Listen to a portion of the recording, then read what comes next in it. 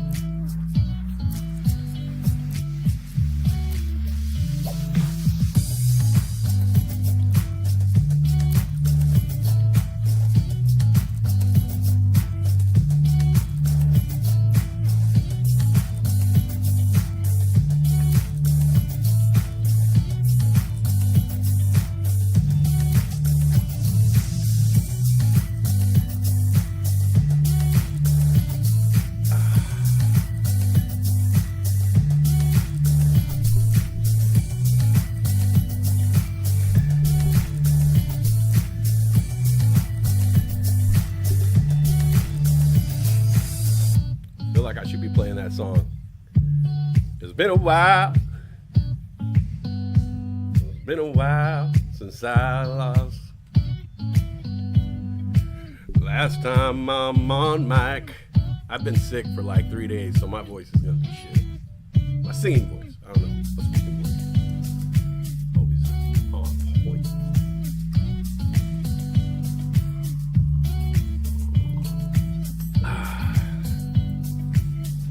Sips of this coffee.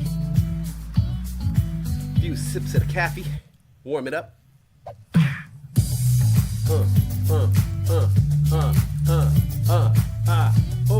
Oh, hey, hey, hey, hey, oh.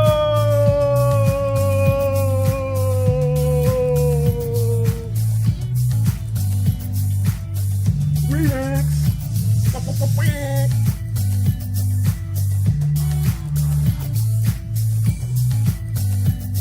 Caesar C. Brian George.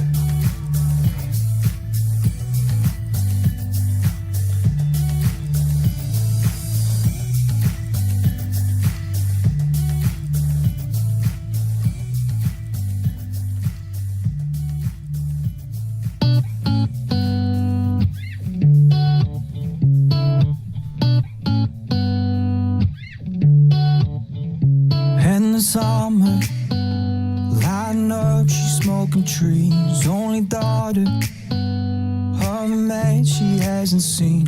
And there's no real one emotion, she can't say what she needs. For a second she hates you, then she's horny. Baby, stay with me, please. She can't imagine staying the night here by herself.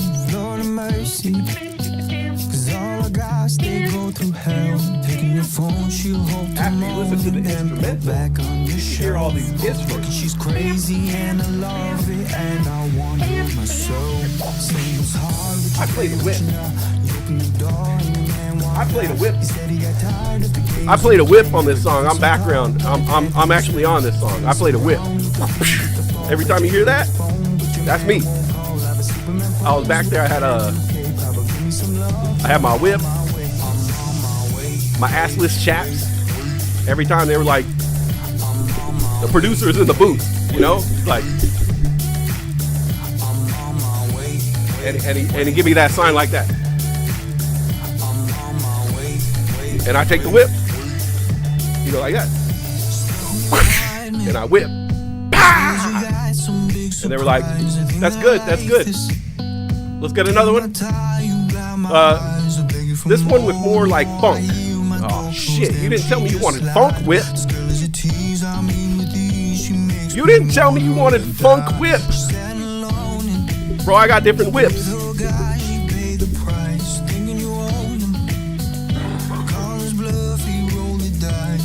I rolled the dice in this song too. You didn't hear that. There's dice in the background. I'm rolling the dice. I'm all over this song. That was me. I did that whip. That's me in the background right there. I'm a bucket drummer on this song.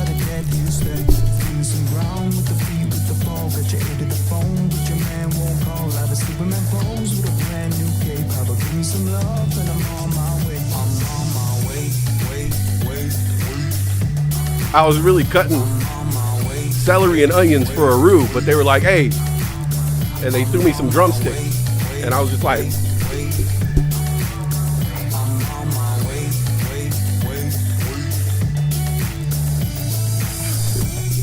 and they're like, yo, that's tight, print it, mix it, master it, first take. It just took one take. Done. Boom. Everybody was amazed. They were like, damn, this nigga could play the whip. He could play the bucket drums. What can't he do? Well, and I was like, let me sing on the song. I'm on my way. They were like, oh, we just found what he can't do. Hey-oh. Hi-oh. Good morning, everybody. Too loud? Too loud? If it's too loud, you're too old, man. Sorry. I see.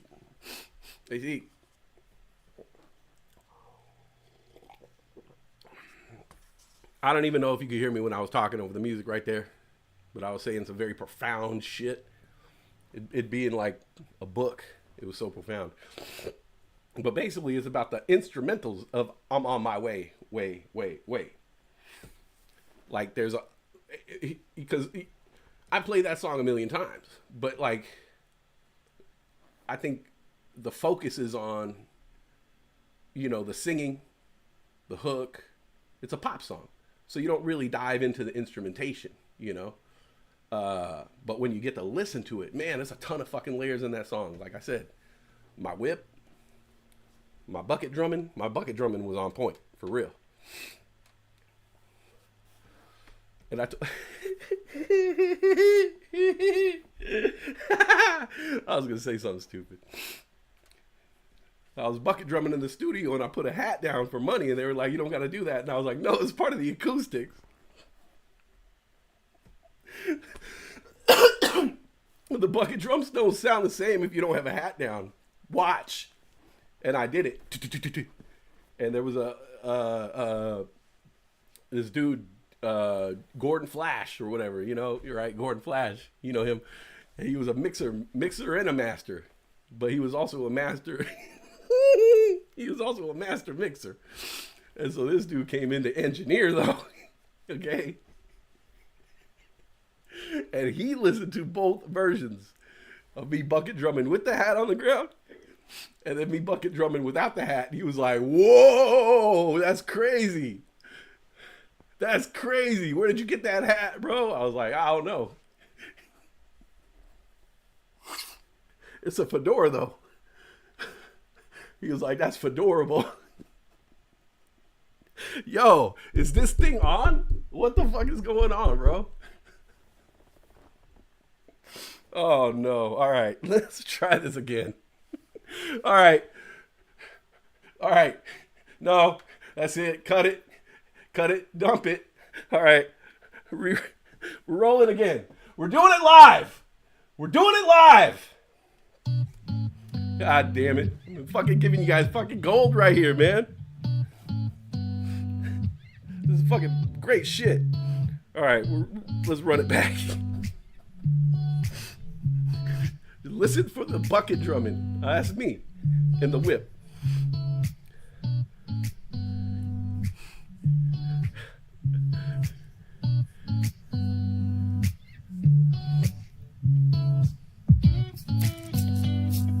See, then there's that little guitar right there.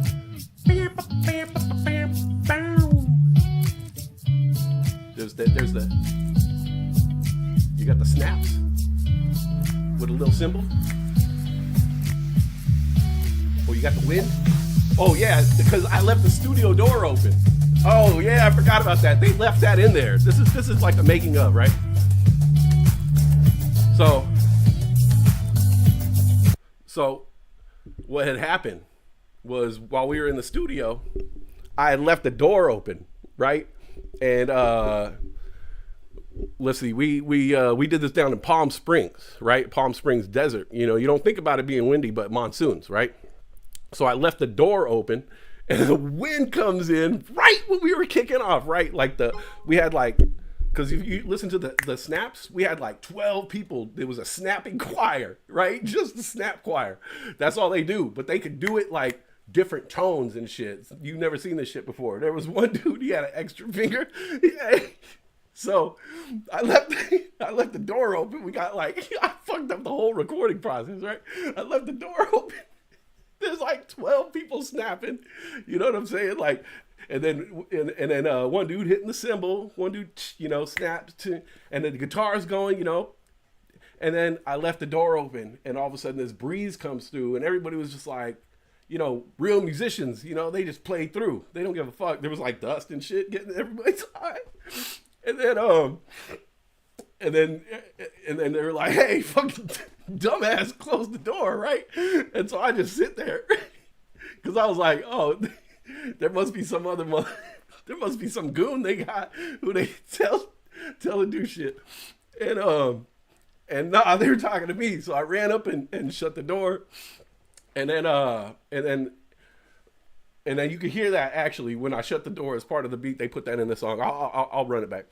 And then and then they kept going. The mixer master engineer, the master mixer who was the engineer of the project, he was listening. He was like, oh, like he did sign language and shit because he don't like to make no noise and shit. He was like, no, that's and he was like keep it going, right? Like run it back, right? And so everybody just kept going with the session. And so it was going to be about the one take song until somebody was like, hey, where'd my dog go?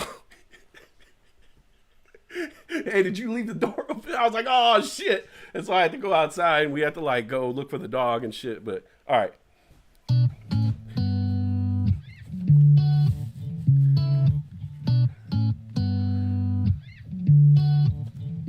See, we could do two things at once. We could watch the stock market and do whatever I'm doing. Oh, it's like, I don't know why I'm leaning into my mic. Oh.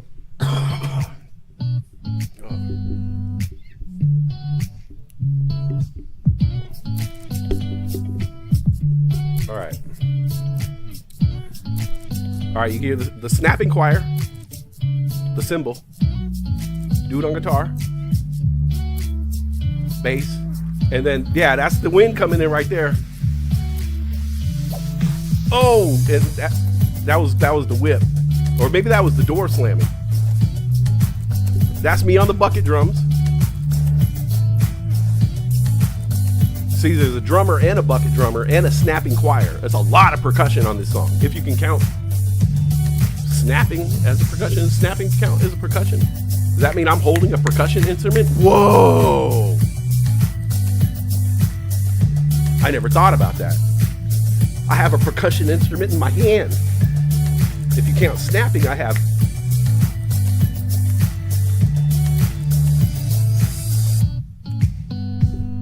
two percussion instruments, plus my hands together is a percussion instrument. Would like clicking count as a percussion instrument? Like, cause that's like, I'm a walking instrument, man. I'm made of music. We're all just vibrations. We're all just vibrations, frequencies of the universe. Chakras, continents, feel the flow. Here's the wind. They kept that in.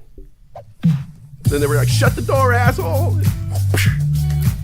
I fucked that up. I should have said that in the beginning. Instead, I'm like, oh, I was playing the whip. Now that whip shit was funny though. Good morning, all of you. Good morning, all of you.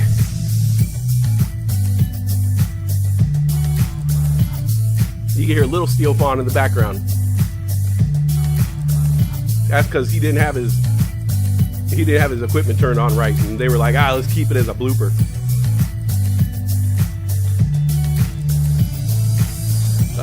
Yeah, that was Stuttgart Johansson on drums. Studio musician, you know, Stuttgart Johansson. He was on the drums and percussion. I was doing the bucket drumming, whip. So yeah, I guess you could say I was, you know, another percussionist on the song. You know, I'm not gonna sell myself short. Why not? I put in my work. I slammed the door. I let the dog out. Ooh! I think we just figured out the answer to that question.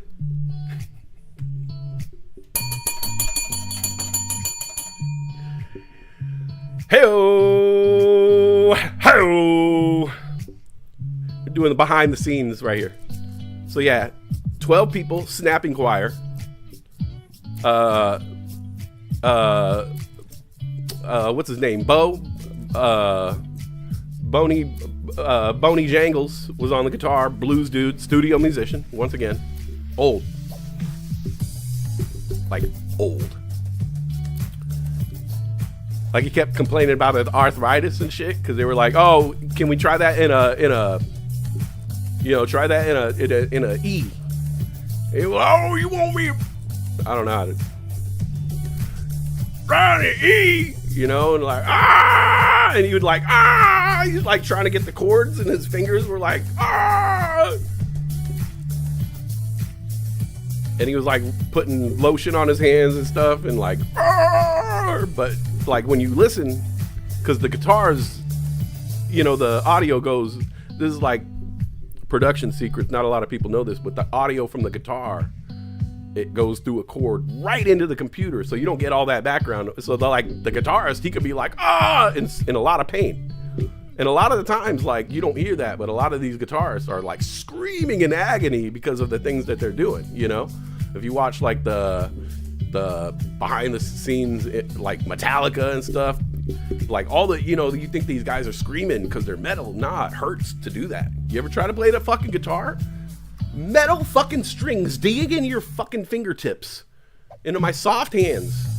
And then they're like, oh yeah, just do like this, like that. And if you can't do that, then you can just take this finger and go like that, dude. Yeah, fucking carpal tunnel, fucking tendonitis, asshole.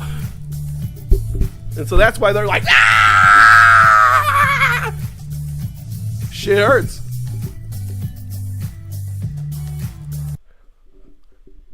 Hey. All right, maybe I'm just high. Actually, I'm not.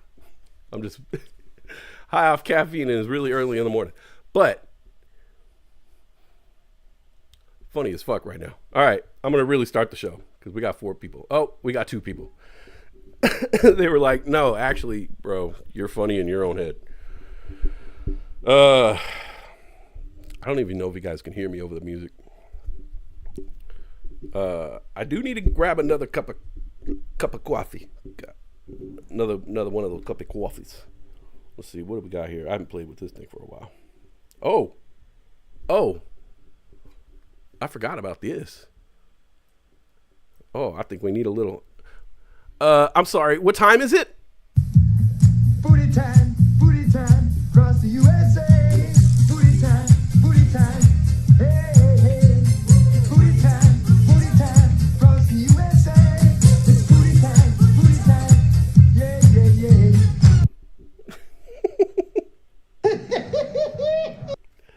All right. Let me see. I got it. My engineer called in sick, so I have to kind of do all the engineering on my end.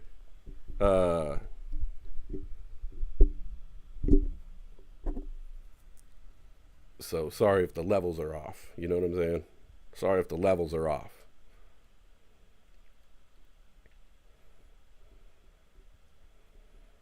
But back to what I was saying.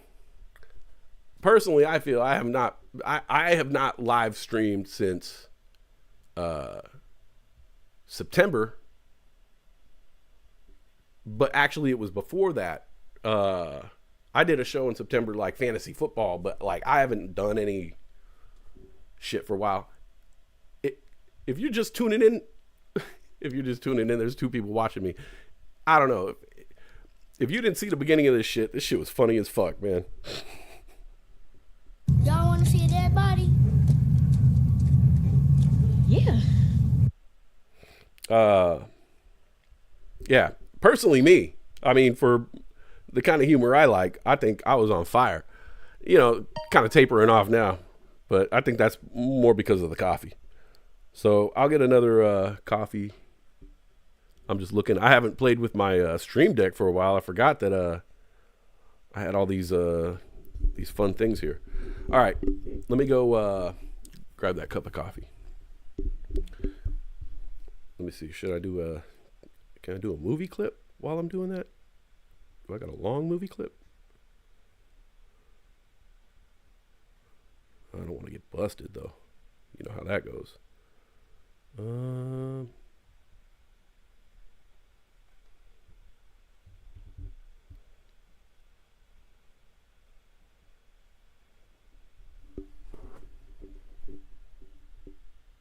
For example, Minnie-Me loves chocolate.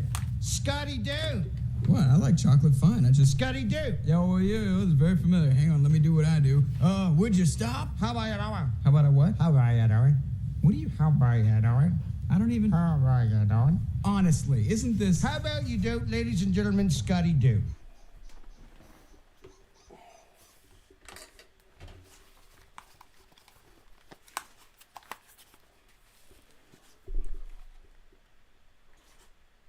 Oh, it's always booty time. Booty time, across the USA. Booty time, hey, hey, hey. Booty time, across the USA. It's booty time, yeah, yeah, yeah. Now, Brian Brian Joel's probably the only person in here that knows that the dance that I was doing is spot on. That's the booty time. That's the booty time dance. Oh, give me 1 second here. Let me, so this is what I got to do here. This is how, as a YouTuber, I engineer my own shit. So I'm gonna play some clips and speak real quick, and then flip over to my YouTube and actually listen to the shit live, so I can figure out all the levels. This is called ghetto YouTube in 101. All right, so let's see here.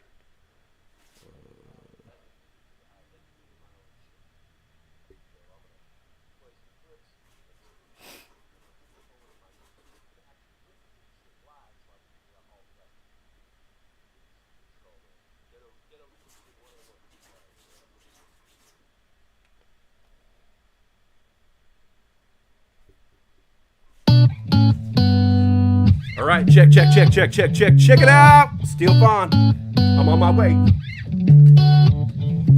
In the summer, lighting up, she's smoking trees. Only daughter of a man she hasn't seen. And there's no real one emotion, she can't say what she needs. First second she hates you, then she's horny. Baby, stay with me, please. She can't imagine staying the night here by yourself. Lord of mercy, cause all our guys, they go through hell. Taking your phone, she'll hope to moan and then put back on your shelf. But fuck it, she's crazy and I love it, and I want her myself. Saying it's hard with your day, with your night. You open the door and your man walked out. He said he got tired of the games you play, never giving some thought to the death you stay. Feeling some ground with the feet, with the all right, let's run it back. The show is starting now. 8 o'clock. Tell a friend.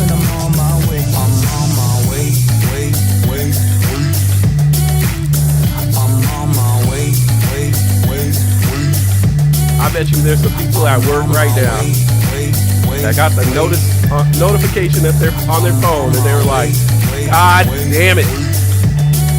Motherfucker's going on mic right now. I'm in a meeting. You said you got some big surprise. You can watch it again. It's all funny.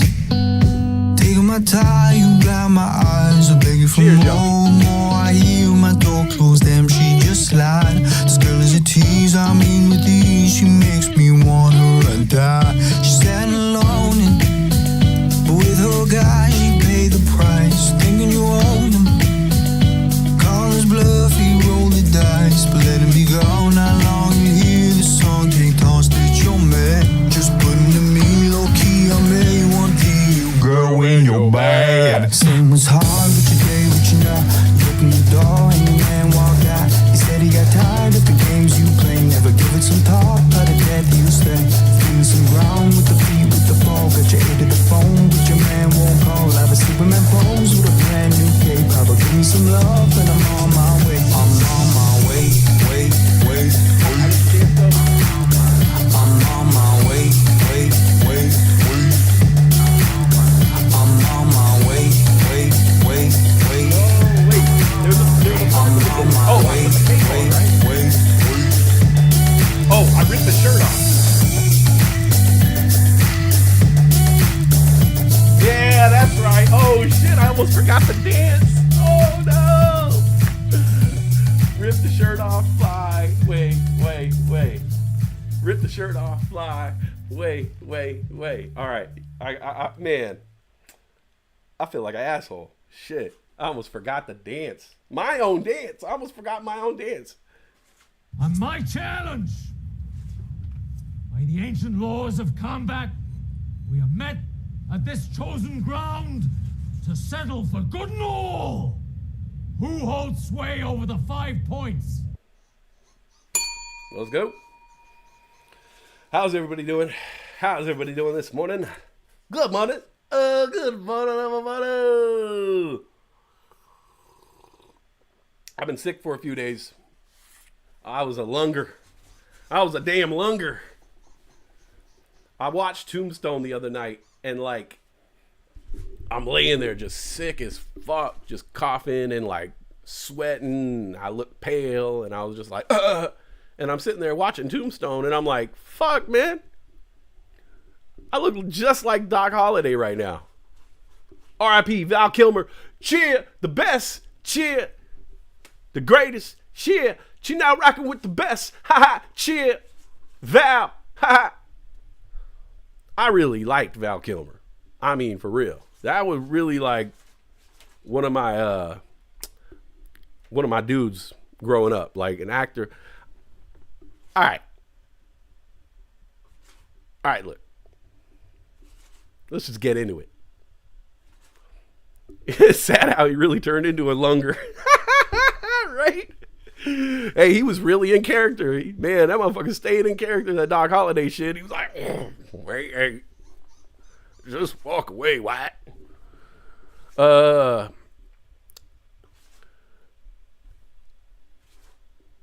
I'm just going to say it. All right?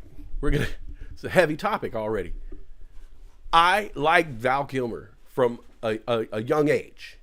Okay? Wasn't a big Tom Cruise fan, you know? And it's not like I watched a bunch of Val Kilmer movies as a kid. Like going into Willow, which was probably like one of the first. Oh, no. He was in Top Secret. That was probably the first movie I seen him in, Top Secret. But here's the thing. I was attracted to Val Kilmer. Not attracted like sexually to Val Kilmer, but I saw the handsomeness in Val Kilmer. If you understand what I'm saying. At a young age, I saw the handsomeness in Val Kilmer. Like when he was on screen and the women were attracted to him, I got it because I was like, oh yeah, that's a very handsome man. To the point where I would say, like, as a kid, I was like, I wish I looked like him, you know, or how could I look more like him? How could I have a little bit of his swag? And so I think I was, and that's why I'm saying, I'm just going to say it, you know, maybe this is like an unspoken thing, but like as a kid and as a human, I'm drawn to attractive people, you know, whether it's man or woman. No, I guess I can't say that, but you know, I'm not in a sexual way, but like that's an attractive man. I wonder what kind of cologne he wears. I should get that cologne, you know, like when also around the same age, I found Bon Jovi as a man attractive, you know, not in a homosexual way, but like, that's a good looking man. How can I be like that? And so I grew my hair out, you know, and I try to play the guitar. I try to learn how to sing. I was trying to emulate Bon Jovi, not because I wanted to get at him, but I wanted to get where he was so I could get like what he was getting, if you get what I'm saying. So I think it's an unspoken thing that people don't say, like, I'm drawn to attractive people, you know, whatever attracts me.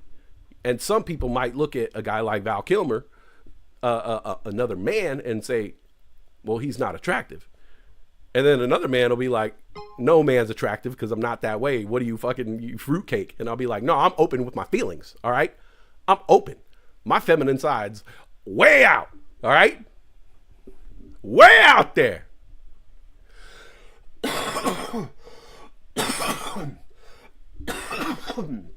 No apologies. So yeah, Val Kilmer. I always thought that he was a very attractive man. I always thought he was a very attractive guy. You know, he had a cool look to him, you know. And then he was just a good actor, a really good actor. And it wasn't, except for that Batman, even he admits that was shit. But like he would choose these roles. Like, I don't know if anybody remembers this movie back in the day.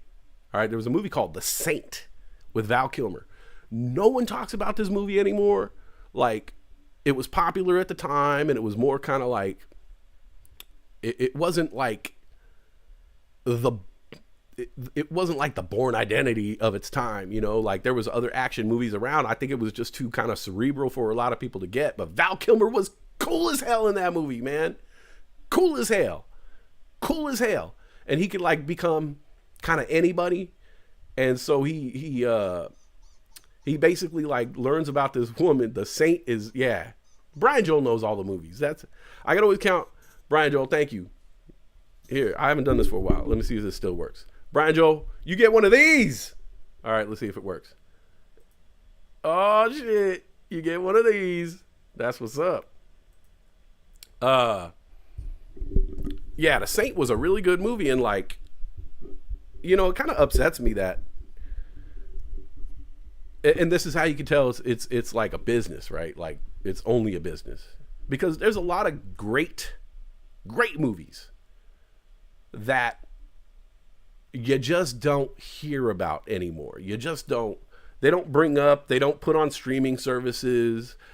And I think it's part of almost like a planned obsolescence, if you know what that term means. So like, a planned obsolescence is like, if your phone, like they know that your phone's only supposed to last like 4 years at the most. And after 4 years, there's things in it that are meant to kind of expire over time. And I think Apple got taken to court because of this, because their batteries were expiring, and there'd be like an update that wouldn't work with your battery anymore and basically make your phone obsolete. Well, I think that they're doing this with media or entertainment. You have a great idea, but nobody's really attached to it anymore. You know, companies have changed hands, production has changed hands, different kind of digital media contracts. Also, a lot of these old programs and sometimes have copyrighted music that they don't want to pay for in streaming and things like that. There's a lot of weird shit that goes into the shit that we get to see, right? And so that, and Brian Joel probably knows the importance of it. I know he knows the importance of this, of if you like a movie, if you think a movie's good, a show is good, an album is good, like anything like that, if you like something, like even a little bit, like if there's something about it that you find interesting or creative, artistic, cop it. Like, cop it. You know, cop it. If you got a digital copy of it, cop it, hard drive it, store it. If you can get a physical copy of it, cop it, store it, put it on a shelf, because they'll take this shit away from you, man. I'll tell you, like, and I know this has happened to a lot of people.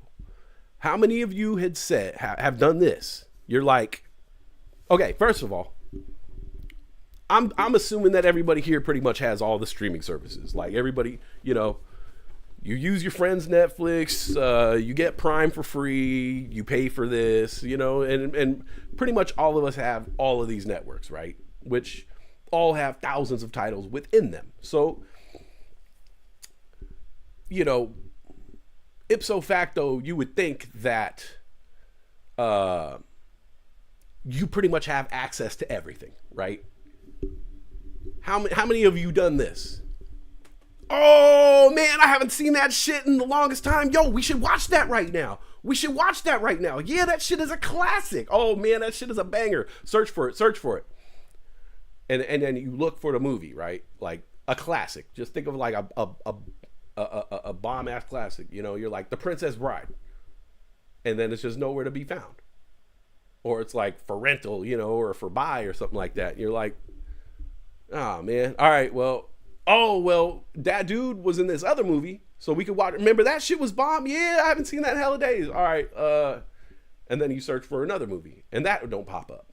And then the next one don't pop up, and you start looking for these good ass movies that you enjoyed when you were younger. You know, when you were younger, you enjoyed these movies. You're like, that was a great movie. Shit, I haven't seen that in the longest time. They pulled it out of circulation because it's a great movie. Nobody's attached to it. Nobody's making any money off it.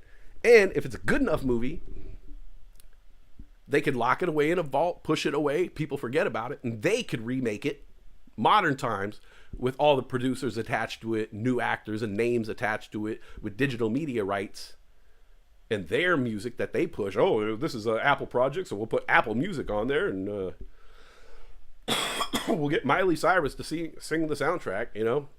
Yeah, Legend of Billie Jean. Yeah, it was a movie from the 80s. Nobody remembers that. Let's just redo it, you know? Let's just redo it. People forgot about that movie. Pretty good idea. It was hot back then.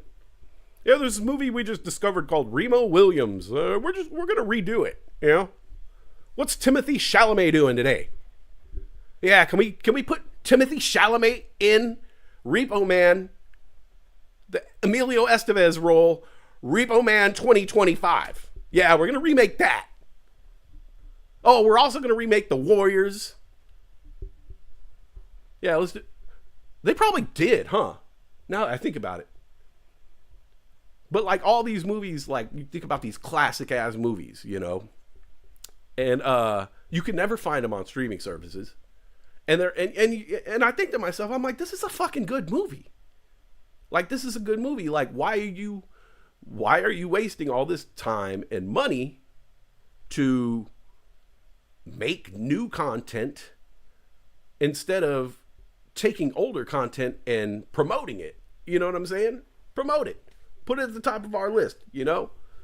If I open up Netflix one day and 48 Hours was there and it was like, just added to Netflix, 48 Hours, I'd be like, oh shit.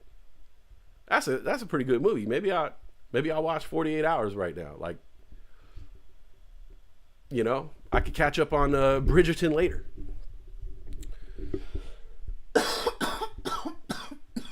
Sorry.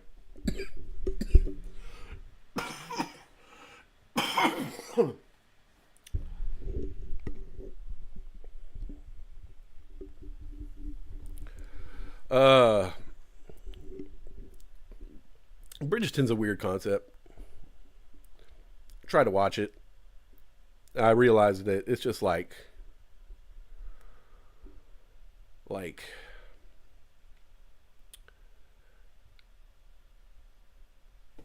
because I don't know. I don't know if you. I'm just gonna go on a side topic here, and you can follow me or not. If you do, you're gonna be like, yeah. But like,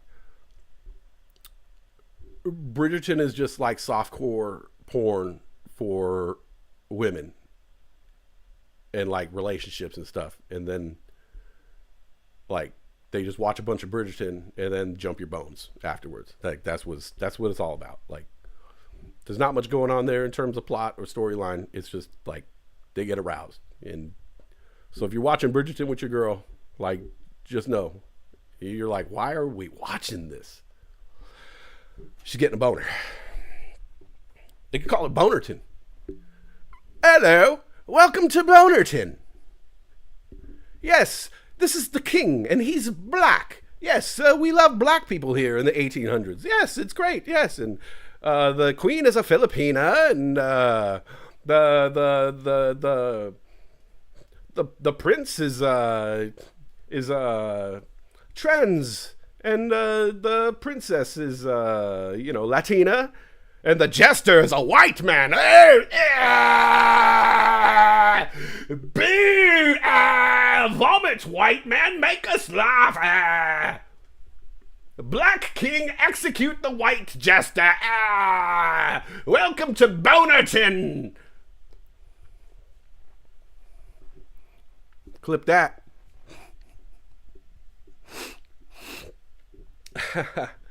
It's been a while. It's been a while. You know?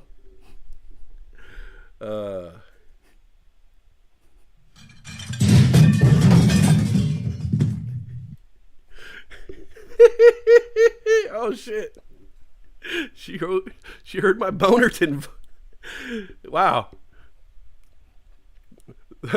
The one bit that I did that I was like, only Brit's gonna get this one.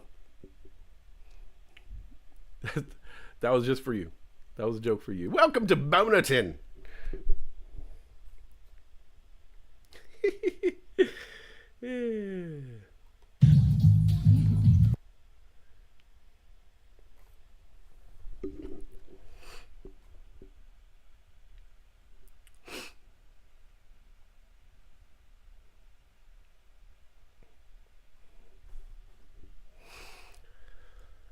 Yeah, don't forget to hit the like button. I have one like.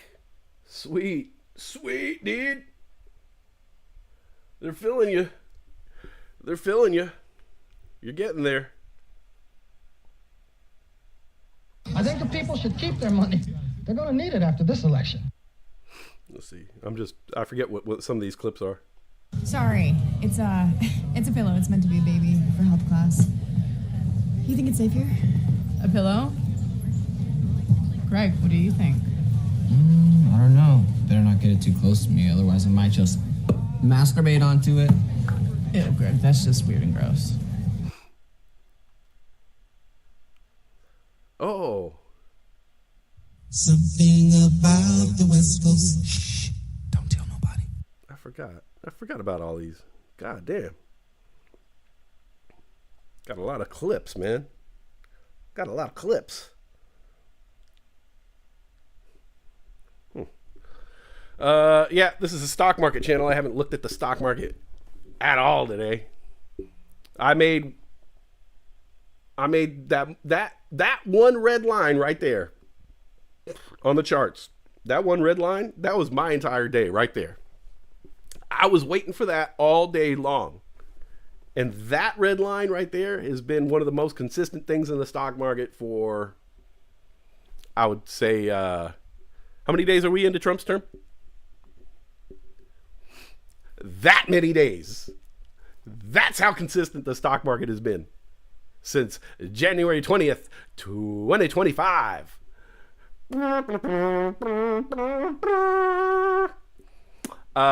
It has been a very consistent thing. It's been great.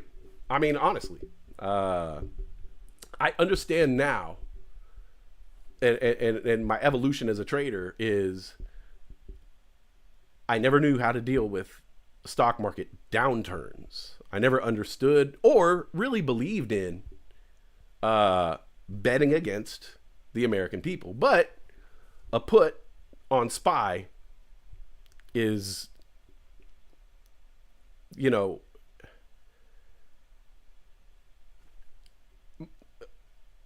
the stock market, like whatever I do in the stock market isn't going to affect the overall stock market.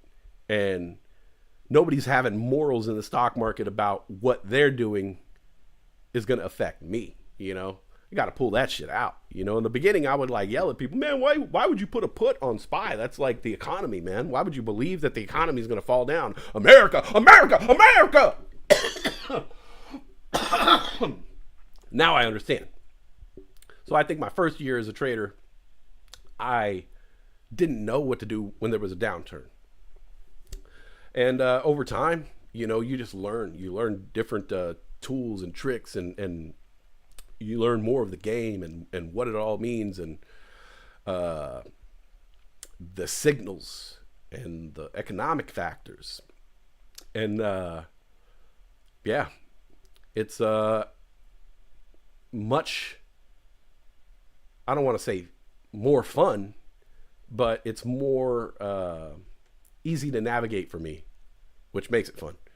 The stock market crashing right now than any other downturn I've ever seen. You know, this has been the most, I mean, I hate to say it, you know, Mr. President, but this has been the most consistent of the most consistent volatility towards the downside that I've seen in a while.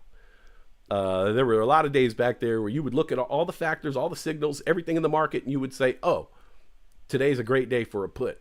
And SPY, pre-January 1st, SPY would say like, no, we don't care if everything in the market is down. We are going up, up, up, up. And so puts would get hammered. But right now, like, you could see the market going crazy positive. Everything's positive. And then all you have to do, you just sit back. You just sit back and wait, you know?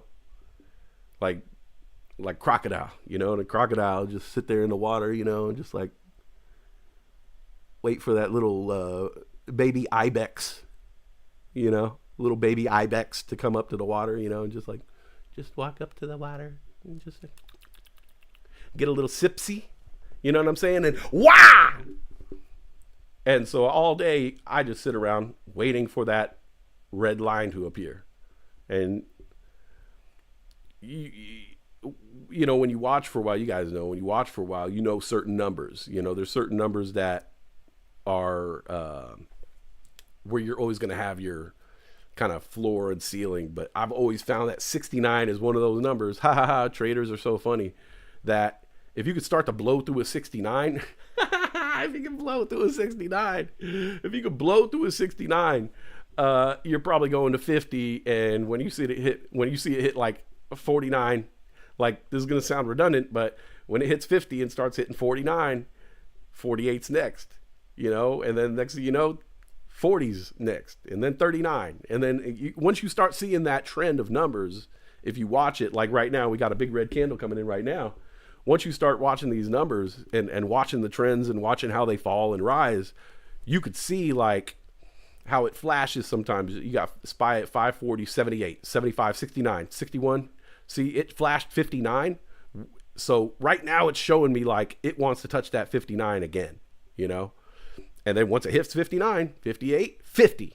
And then it starts now 56. Now it's going to start testing that 50.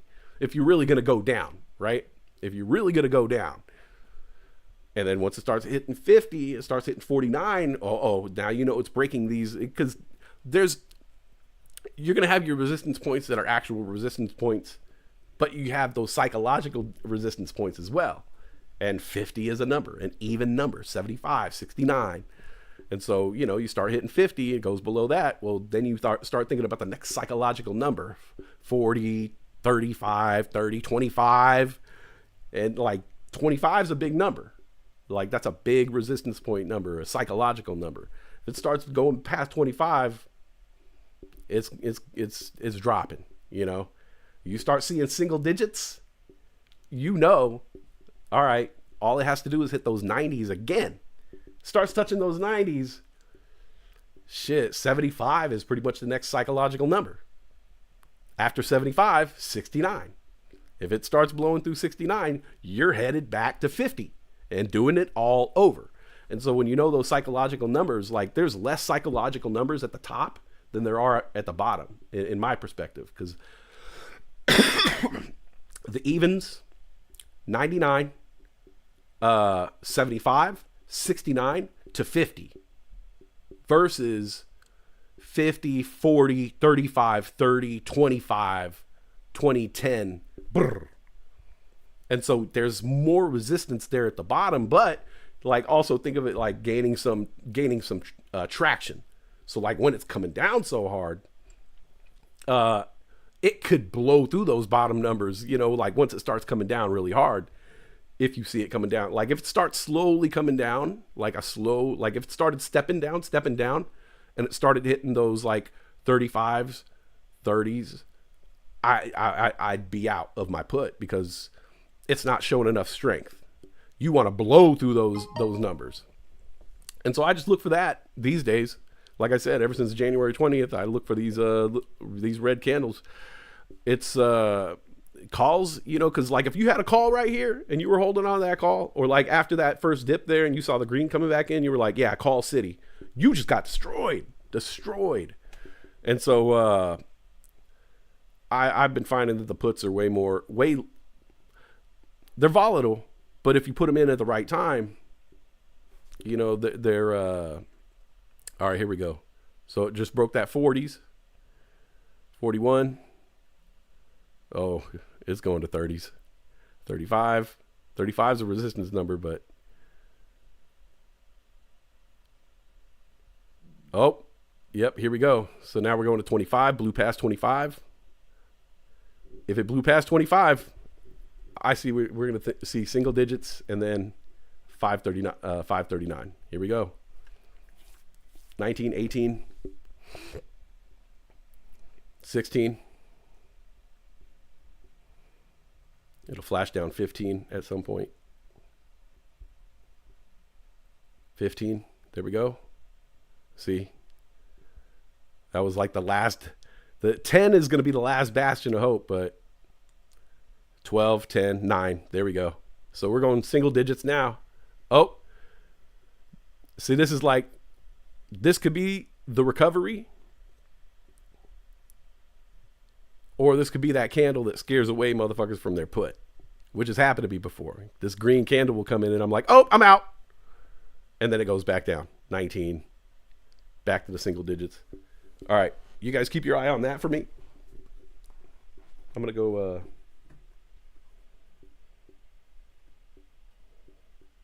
grab another cup of coffee. Let me see if I got a...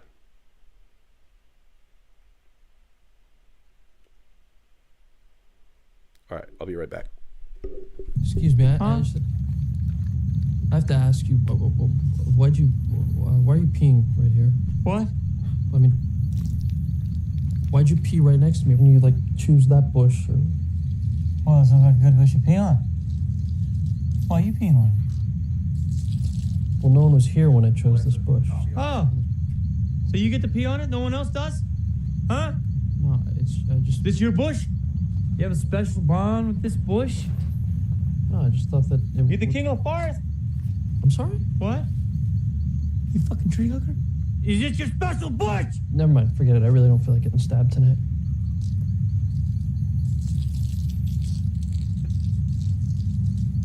Nice pubes. Thanks. Ooh, damn. Look at that fucking candle right there. That's a hell of a rebound right there. Whoo, shit. Gotta move some shit around. Oh, man. I gotta figure out what I need. I don't have, like... Maybe I just need a mic stand. You know, like just a stand. Maybe that'll help me out. Because I never know where to put my mic. It's a big crisis of mine these days. All right. Let's try this. Here we go. There we go. All right, crisis averted. Don't worry. Don't worry, man. Be happy. Put a smile on your face.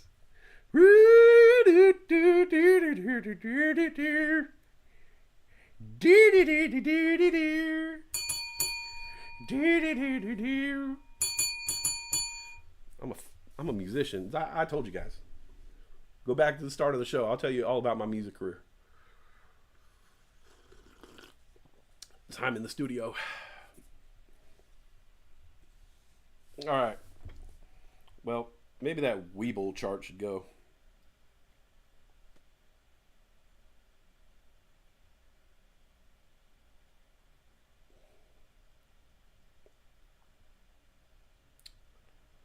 Don't worry, be happy.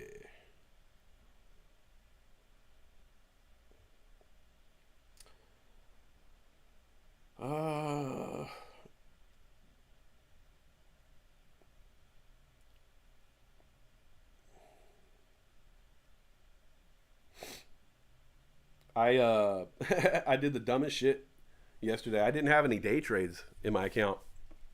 And so I had 4 shares of Weeble. And when it was hitting, it hit the highs in the morning and it started coming back down. And I was like, you know what?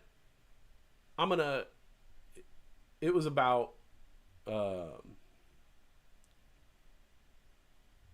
first high it hit of the morning and it started coming back down. And I was like, you know what? I'm gonna shed a share right here at like 40,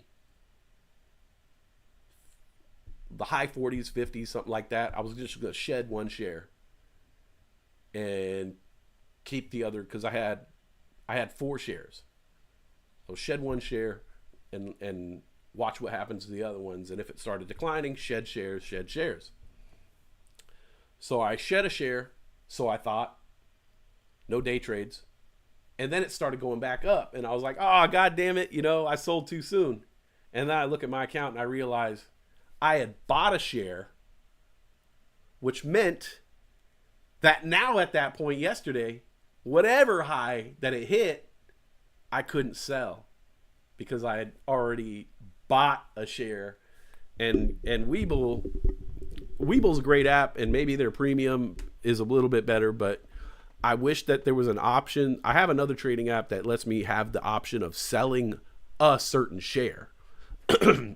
So if I bought, if I had 4 shares of Weeble and then bought another share and wanted to sell a share, I could sell a previously bought share instead of selling the one share that I bought that day. And I wish that was an option on Weeble, because sometimes I run into trouble that way where I'll add a share and then I want to ditch some shares, but I can't, because now that one share is added to all of my share counts as being bought that day. You know what I'm saying? You know what I'm saying? No. All right. Well, whatever.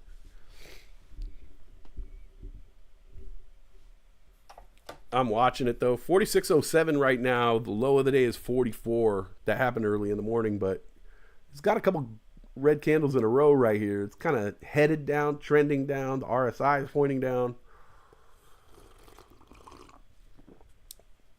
which, you're going to see that kind of volatility in the stock. I'm talking about Weeble. But I think that it has the potential to move another direction. So I'm going to keep my eye on it, and if it drops too low, I might pick up another share, but you might want to sing it note for note, don't worry.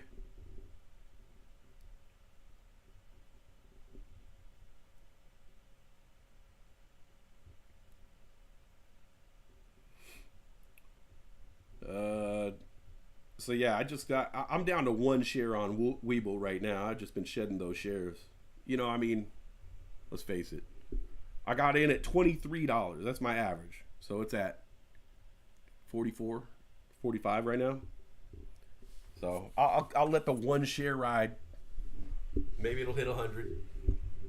But yeah, I was up big on Weeble yesterday, and then I realized I couldn't sell my shares. So I think all in all, I can't complain about the profit, but I think all in all, I lost like $150 in unrealized gains, if you know what that means. Unrealized. It was unrealized. I didn't make it. I didn't realize it. Oh.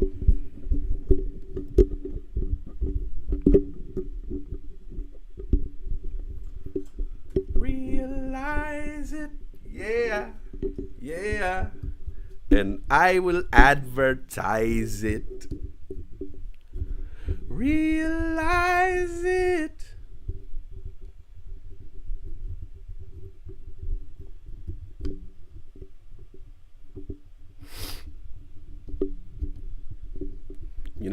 When I was younger,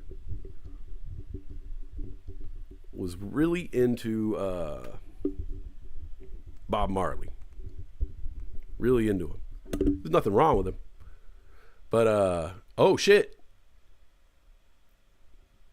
Puts. I don't know, man. I think like his music's legendary, classic, all that. Love Bob Marley, but I don't know, like maybe it was just oversaturation and whatnot, but I rarely like just put on some Bob Marley anymore. You know what I put on? I put on Peter Tosh. Maybe it's because I know what Bob Marley's been saying. I've heard the words. I've listened to the songs, and maybe as a youngster, in my teens and my 20s, it challenged me. But I think nowadays I listen to something like Peter Tosh for reggae, if I'm in the mood for reggae, and I think Peter Tosh is like challenging me a little bit more, lyrically, musically. It's more it challenged me as a listener to pay attention and kind of, I guess, not argue, but like have a little debate about some of the things that he's saying, because he's coming from a way different place. Not really a way different, well, I would say a way different place than Bob Marley,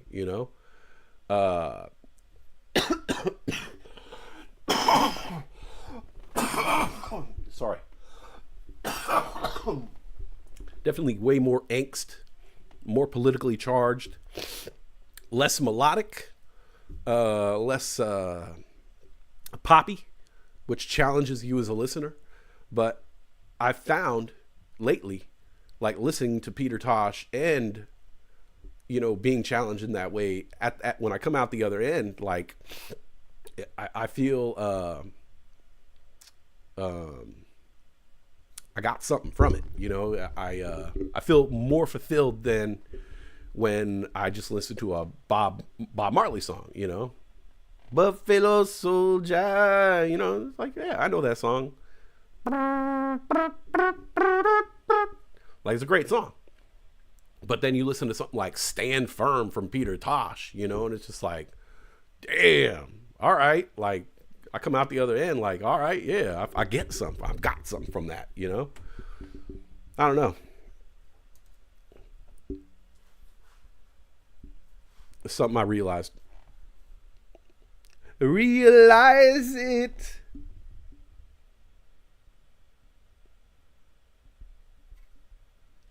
Are you doing all right? Yeah, I'm doing good. How you doing? Fantastic. Fantastic. I hope you have a good day. Hope you have a better week. I hope your month is full of successful days and a lot of great ventures. I hope you just come up, brother. I hope your whole fucking year is spectacular. Oh, you hope my year is spectacular. Yeah. You got something you want to say to me? You got something you want to say?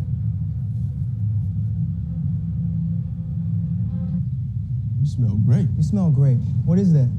Burberry, what you got on? I forgot. Smells expensive. It's just deodorant. Okay, Yeah. good. We smelling good. Some smelling good brothers out here. You an awesome man, and I appreciate you. Yeah. Hope you find yourself. Yeah, we too. should go out, get drinks. Wanna get drinks? Yeah. How many drinks? 2, 3, 4, 5, 5, 6, 7, 8, 9, 10. All of them. On me? It's on me. No, it's on me It's on now. you? Yeah, it's I'm on sure me it's now. on you. Yeah, it's on me. You got yeah, the food, yeah, though. it's on me. It's on you though. Now, walk. That was from Sorry to Bother You. Really weird movie, if you've ever seen it. Starring Lakeith Stanfield of Atlanta fame. Talking about one of the funnier characters on that show. But yeah, he's in a movie called Sorry to Bother You. That clip's from that. Hilarious scene. But the movie was really weird. And that's coming from me. I like really weird movies. And I like this movie. Sorry to Bother You. But I think at the end of the movie, I was kind of like, oh, this took a turn. This got weird. Like, I think I felt like I was missing something. Oh, did I miss a scene? You ever watch a movie and you're like, did I miss something? Where the fuck are we at now? How did the movie get here? Like, what the fuck? That happened to me watching Daredevil, the new Daredevil. I missed an episode somewhere. And so I was watching this episode and I was like, man, I don't know what the fuck they're doing right now. I don't know what the fuck they're talking about, but I'll just keep watching. I guess they'll explain it, you know. Kept watching. Oh, they'll explain it. And then I realized, oh, I missed a whole fucking episode because they were way out of bounds. And then when I looked, yeah, I had missed an episode. So,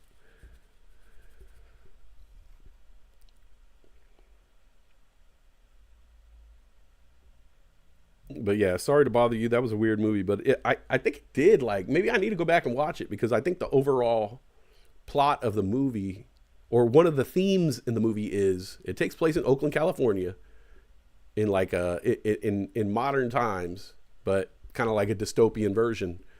And the main character is a black dude, but he could sound like a white guy on the phone. He has like this, like almost like a superpower. And so he becomes a really good phone salesman.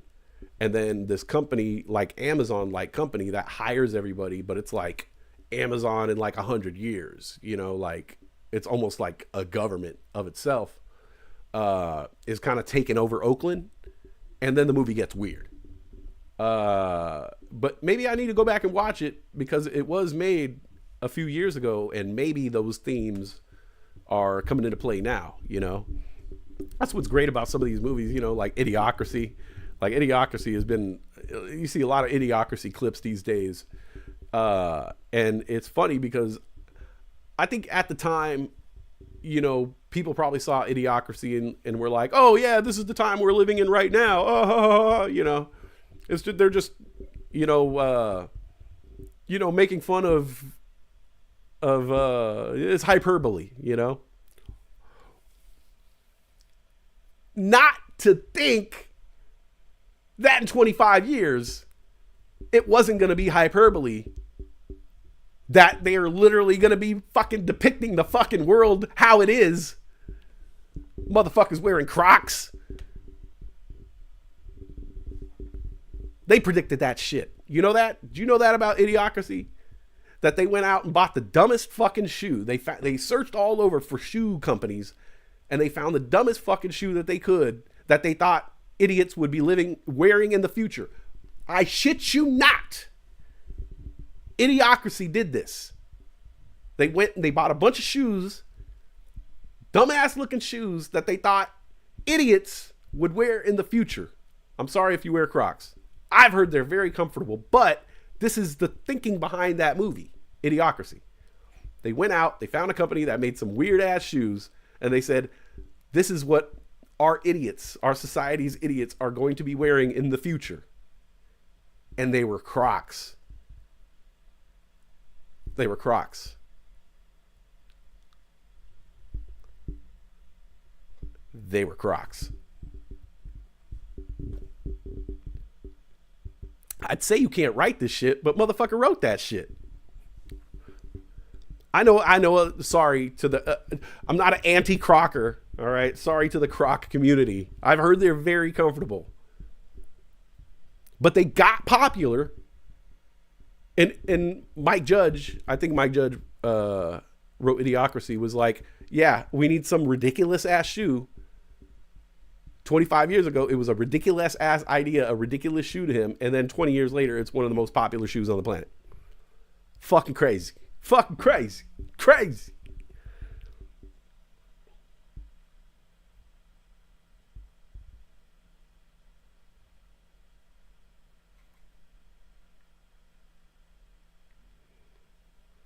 Any problem at all, I will ring this bell.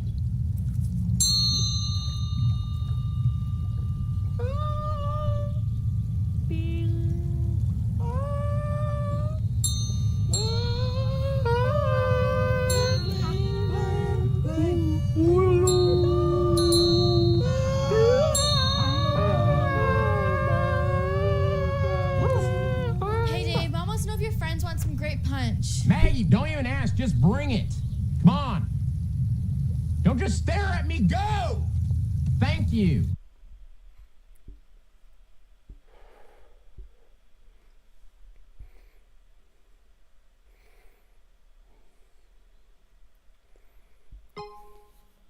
Oh, Naomi. Naomi Vasquez. NAOV. Yeah. She made a ton of money on Crocs. But then she was like, you guys need to buy Crocs. You guys need to buy Crocs. I'm like, it's $300 something right now. Like, it went up like 400%. I'm not going to buy now. You need to buy Crocs. You're like, I'll wait. I think I'll wait. All right. Weeble. Let's see. Where's that at? All right. Low of the day now, 42.38, 44.25. Not showing a lot of strength right now. I got that one share left. I'll hold on to it. That'll be my anchor share. At some point in time, I will buy more.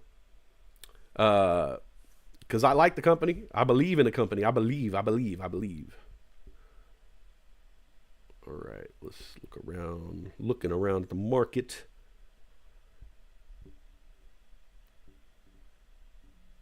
Oh,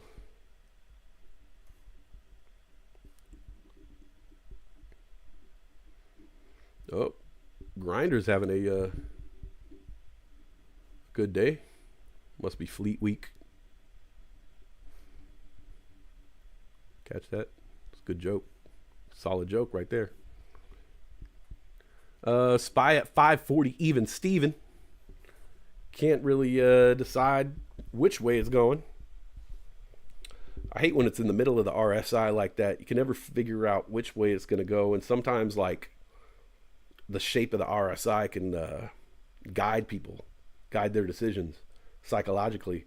And so this thing like goes like that, you know? And so once it starts pointing up, some people are like, oh, flood in. But really it's not, it's just pointing up. It's not really. But I don't know. It looks like it's breaking downward resistance right now. We might come down. Let's look at the overall market. QQQ, little red coming in there.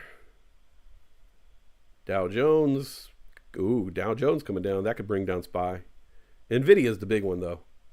Like, if you can't get Nvidia to crumble, you're not going to get SPY to crumble. I've seen days where every stock is down, right? All the stocks, the Magnificent Seven all pointed down. Every stock on the market pointed down. But if Nvidia is pointing up, that means QQQ is pointing up. That means SPY is pointing up. And then at that point, the only other factor is Dow Jones. So Dow Jones can offset Nvidia. But Nvidia, I've seen Nvidia offset Dow Jones. Dow Jones has to really tank to offset Nvidia if it's going up in green. But yeah, I always look at Nvidia, like if I'm looking to do a SPY put, like right now, I'm kind of looking at it like, oh, we could lose resistance on the way down here. And so I would look at SPY. Okay, where are we at with SPY? See a little finding resistance there at the bottom of there. Is it going to lose resistance? Is it going to keep going down? More red candles. I'll look at QQQ. Boom, QQQ. It's got a line of resistance right there. Big green coming into QQQ. Dow Jones got green coming in there. Nvidia, big green candle, Nvidia. Stay away. I'll wait. So it might catch some resistance on the way up. If it starts to break through resistance, we could see call territory. But see, I'd want to see. Here's the thing: if I was to feel comfortable putting in a call right now, I would want it to break through a certain resistance point that, honestly, I don't know if it can. You know, let's see. 542. So I would want to see it break through 542 to feel comfortable in going with a put right now. But the reality is, a call right now. The reality is you wanted to do the call when it just hit 539 right now. Because think about it right now. If you did if you were at 539, if it was at 539, and then you did a 540 call right there on this candle right now within this 5-minute frame, it hit 539. You put in your 540 call. It's at 541 right now. You're probably about 30 cents from breaking even. I'm gonna guess. I'm just gonna guess and say a 540 call would be a 541.32 break even or something like that, right? So you're right there. You're in the green right now. And that's the play, though. That would have been the play if you were going to play a call right now. This is the play. But see, I'm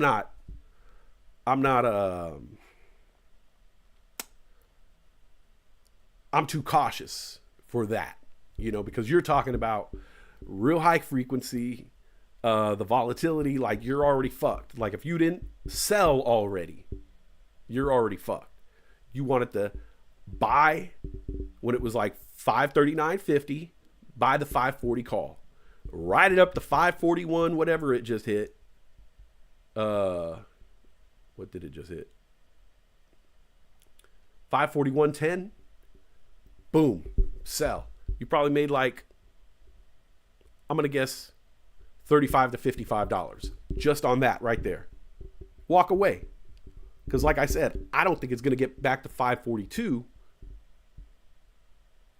Did I say 542? 542 which is where I would feel comfortable making an actual call, it going into 542 30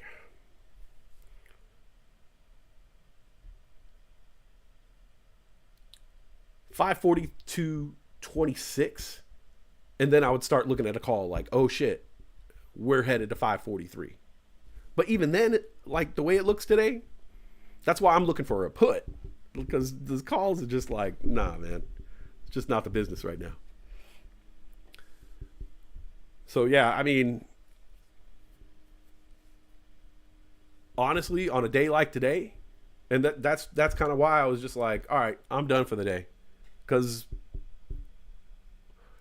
it's probably not going to get better than that one red candle right there. That one red candle. And I say that also for cost reasons, because you could say, oh, well, what about all that green in the morning? Well, yeah, but the price on that would have been fucking astronomical. Like if you were going to buy that call in the morning, that would have been probably like I'm going to guess $300 to $350 call. And you got the volatility in there. You could see these candles right there are going up like 1, 2, 3, 4. The fourth 5-minute candle, you got gains there, but it comes back down. So honestly, if I was in that call, I probably would have gotten scared right there. The next candle had a big dip, even though it's green. I would have gotten scared right there. And then you would have wanted to sell. But that would have been a really expensive call. But just by waiting, let's say 1, 2, 3, 4, 5, 6, 7, 8, 9, 10. By waiting a half hour, I was able to buy a put for $230, $240. And it was way more,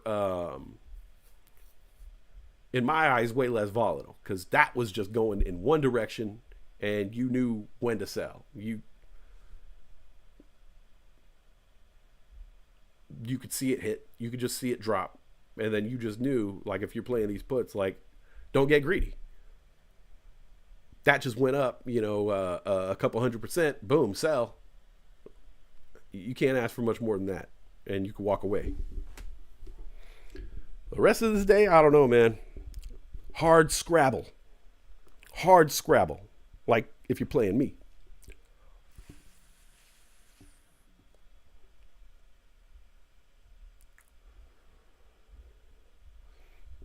Hey, Dr. GTI. El Doctor. Generic Crocs are fine. $8, same shoe. Yeah, I know those shoes, I think they're called like UFOs or something like that. They're like, or no, maybe it's the, I want to say Yukonuba, but that's like a cat's food. There's some like foam shoe that's hella popular. It's like some Hawaiian name shit. Halukai or Molokai or some shit. I don't know. Either way, they're like $75 a pair. They're expensive, right? And I went to my mom's house and my mom had like a pile of these shit. So I was like, God damn, how much money are you spending on shoes? She was like, oh no, they're $5 a pair at Walmart. I just buy them and like, she wears them for like a month or whatever, and then just fucking buys another pair. Like, fuck it. So she had like fucking, I don't know, like 8 pairs of these, maybe it was like knockoff UFOs, or I want to say it was like called Halukai or some shit. I don't know. And if you're just walking into this conversation, you're like, what the fuck is he talking about, man? He talking about shoes? Yeah, talking about shoes. You didn't look at the title of the video? Shoe Talk with Westside? Shoe Talk with, I should change the YouTube title. I'm going to change it live with Westside, and then I'm going to be like, all right, I'm signing off. Goodbye. Good boy. Hello. Oh, let's play a clip while we do this. What do we got? I like that hot rod shit. Let's see. I don't know if I can get away with this, but we'll see. So I thought it'd be fun if we all went around and said our name and a little something about ourselves. I'll start. My name is Rod, and I like to party. All right, Dave, you're up. Hi, my name is Dave, and I like to party. No, Dave, I just said that I party, so maybe do something different for me. My name is Dave, and I am the stunt man. You know what? Let's move on. Rico, you're up. Hello, I'm Rico, and I like to party. Yeah, Rico, what did I just say to Dave? Who? Dave. I like to party. I'm Rod. No, you're Kevin. Give me 1 second. Kevin. I party. No, you don't. Okay, nobody parties but me. Yes, and we party. No. Yeah, just Rod. Yes. And me. No, I'm the only one who parties. I'm pretty sure I've partied before. No, Kevin, I know for a fact you don't party, okay? You do not party. You're right. Dave's the party guy. Sweet. Oh my God, shut up, okay? I'm just gonna do it for you. Denise, this is the crew. Dave's the mechanic, Rico makes the ramps, and Kevin is team manager / videographer. None of them party, right? Got it? Okay. Let's party. Let's party. I'm going to get a copyright strike for that. I know it. I already know it. I know it. I knew it. I shouldn't have did that.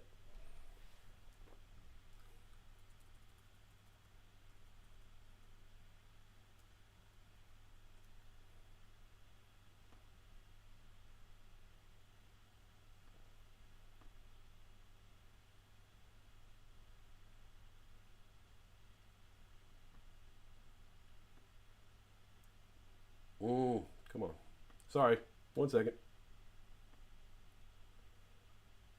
I had to change the title to the video. Let people know. I'm here.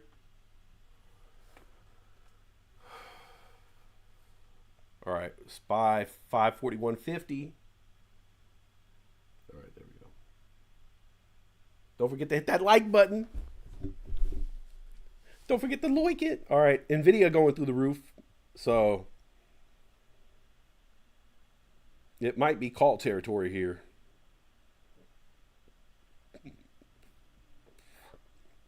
Dow Jones got some funny resistance levels, but it's been like pushing up all day. The thing that scares me is Microsoft's been trending down, Amazon's been trending down, Google, Meta, you know. And so when you get that kind of trend, you're like, okay, can the strength of Meta, Google, and Microsoft all headed down bring everything else down? Apple, NVIDIA up, but NVIDIA being the king here. 112.99, hitting that 113. There we go. Now it's cruising into 113 territory, gaining some traction. That alone can just start to lift up SPY, because that lifts up QQQ, that lifts up SPY. QQQ with a big green candle, SPY, big green candle. I'm waiting for 542 to see if it can break that resistance. Man, I made a whole pot of coffee, and I was like, yeah, that should be enough. Copyright strike, you know, depending on like how many you've gotten, they could like demonetize me. Oh no! Oh, don't demonetize me. What are you gonna fucking take money from my account? Fucking YouTube. YouTube doesn't pay you until you hit a certain threshold, and so my entire streaming career, there's all this kind of money in YouTube's bank, but I've never crossed the actual threshold for them to send it to me. So there's like, I should just super chat myself so I could have them pay me. That's what I should do. Because I think you need to make like $100, and then they'll send you a check for whatever percentage of that. And I think I'm like at 79 or something like that. And so, but like basically my video will be demonetized, meaning I can't get ad revenue on it. But if I get too many of them, then I can't go live or something like that. It happened to me before. I got a copyright strike, and then I couldn't go live for like, I want to say 30 days, 45 days, maybe even 60 or 90. I don't remember, but I remember it sucked. I remember like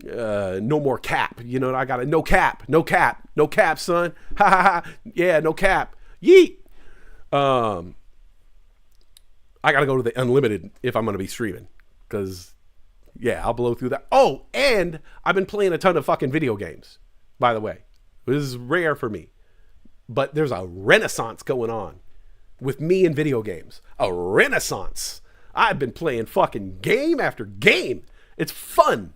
I'm having a great time playing video games right now. Like, I probably played like 4 hours of video games yesterday.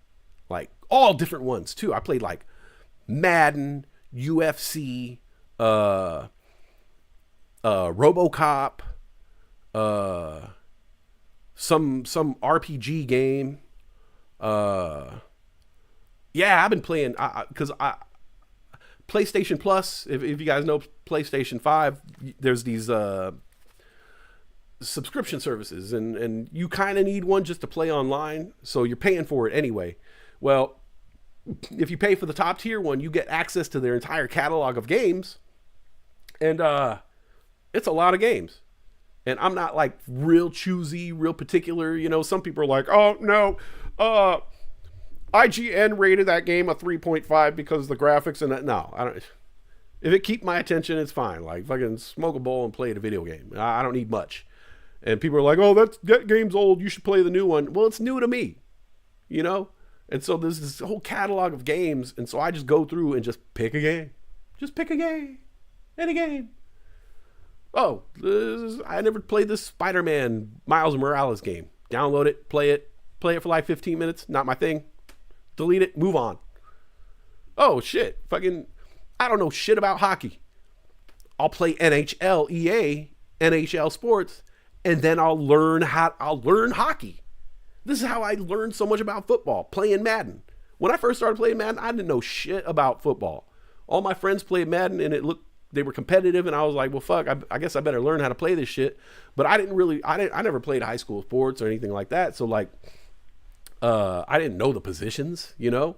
And so playing Madden, I learned what all the positions were. I learned what all the plays were. And then Madden made me better at watching football. So maybe I'll play NHL, and I'll actually like maybe enjoy the game of hockey. Because right now hockey is always on, and I'm like, man, I wish I could appreciate this shit. Because it looks really cool on you know, in HD. It looks cool. There's fights. But, you know, I'm a West Coast kid, so it's like hockey is not a thing that like, I feel like people have more attachment to the shit that they play. You know what I'm saying? You're overseas and there's soccer fields and soccer balls. You play soccer, you like soccer. Here on the West Coast, especially, you know, Cali and shit, you know, parents want to keep you occupied. They throw you a fucking ball. They throw you a basketball and they point you to the court. Go over there. Come back when the lights go down or whatever. We don't care. And you would go and you would just shoot hoops. And other people would be there and be like, hey, let's play. And you would play all night. And so I'd watch basketball, and I love basketball because I knew basketball because I played basketball. Hockey? No. It was a skating rink. Fucking, I couldn't tell you where the skating rinks were, like an ice skating rink were. I grew up in fucking LA. Oh, okay. Well, I guess Culver City. But, Arizona. Ice skating rink in Mesa, Arizona? I don't think so. Moved to the Bay Area. There was an ice skating rink actually. Dr. GTI. Old school Bay alert. Dr. GTI would remember this. Christy Yamaguchi had an ice skating rink in Dublin, California. It's all coming back to me now. Oh man. Dr. GTI would know this shit. All right. I'll ask him when I see him. Thanks for that super chat, Brian Joel. I appreciate it. Yeah, but so I never had this attachment to hockey.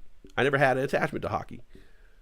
So I want to play the video game. I want to learn. I want to appreciate it, you know? I feel like a dummy because like I like all these other sports, and then like people start talking about hockey, and I'm like, I don't know. I don't know anything about hockey. My hockey knowledge, yeah, bad. I know Wayne Gretzky. I know Las Vegas has a team.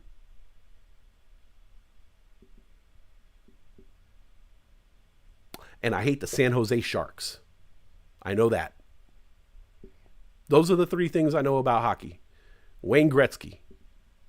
He's good. I heard he's, doing all right. He had a good year. Wayne Gretzky. I know Las Vegas has a team. And I know I hate the San Jose Sharks. Because they kicked me out of a game. Nilbud, California ice skating. San Ramon had golden skate. Hayward had the hood roller skating. Oh, no ice skating rink? For real?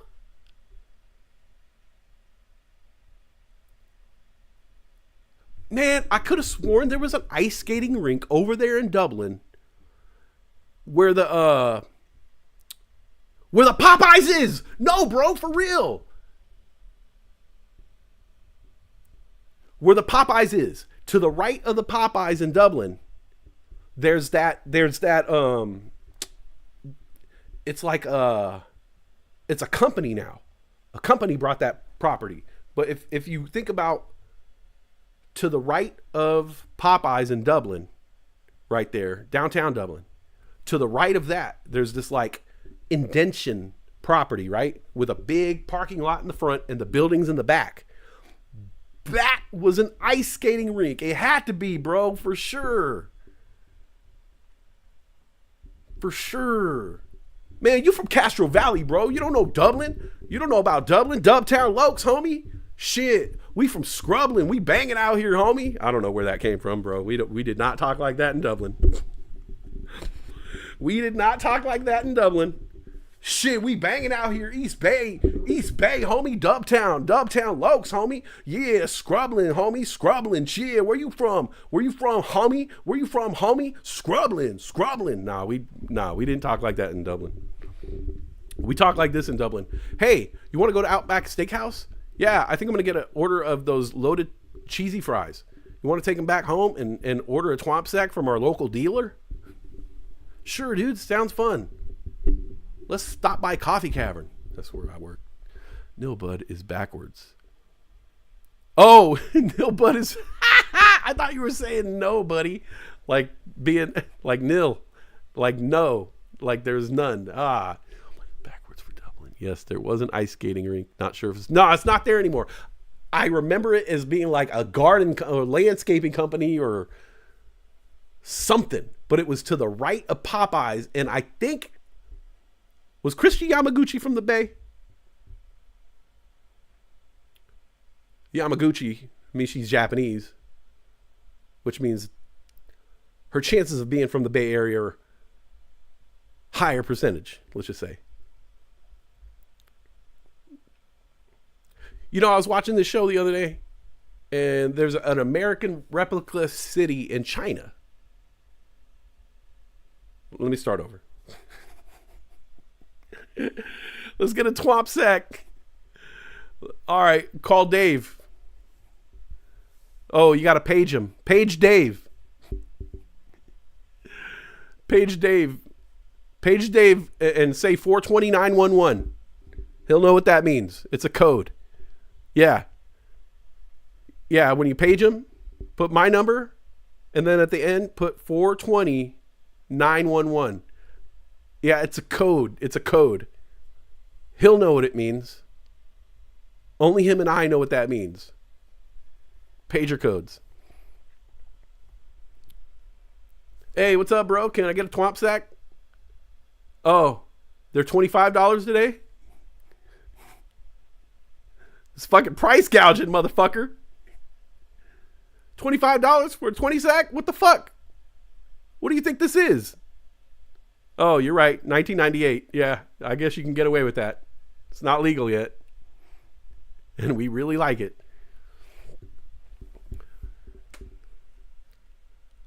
Well, can I get a price break on an eighth?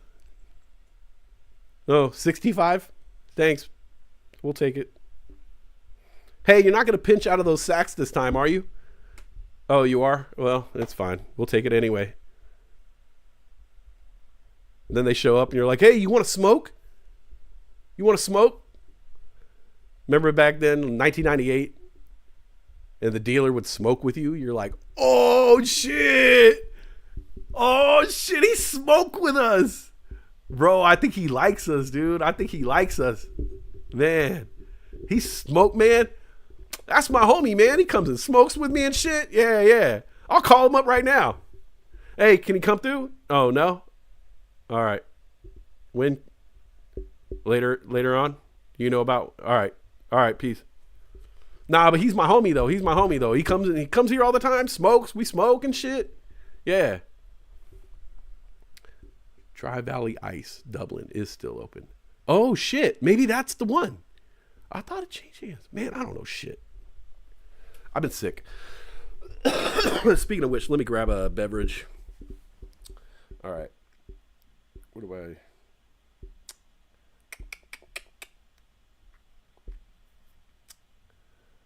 Let's go get that. Let's get that copyright strike.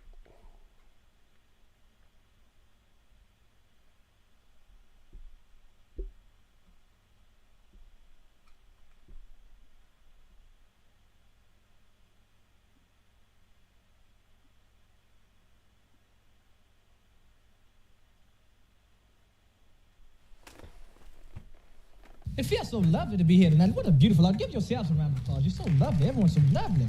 And while you're in the clapping mood, I'd like to give a big round of applause to my band, Sexual Chocolate. Sexual Chocolate. They play so fine, don't you agree? I believe the children are our future. Thank you. Teach them well and let them lead the way.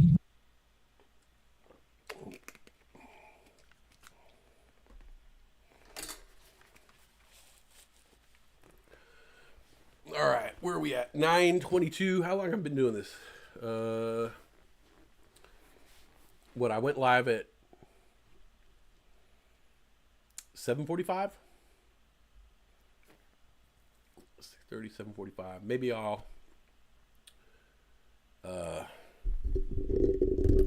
try to go until 10. Nilbud. I've never heard Nilbud, man. I'm from fucking Dublin. I never heard that shit. God damn it.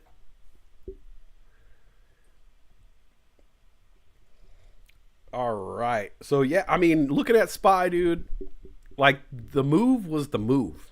Honestly, the move I made was the move to make. Like I said, that first call would have been so expensive with so much volatility in those candles. Buying a put, when it was hitting 543 was the way to go. And yeah, in and out, man. It dropped all the way to 538. Sell. Fucking, that's it. Pat yourself on the back. I'm talking to myself. I've been trying to learn restraint. Well, actually, I had no. Full disclosure. Right after I sold my put, I bought a call and I immediately sold the call because I started losing money on it. So I made money on my put, but then I lost about $10, $12 on my call. I got greedy. I was like, oh, okay, it's going to come back up now. And it did come back up. I should have stayed with it, but the volatility was too much. And after I make some money, I don't want to go and lose, it. So I think I made like 150 on the put, and then I lost 12 on the call. So whatever. That's all I needed, though. I set really low goals for myself right now. I see a lot of people, they buy, a lot of people, they buy multiple positions, but I don't want to be greedy right now. I think if you have the money to play with it, then fine. This account that I'm working with right now, I recently started, and I wanted to try to do $1,000, like even, and see how long it would take me to turn it into 2,000. I know some people are like, or zero. It ain't doing that. But I've been working slowly and just making sure that, like, on days that I trade, I usually get about 3 days of trading a week from work to trade in the morning. And within those 3 days, if I could lock away $25 of profit a day, which, it doesn't seem like much, but also at the same time, like if you watch the market every day and you're trading, with not, I'm not trying to trade like these other guys on channels, hundreds and hundreds of dollars of options. I'm good. One option at a time, and just make a couple bucks. If I can lock away 25, and so some people will say like $25 a day is fucking weak. Your goal should be like 300. Yeah, of course my goal is 300. But if I see 25, I know to take this shit. I know to lock it away and just slowly lock it away. Get my little profits in. And if I and also being happy with the 25, because if you set your goals so high, you see that 25 and you're like, no, it needs to be more. I used to be really greedy. And so I'd say like, no, I know the potential of an option.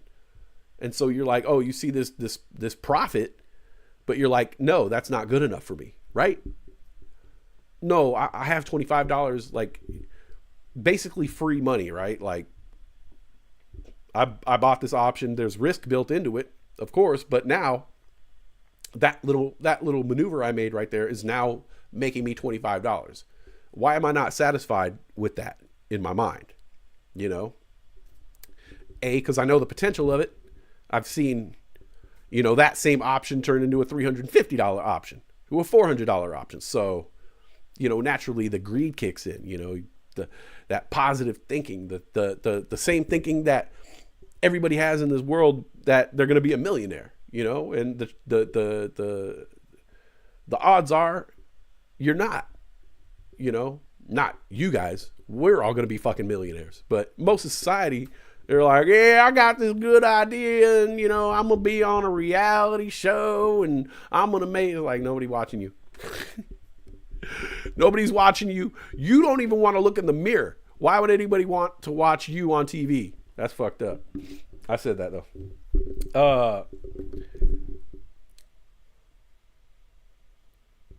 So yeah, I've been just trying to not be greedy, being happy with these smaller amounts, and of course being happy with the larger amounts. And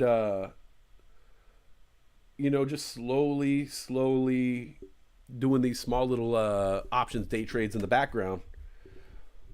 And immediately, like the money that I made here today, towards the end of the day, or if I see some major dips in the market, I just put that money into other shit that I'm not going to sell.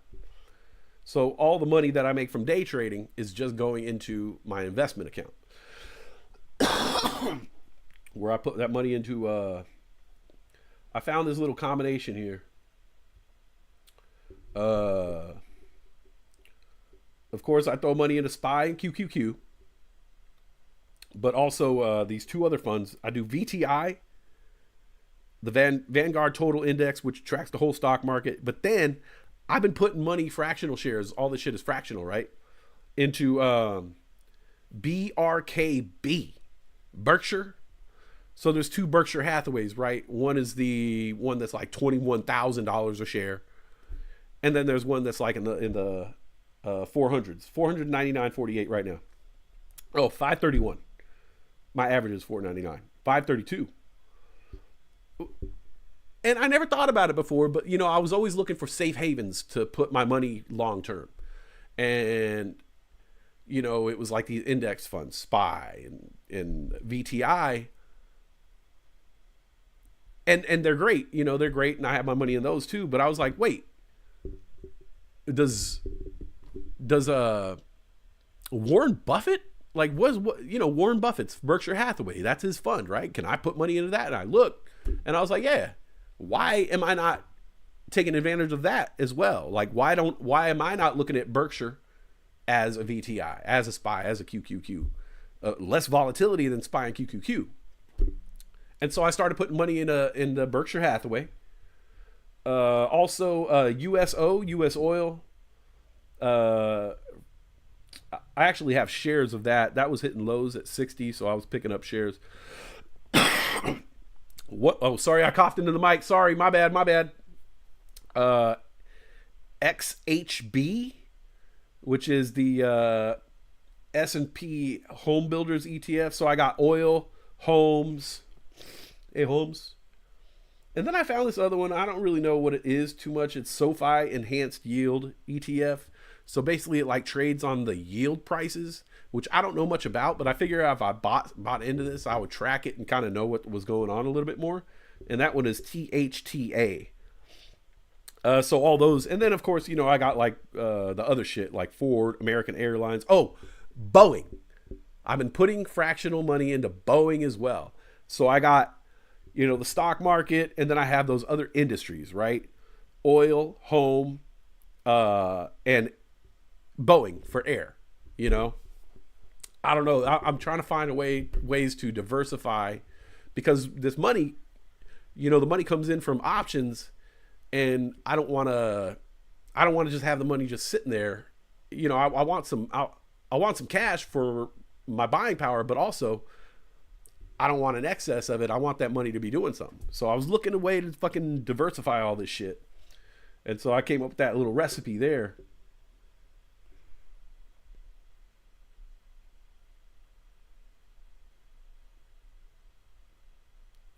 Oh, okay. VNQ. I like that. Real estate, huh? I'm gonna add that to my watch list. Good job. All right, Dr. GTI. I like the sound of that, because I got the home builders, but I wouldn't mind having a little piece of the real estate. What's it look like? Coming from those lows. Everything is coming from lows. 8605 now, low of 7692. It's great to see all these charts, you know, since January 20th. It's great to see all these charts, because it's like, you just need to fucking throw a dart, basically. Like, everything has hit the lows. Everything's climbing out of the fucking gutter. So it's just kind of up to you as an investor of where do you speculate? Where do you think? Oh, there's that Weeble. I still got one share. In a way, as an investor, it's kind of fun to, you know, speculate where you think it's going to go. And it's almost, in a way, kind of fail safe. It's just which one is going to outperform the other, you know? That's why I like to diversify everything now, because it could be cryptocurrency. It could be oil. It could be home. It could be real estate. It could be, you know, it could be all these things that just start to take off first, or have more of a jump, have more of that gain on the others. It's all going to come back, but it's just like, it's fun to watch. And honestly, like, from my experience so far, fucking Boeing has been the beast, man. Boeing has been a beast. I think Boeing's just been so hammered.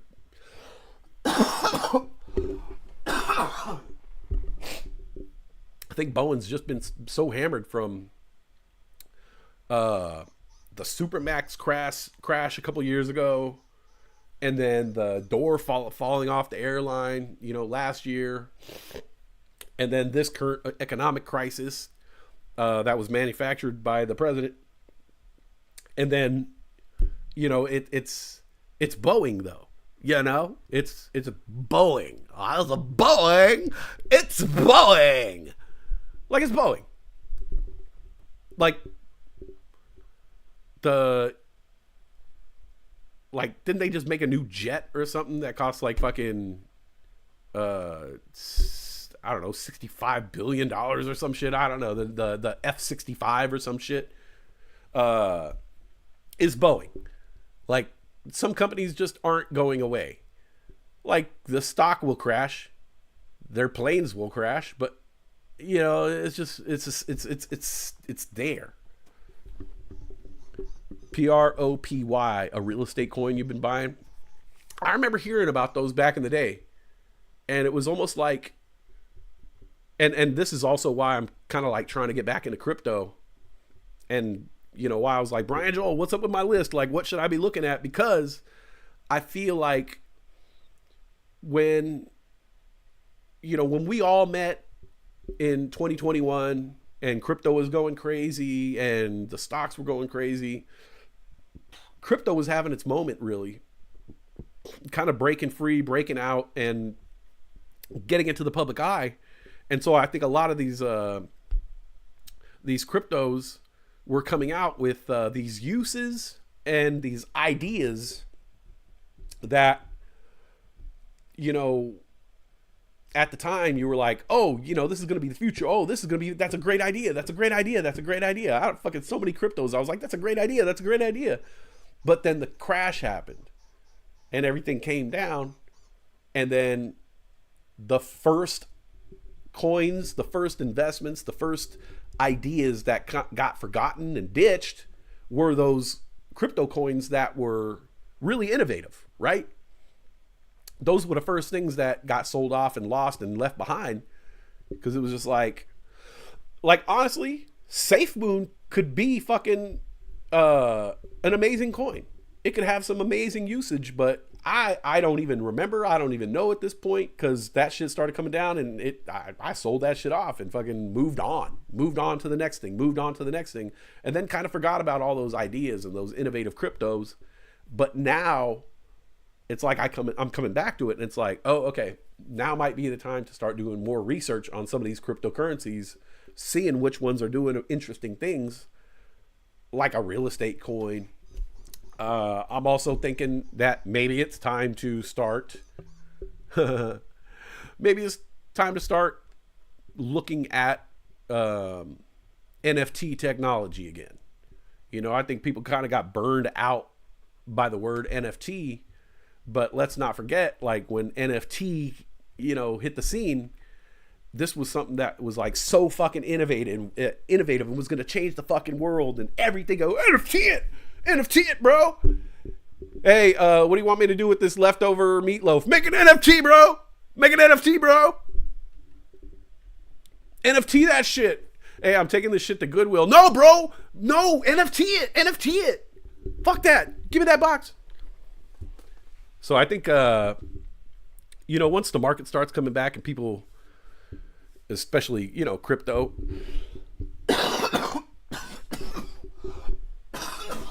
Fuck. God damn. I just have this feeling that once the stigma is gone from NFT, and it's not like NFT is not, I feel like right now NFT and bro are kind of like bound together. If you know what I'm saying.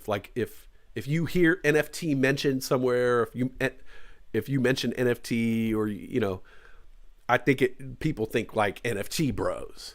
Like, oh, he's talking NFT. Fucking.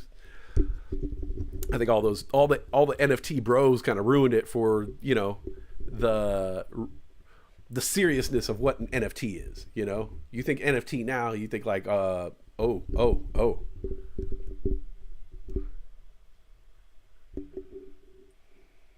Sorry.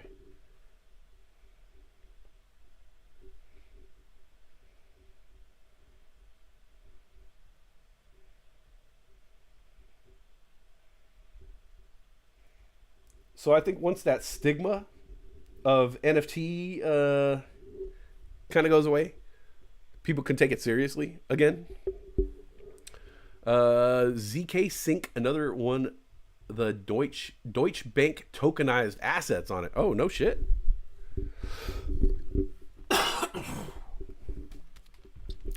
Is that can I get these through Coinbase?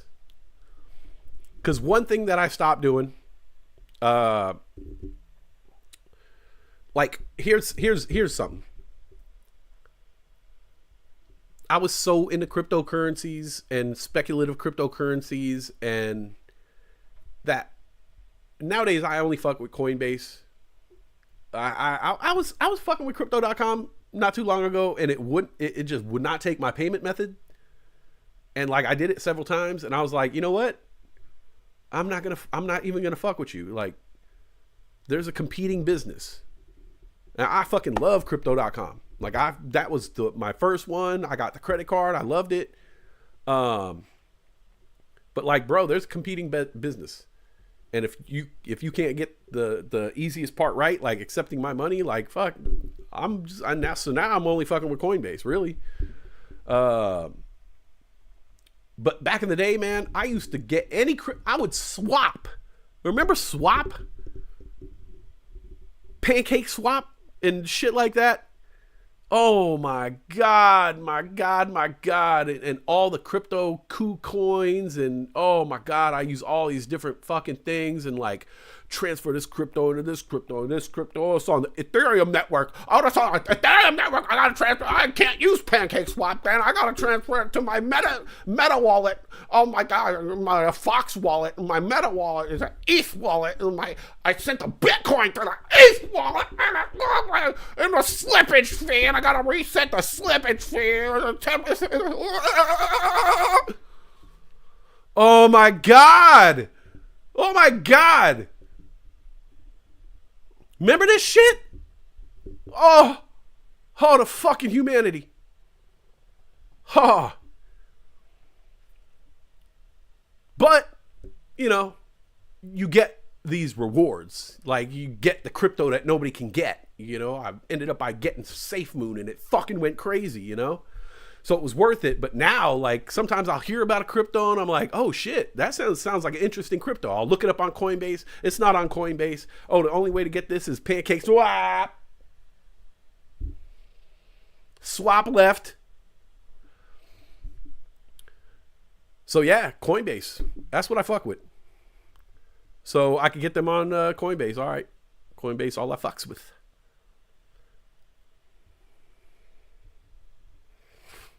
Yeah, I don't have a hard wallet. I don't have shit. I don't even have a wallet. Like all my, like maybe this is bad, but like all my crypto is just in my Coinbase account and Cash App.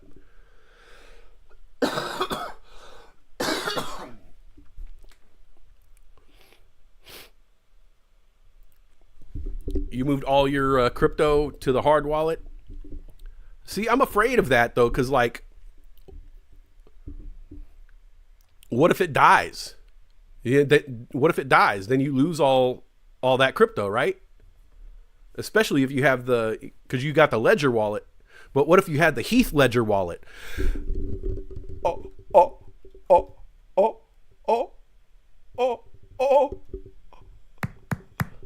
come on.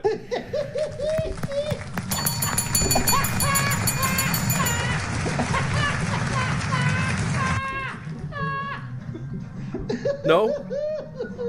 Too soon? I thought it was funny. Heath Ledger wallet. Thank you. Thank you, Bam Brit. Thank you, Bam Brit. I am funny. So that statement wasn't funny. I'm funny.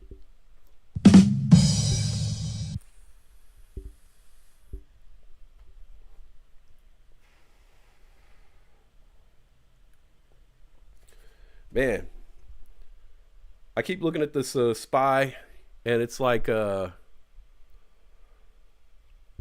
just kind of got lucky, you know, seeing what I saw when I saw it. Because there's no other moves. But like when you look at my chart, the spy chart on my phone doesn't tell the full story. This chart, with its kind of strange candles, tells more of a story, and it shows what some experts would call an ascending wedge.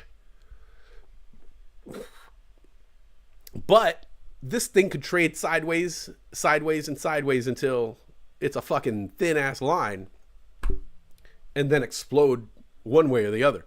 Because they'll tell you, oh, that's an ascending triangle, until it becomes a descending triangle, until it becomes a you're fucked wedge. How about that?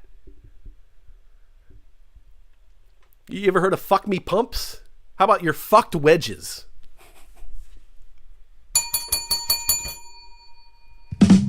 Come on, man. That was a good one. Thank you. Thank you.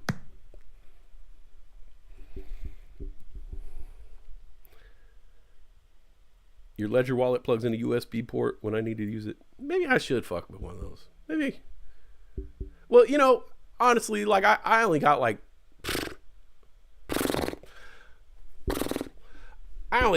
a few $100s in crypto, you know. It's not like I'm balling out of control, you know,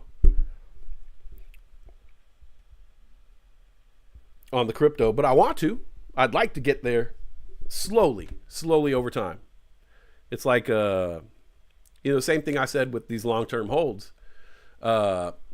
Just a little bit of money at a time. So like in my Webull account, all stocks. You can't do crypto anymore. My Robinhood account, you could buy crypto. And so that, I think I have a Bitcoin, ETH, and Doge on Robinhood, only because it's easy. It's an easy way for me to funnel my profits. If I do an options trade on my Robinhood and I got that excess and I want to put the profits into something, it's an easy way to just boom, Bitcoin, boom.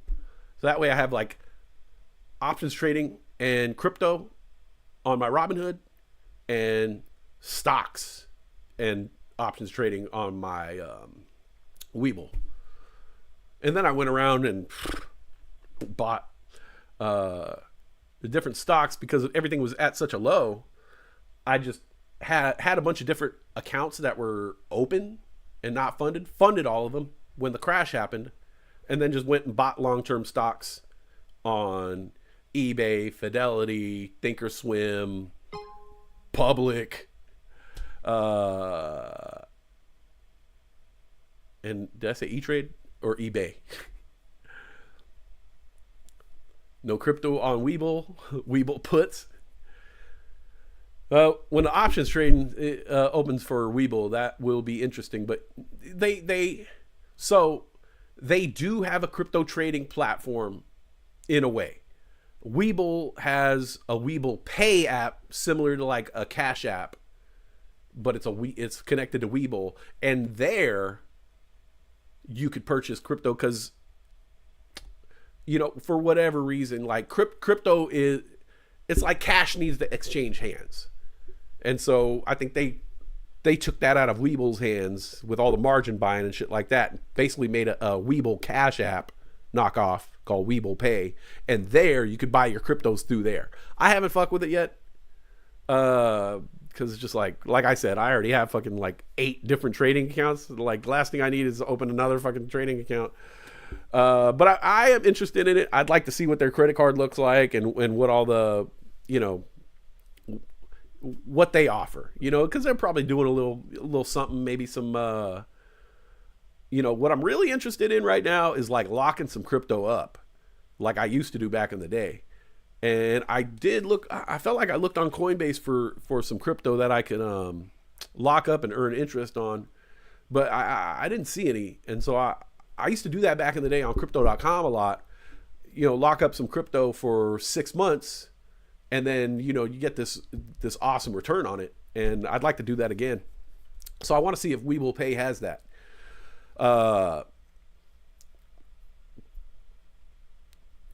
But yeah, options trading should be pretty interesting on Webull when it does open up. I don't know. It kind of looks like it's had that big sink in the morning, but this is only technically the second day of trading for Webull. And I don't know. The chart kind of is telling me that we could see some explosivo by the end of the day. Like I said, on this chart, it looks like it could be an ascending wedge. Atom giving almost 15%. Man, that's one that eluded me. I never bought into Atom. I always wanted to, but I never did. And every time I looked at it, I was like, oh, I missed the boat. I missed the boat. I missed the boat. And then there was times where I'm buying crypto and I'm like, Atom, I should buy some Atom. I'm like, fuck Atom. Fuck Atom.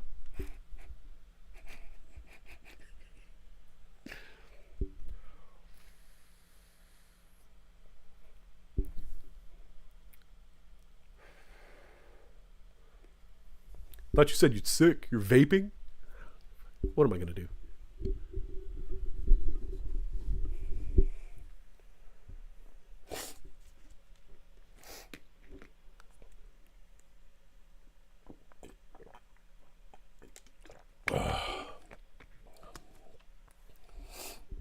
Buy some good time to catch the boat.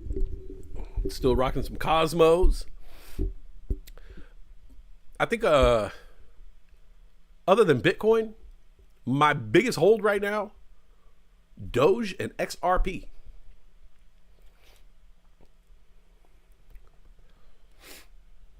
All right. And this volatile ass SPY. Testing that resistance. Let's see. QQQ coming down as well. Dow Jones not coming down too much on the Dow. Nvidia is holding, but once Nvidia starts to come down, SPY will follow. Oh, I seen it. We could be coming down here.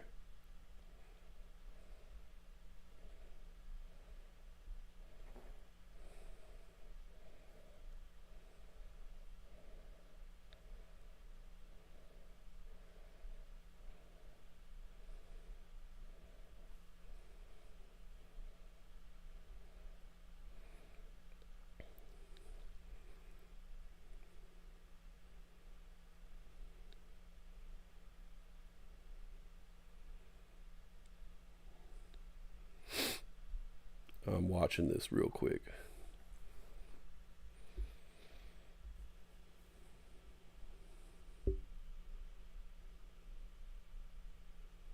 Kind of looked like SPY was dropping here. Saw it hit the 80s, 70s, 76, 74, 69. Oh shit. We're riding. Can we get an update of your $100 crypto ownings? I forgot what you were holding. I don't have Cardano. I got to add some Cardano. But XRP, Hedera Hashgraph, Bitcoin, Ethereum, Doge, and then Bitcoin and VET, VeChain. All right, I got to put the mic down.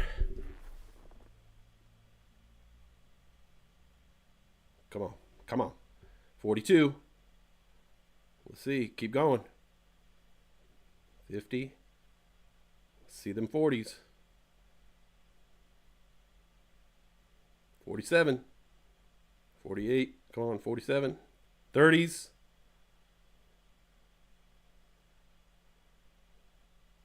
38, 37, 35. Oh, I saw some teens. 17. 13. Oh, here we go. Here we go. Hello. I saw red. I saw red. I saw red. I saw red. 12.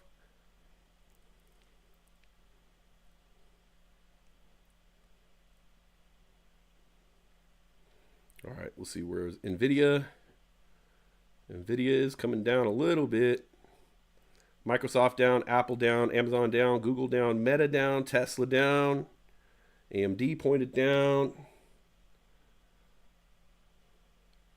There we go. Big red candle on SPY now. Breaking that resistance. Cheer! It's your boy.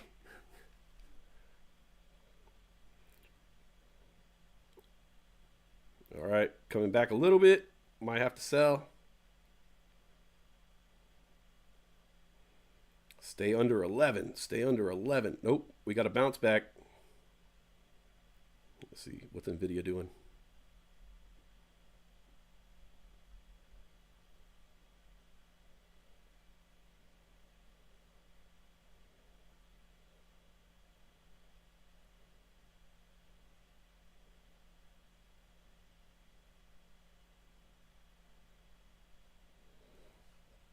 Need NVIDIA to drop below 50.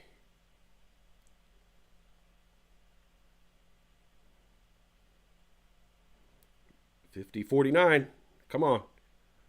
49, 48, 47, 46, 45, 43. Big dip on NVIDIA. That'll blow SPY down. 79, 74, past that 75. Let's see 69.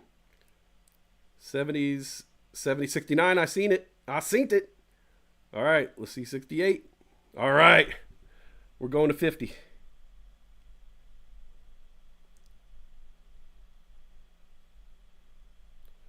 $65, $60, $55, $50.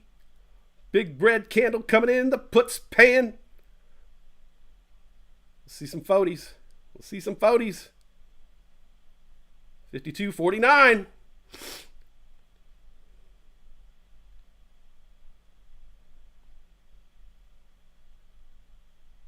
It's struggling in them 50s right now. I see them 60s. I don't like it. 48. I saw 48 flash there. 52. Let's see some 47. 47 would indicate to me that it's headed down a little bit lower. 54, 56. All right, I think I'm going to sell out.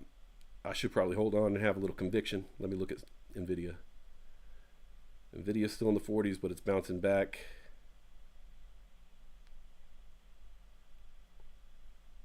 NVIDIA wants to drop. That'll really control where SPY goes.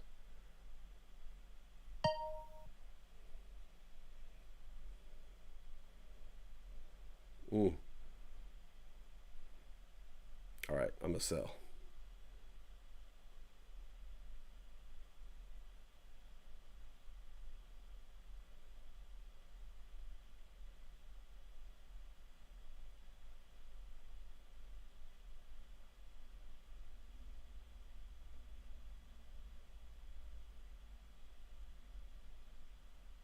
Oh, sell, sell, sell, sell. Boom. Oh.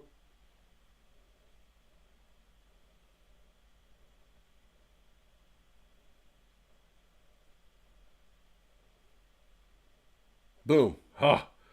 Woo. All right, there we go. Another put in action. Another put in action. All right, that's 2 puts on 2 red candles. Put me over 200 something for the day. Look, can't ask for much more than that, you know. I started working at 6:30. It's 10 o'clock now. That's you do the math. 3.5 hours of work. $200. in to me, almost a risk-free way of making some money for today. On my day off, you know. This is a reason why I hate going to work. Because I know that I can make $200 on my day off much quicker than I can a full day of fucking work. And so it really, like, sometimes I get to work and I have my little screen set up where I'm looking, oh, it's still coming down. I shouldn't have sold. I'll be watching The Spy at work and I'm like, God damn it. If I was home right now, wouldn't be working for these fucking peanuts, man.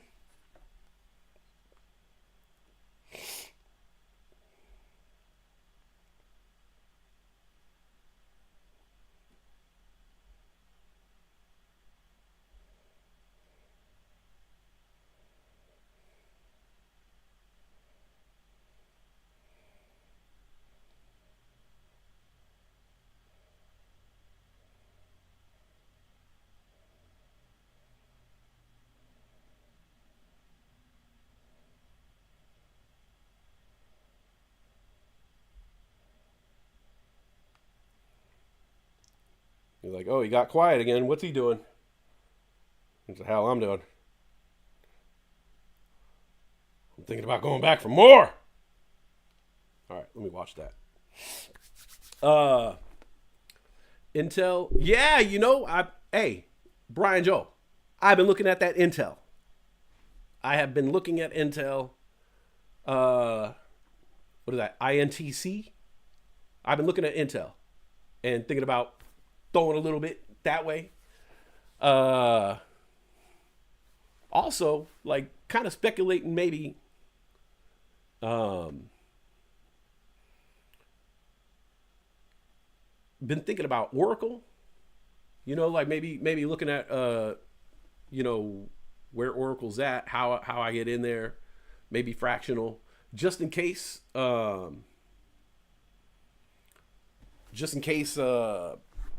TikTok goes to them.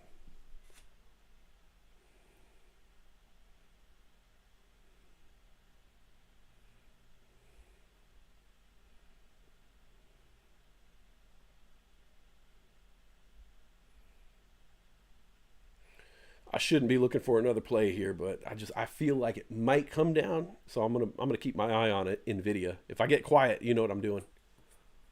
But Nvidia is right at 112.50. When it starts to come down into the 40s, the low 40s and 30s, SPY has been dragged down. And so it has a low, Nvidia has a low of 110.50 today. So if it could get anywhere near, if it starts approaching those lows again, if Nvidia hits 111, fucking A, man, like your put is going to pay. So I'm going to watch it right here.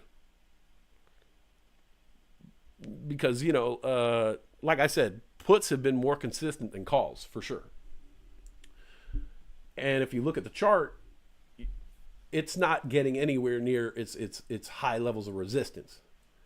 So really, you have more odds of it getting rejected here and coming back down. And you have more odds of it coming down low enough to blow through its bottom resistance. So basically, like at some point in the next 2.5 hours, there could be a possibility for a put. And at this point in the day, put's way cheaper. All right. So the first put that I bought of the day was at $240.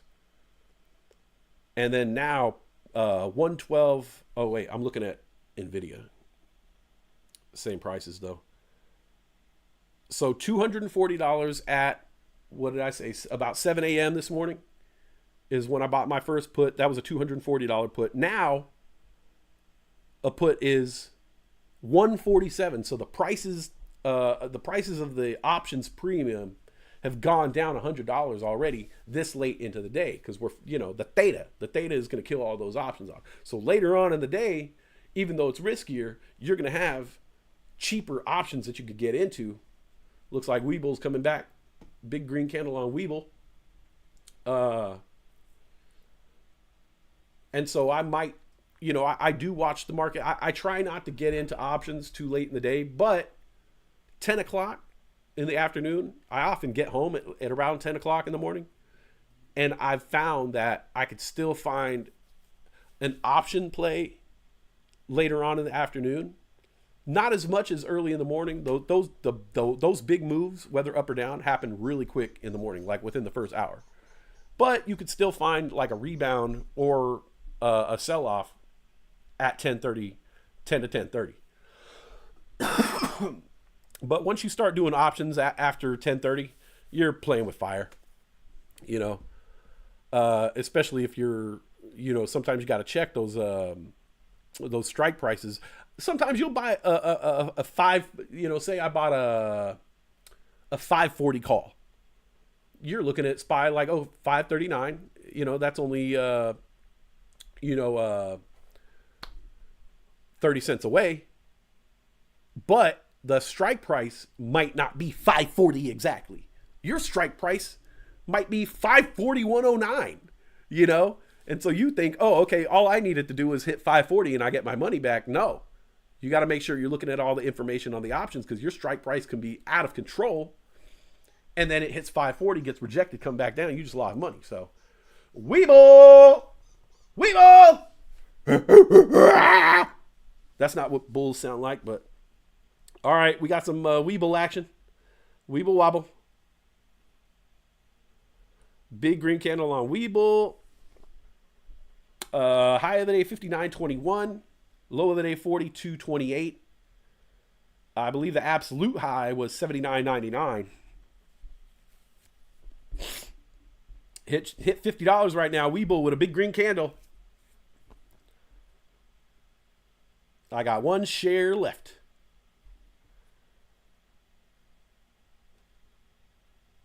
Oh man, Lucid got fucking torched today. What the fuck?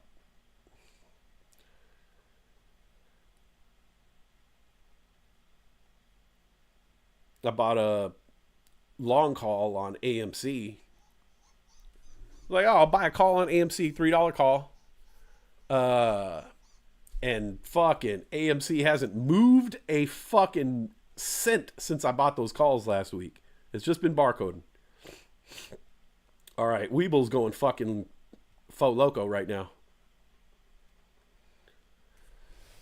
I might have to switch the charts up. Put SPY. Put SPY in that corner. Put Weeble in this corner. Fuck Adam and his crops. Hey, Nufo, I think you need to do some time traveling. Make sure you're live. Because that Crocs joke was like 45 minutes ago. We got a time traveler. Marty McFly. What did you jump ship? Weeble with the big greens.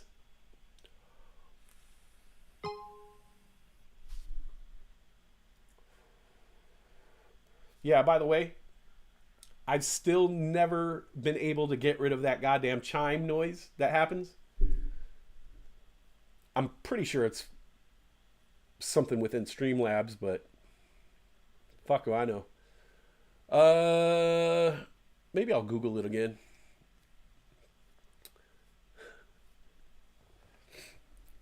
Or, oh no, the fuck Adam joke was when we were talking about crypto. I think you're like 20 minutes in the past. 15 minutes in the past. But I wasn't talking about Adam, I was talking about Atom.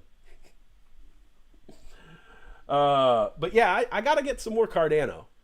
The only reason why I haven't been buying Cardano is it's been safely kind of sitting at the same levels for a while now. And so I know one day Cardano will go back to where, you know, like 250. I remember when it was 250 and I was like, holy shit, it's going to go forever. And I held and held and held and it came all the way back down. And I sold for like a couple dollars profit instead of fucking like the hundreds. Because at one point in time, Cardano was like my biggest holding. Because to me, it was the safest crypto. It never came down. Never went up, but it never came down. But yeah, I kind of feel like it's one of those cryptos, just like some stocks, where it's like, you're always going to be there at that level for me to buy. Like Ford. In a lot of ways, Ford's always been that way to me, you know. It's never out of reach.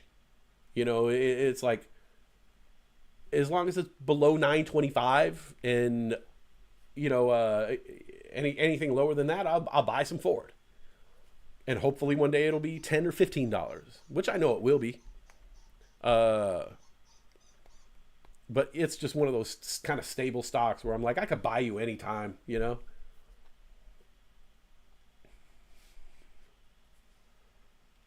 All right, let's see here. All right, we both had that little moment coming back down, and SPY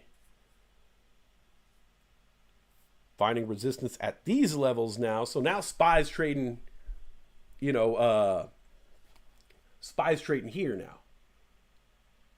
Up, down, up, and then kind of, you know, you kind of think it's going sideways here, then that drop, and now we're going sideways here. So, more than likely, drop, but not set in stone. So I'll just watch it. But kind of getting to my point of day where it just not, you know, probably done for the day.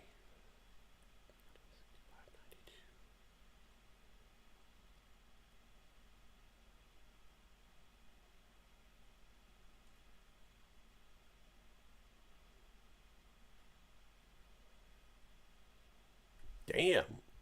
Lucid, what is happening over there? Lucid getting beat up. I'm fine with that.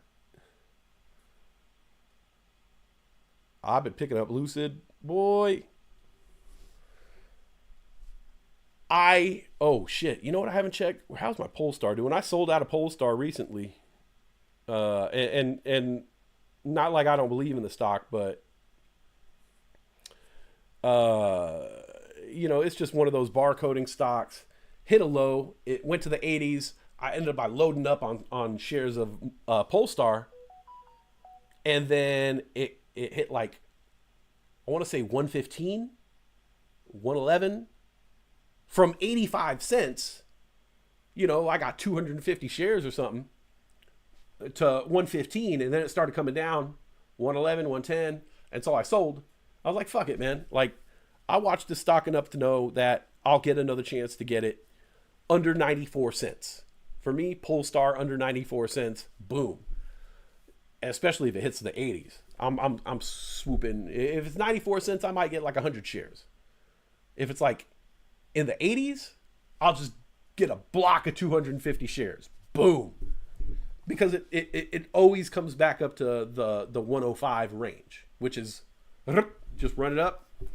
Run up the numbers, and then bank it, you know, and bank it. So I still watch Polestar real closely, but Lucid has been the one that I kind of have been loading up in, kind of quietly loading up shares of Lucid. I think that there's going to be, look,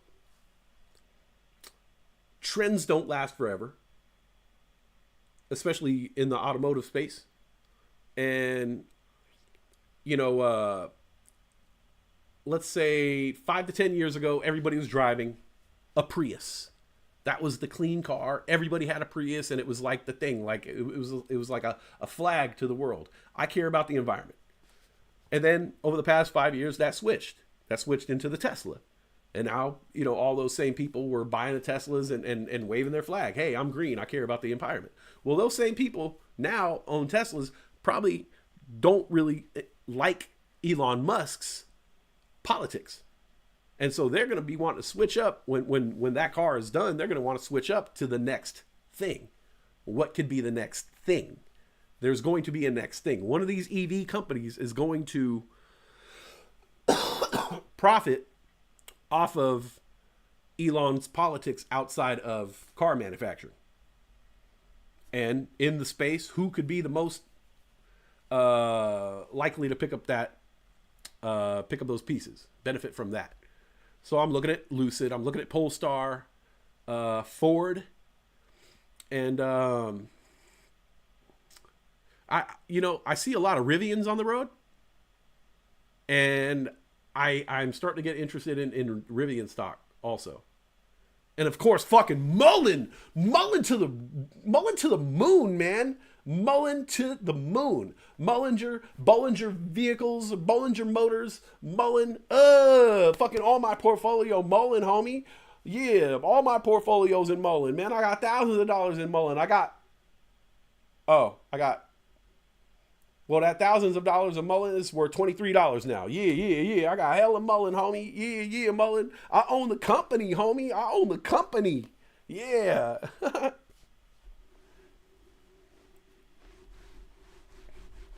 Yeah, I got like fucking 5,000 shares of Mullen. Oh wait, no, I got 5 shares of Mullen now. Thank you. You're far too kind. Gator.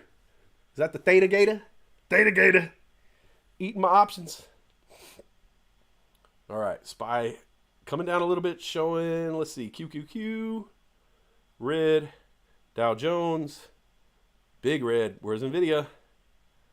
NVIDIA showing red. All right. We could have another opportunity for a put here.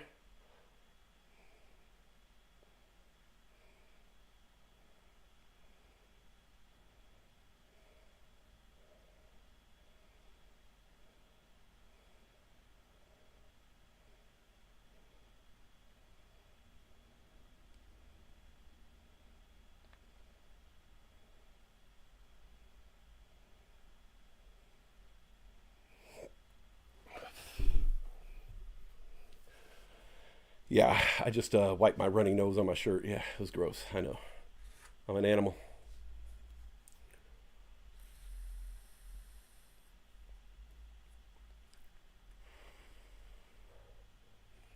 All right, SPY coming dangerously close to these resistance levels, 49, 46. Uh-oh. Could be coming back down. 45, 30. 34, 32. Let's see some 20s. Oh, I didn't see those 20s. Let's see. 35 is a resistance point that I found, and it's pretty hardcore. And so sometimes it's hard for it to go into the 20s. 37, 35. Once again, getting blocked. 39. 40.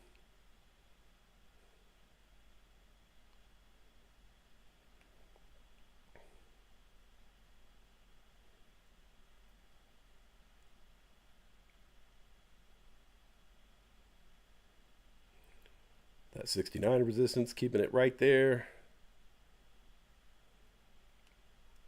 Oh.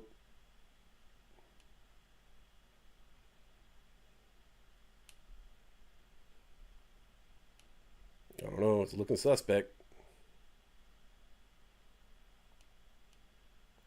Let's see, what's NVIDIA doing? NVIDIA's still coming down. Not a good sign for SPY. NVIDIA in the 30s. Dow Jones. Had a big red candle on Dow Jones, recovering a little bit here, but kind of halfway through that candle. SPY stuck here in the 80s. Could drop off. I think the ass could fall out here. 71. Still playing with that 69 resistance. Oh, 59 just blew through that one.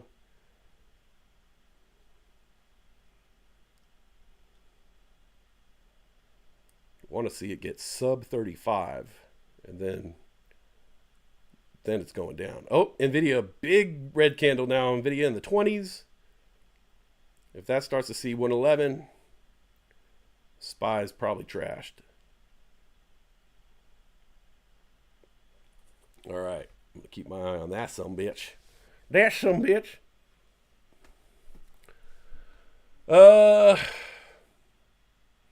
And Weeble's still doing its thing there too. I am starting to lose my voice. So I'm probably going to cut it short here in a little bit.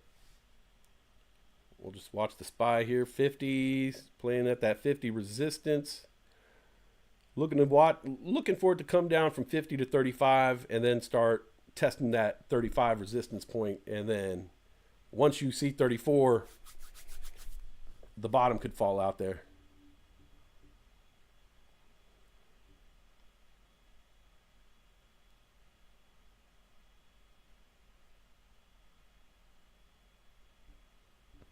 Okay, now it's coming in green.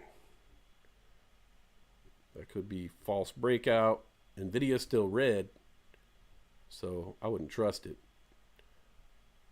A couple things turning up. Like Apple's headed up a little bit, but everything else pointing down, even Nvidia. Dow Jones, green coming into Dow Jones, but it's still at the bottom there. QQQ at the bottom. Green coming in, but it's not like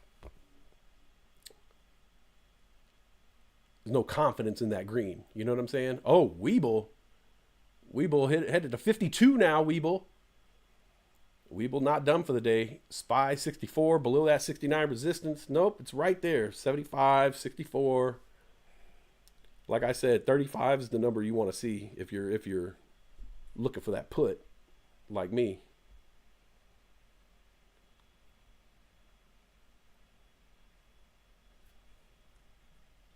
Oh, 47, 44. We could see that 35. Here we go. 45. Hitting 50, 45.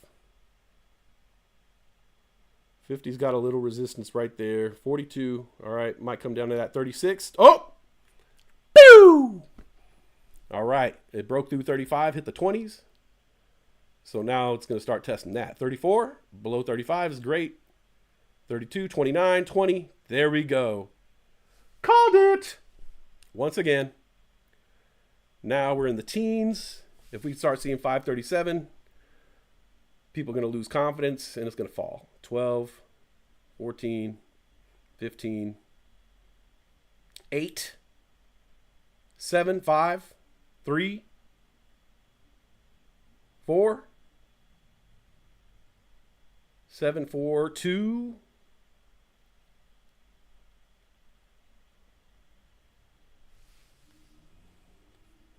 8, 7, 4, 3, 2, 1. Let's see. 3, 2, 1, 99. 4. Oh! Whoo! Later. Later, guys. Now it's testing a 69 resistance, 437, 537. Oh, blew through that. Next number is 50. Big red candle coming in here, 52. 55.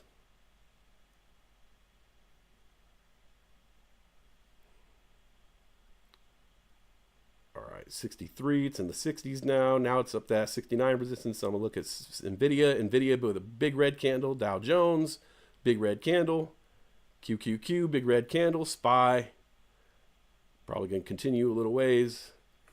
Let's get it under 69. Everything's red, so I'm kind of looking at SPY to drop a little bit more here. 78.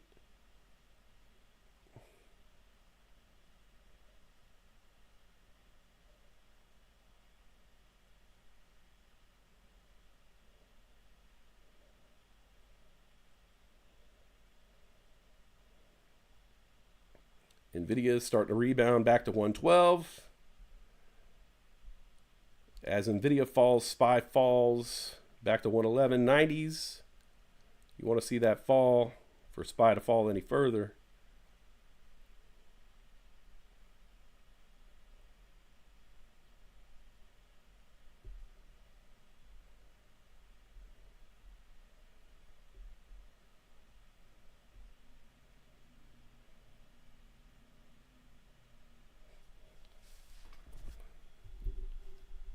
Give me 1 second. I'm just going to be watching this right quick.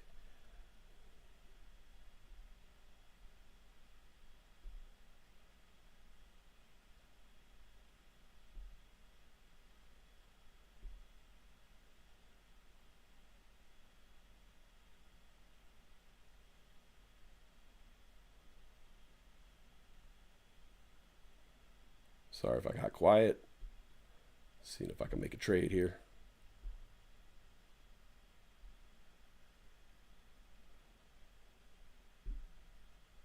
More red coming into NVIDIA. Kind of got rejected there at 112. Back to the 80s. SPY could follow. All right, SPY headed down again. Hitting that 50 resistance. You know what's next? 35, 49. All right, next stop 35. And we could be seeing SPY at 536 next. 52. Let's see them 40s. Let's see them 40s. All right, 37. Oh, big rebound right there.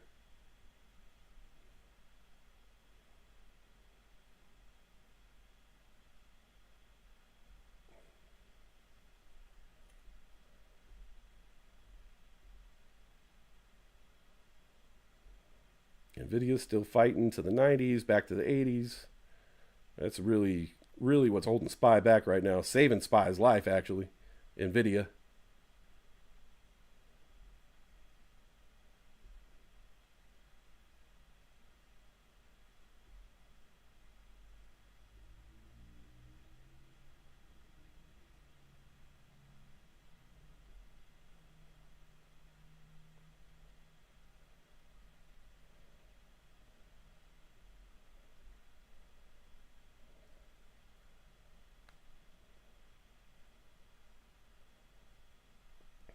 All right. All right. Nice.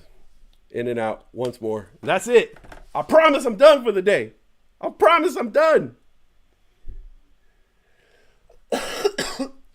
Wait, am I? I think I have another day trade left. No. I'm good. Walk away, man. Walk away. All right.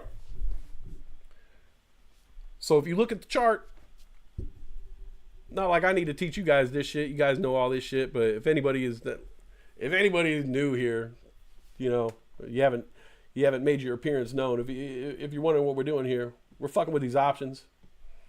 If you look at the SPY chart, there's only been a couple really good plays. I mean, you might have had 2 call plays, you know, maybe 3 calls, but they were volatile as fuck. First one would have been super expensive. The second 2 would have been so volatile. Look at those candles. But if you look at the red candles, you had 1, 2, 3, three pretty solid put opportunities right there, which I took advantage of all that shit. Not gonna lie.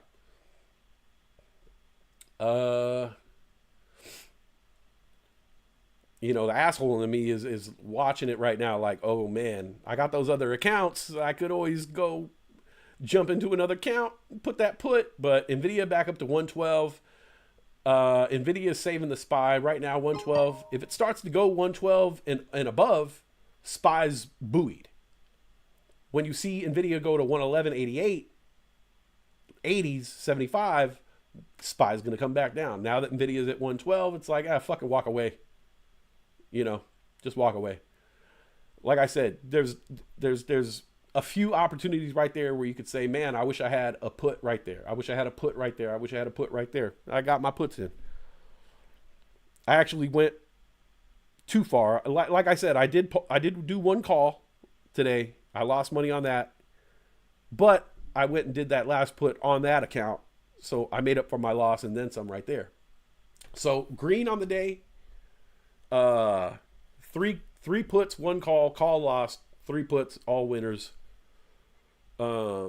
And sold 4 shares of Webull since last night, and then still holding 1 share of Webull. I think a $23 average. So, you know, doubled my money on that, and we're holding it. And we'll see. If you look at that Webull chart, it doesn't show signs of stopping.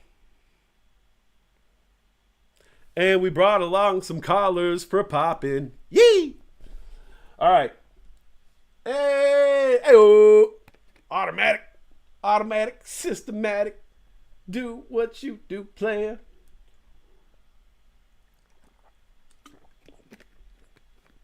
I bet my computer forgot how much I spit on it when I do these shows. My computer's like, what the fuck, bro? Fucking juicy mouthed motherfucker. And I sold that put right at the right time, too. You know, I was looking at that put, and then when NVIDIA came back to 112, I was like, nah, just sell. I'm glad I did, because that put would have gotten destroyed right now. I'd be losing money. I was going to write that down. Intel. Yeah, I think that Intel is at that nice price. You know, I don't have any fractional of Microsoft or anything like that, but I have my money in the QQQ. But I wouldn't mind getting in, like I said, some Intel and Oracle. Because you never know who's going to have the next AI breakthrough or anything like that. All you know, it's not going to be Apple at this point in the technology world. Like Apple, I'm out on Apple in a lot of ways. Like, they're a phone maker. But Apple used to be the forefront of technology. And now, like, you figured at this point, like, remember when we were talking about the Apple car? You know, that fucking age. It was like glasses and VR and phones, and it's like the iPad hasn't gotten any better. There's no new thing. What's it that, you know, buds, watch, phone. Buds, watch, phone. And so it's like, okay, all these other companies are about to have breakthroughs, you know. Intel will probably have some breakthroughs. Oracle will have some breakthroughs. Microsoft's certainly going to have some breakthroughs. NVIDIA is going to have some breakthroughs. So I'm kind of like faded on Apple stock in a lot of ways. Like, it's a big company. It's a big phone seller. But in a lot of ways, I think it's, I don't think it has the relevance it used to. You know, if you had the opportunity, if you told me, hey, we're gonna buy you $10,000 worth of a stock, but you have to pick either NVIDIA or Apple, or you say you have to pick either Apple or NVIDIA. Okay, you have to pick either Apple or Tilray. That's old school. That's a callback. All right, you have to invest in either $1,000 in Apple or Centro EV maker out of Italy or some shit. They also make juice. Funko Pop. You know, I haven't looked at Funko Pop for a while. Here's what I would say about Funko Pop right now. Everything in the market got slaughtered, right? Okay. So anything is going to be a good buy for the most part right now, unless it's just like Moon in the past week. So anything you buy is going to have, like DraftKings. I got some DraftKings recently. Not really into it, but it was cheap, and I know football season is a few months away. Why not get prepared right now? It's not going to be a long-term hold for me. Once it's the peak of football betting season and it doubles in price, which it normally does, you could usually buy DraftKings from like $28 to $35. And then when you look at the price football season, it's like in the 60s. So buy a bunch now, sell it during football season, during the peak of football season, and then double your money. But as a long-term hold, nah, because I haven't seen it like break through, you know, and you know, I could buy it at 28, but next year I can only buy it at 38. Nah, it's just been kind of up and down like that. So Funko is like one of those things, you know, you got to realize something about Funko and a lot of companies like that. In my mind, without even looking at the chart, like Funko is, it's fun, you know, it's fun. And there's fun stuff out there, like video games, but like some are more necessary than others. So like, say there was another pandemic, right? Would you expect the stock prices of a video game manufacturer or Funko Pop to go up? You know what I'm saying? Like if people are scrimping and saving their money, but they need something to do, you know, you could buy a Funko Pop toy and like sit it on the counter and look at it, but you could also buy Grand Theft Auto 6 and play that shit for fucking 15 years. So like in times of economic downturn, I would look for something that like people would need. Beer, Coca-Cola, McDonald's, video games, you know, weed. So like Funko Pop to me, and like we look back, like Funko Pop was really popping right after the pandemic when people had a bunch of money coming in and they were investing in stocks and fucking shit was it. They had excess money. People had excess money and they were like, oh, right now there's no excess money. You know, there's no free money given out and everything out there is expensive. So if you're tightening up the purse strings right now, that Funko Pop is going to be the last thing that you really buy. So, I mean, without looking at the chart, I would say that Funko Pop would be something that I would speculate on if I see the economy getting better, more money in people's pockets, that they could go out and buy fun shit, then I would expect it to go up. Let's look. Because I remember we used to watch this stock all the time back in the day, and it was a moneymaker. Oh my God. Oh my God. Holy shit. Look at that thing. So like, beginning of the year, at the beginning of the year, it was at its highs, or at some highs of 1465. And then somewhere around the start of the year, something changed. I'm not sure. But all stocks took this downturn. But from the beginning of the year to now, 407. So it's lost, you know, over $4 a share in value. And so you could look at that and be like, oh, okay, it could come back. But also, like, looking in the past, it's like, it's done that a lot. So to me, I'm like, this is like a DraftKings. This is like a trader, you know? If you picked up Funko Pop right now, you have a pretty big chance of doubling or tripling your money at some point. But how long is that going to take? Because you can look here in the past, before it hit that high of 1465, it was at 527. So that bottom price is way cheaper than this bottom price. But before that 527, 2790. So it's like, oh, it was already all the way up here.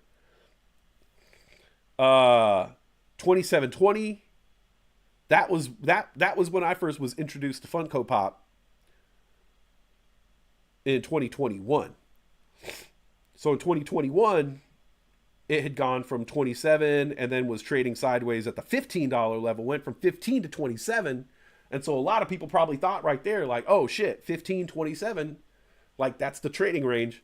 And then it went from 27 to 527. So I think Funko Pop is pretty much at its lows right now. It will probably come back to the $15 range. Maybe back to the 20s. I would almost say it certainly would. Take some time. If you got time and money to sit and wait for that, it almost looks like, looking at this chart, it almost looks like a guaranteed fucking home run hit that in due time, that 407 is going to go up, you know? I like it. I like it so much. This is how I know when I like a stock, is somebody introduced me to. I put it on the list. When I put it on the list, you made it. You made it, kid. You're on the list now. I'll keep my eyes on that.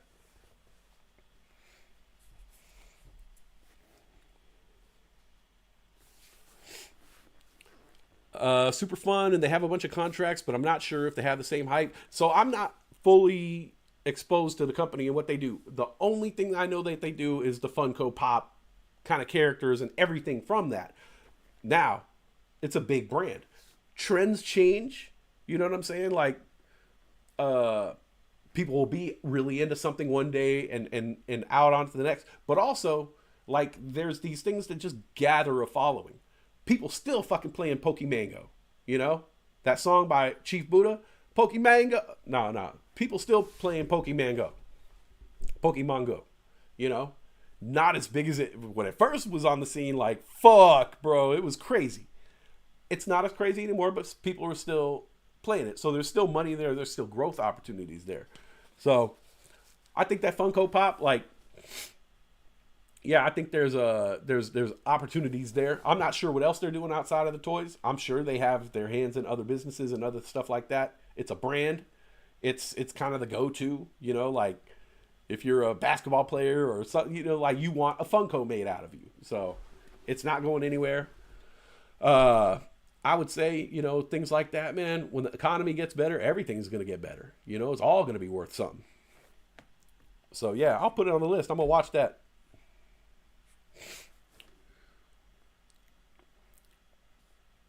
As for me, I like the stock, and that's what really matters. You know, like I was telling people, I told these people at my work, you know, one of the reasons why I started doing the whole thing, you know, back in the day, was I wanted to be the voice of people who didn't trade, who thought like they weren't allowed to, you know, because that was me growing up. I always figured like, I'm not allowed to be in there. Like it's not a club made for me. Until you realize like it's set up to make you think that you're not allowed in this club. But really, you got $5, you could be in this club. You can make your own Funko. There could be a Westside Funko. You're able to, oh no shit. Oh, that's a good gift idea. Wait, don't tell Britt. That'd be cool. Get like a me, Britt, and Kennedy Funko. I like that idea. Okay. Funko stock is going up in my mind.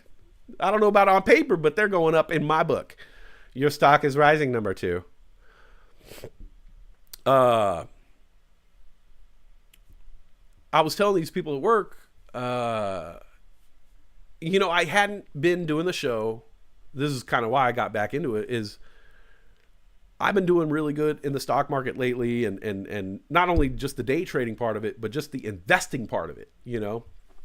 And I told everybody at my work during our morning meeting, I was like, yo, you know, not financial advice. I'm not going to, you know, go too much into it, but I just want to let everybody know, like, now's a really good time to invest. And don't think that you can't. Anybody can. And I basically told everybody at my work, like, you know where I'm at in the hotel. If you want to learn about this shit, come and just have a conversation with me. All you got to do is have a conversation with me and let's talk about it. And we'll see what's right for you, you know? I'm, like I said, not a financial advisor, but like I could at least tell you how to sign up for a Webull account and how to put money into it. And at that point, the choices are going to be up to you. But that's where the conversation comes in. And so I talk to people and I say, you know, like, what do you like? You know, because back to those words of Roaring Kitty is, I like the stock. And sometimes that's all that matters. You like the stock. You like the stock. It's your money. It's what you believe in. It's what you have conviction in. And a lot of times, having conviction in the stock market is a good thing. If you've backed it with education, knowledge, fundamentals, you know, do your homework. I've had conviction on some stocks where I shouldn't have. AVCT, TTOO,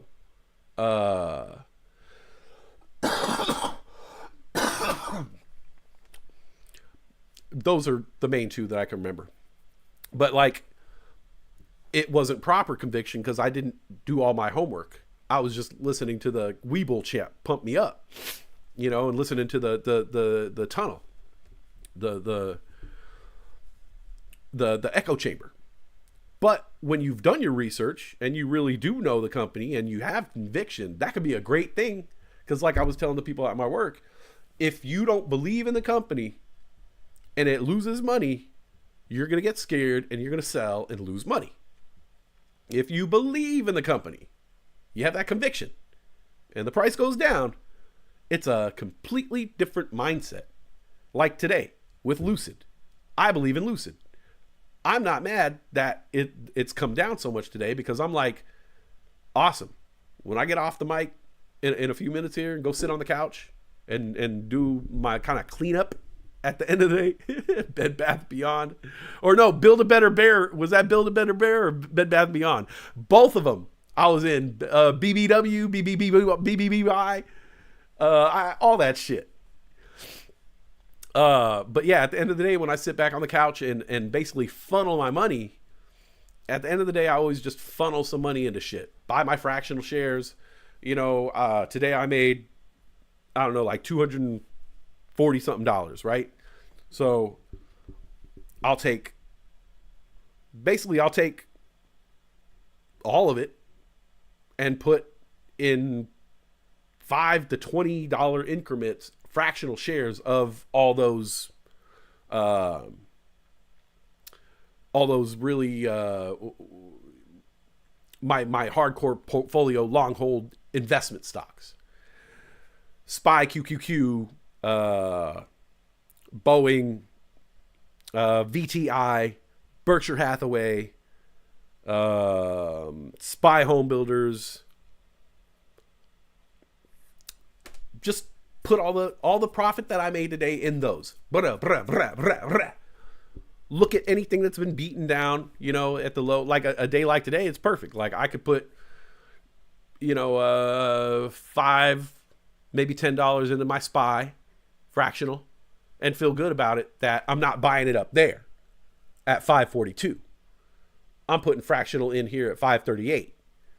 And it's just building and making sure that I'm putting that profit away and just locking it away, keeping my money, keep about $400 on cash for, and these days you got to kind of keep like $450 in cash if you want to do an option. Because these days the options right out of the gate are priced so fucking high. Because everybody knows, like, these options, especially these put options, are the most guaranteed way to make some money right now in the stock market.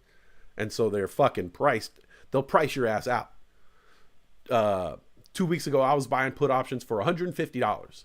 Like I would take an account. I would put $150 in an account just for a put option and throw it in like the public account and wake up in the morning, buy the put option and basically just go about my day and watch it drop and fucking, as soon as I saw the bottom, sell it. And that was it. $150. That's all I needed. And then as the market started crashing, the price went up.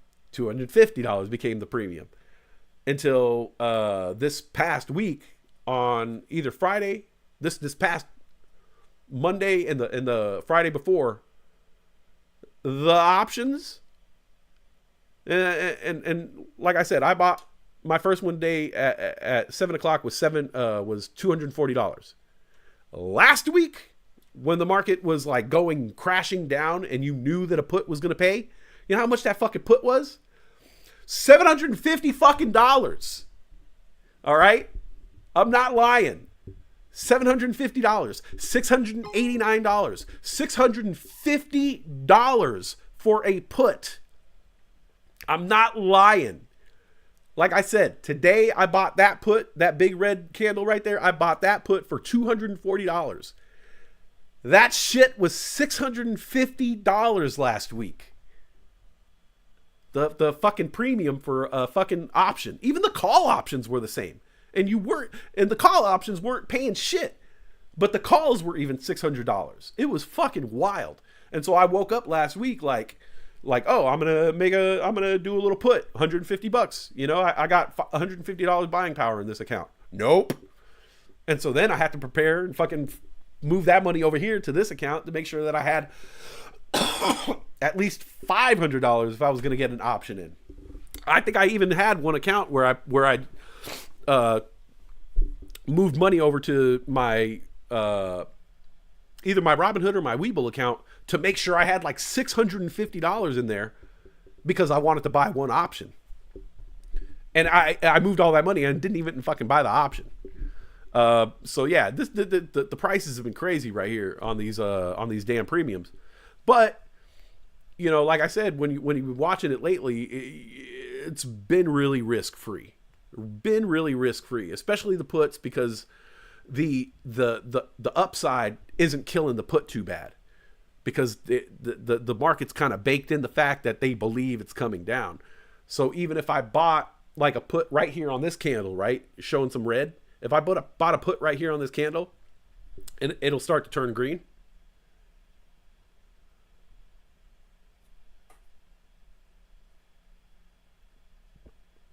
So like we're 538.80.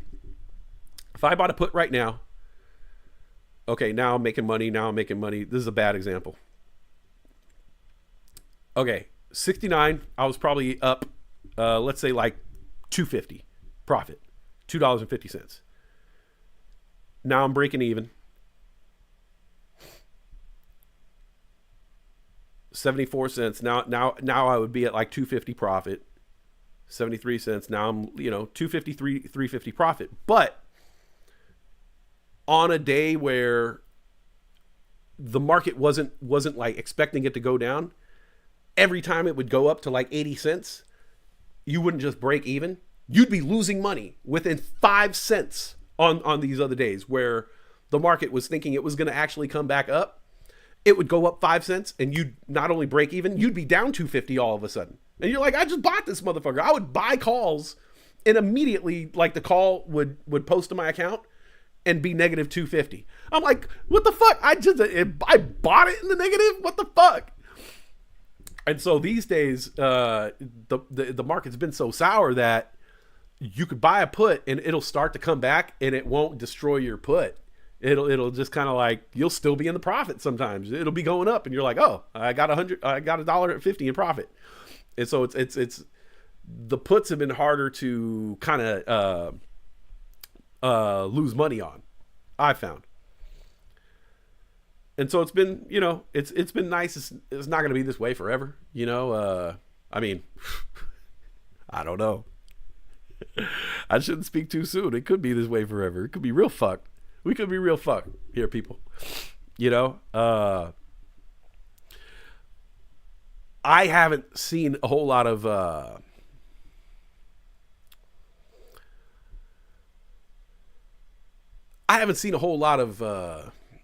kind of scientific data behind what the current presidential administration is doing. Because when we're talking about numbers and like investment, I do tend to keep, you got to be aware of the politics, but this is not a politics game. But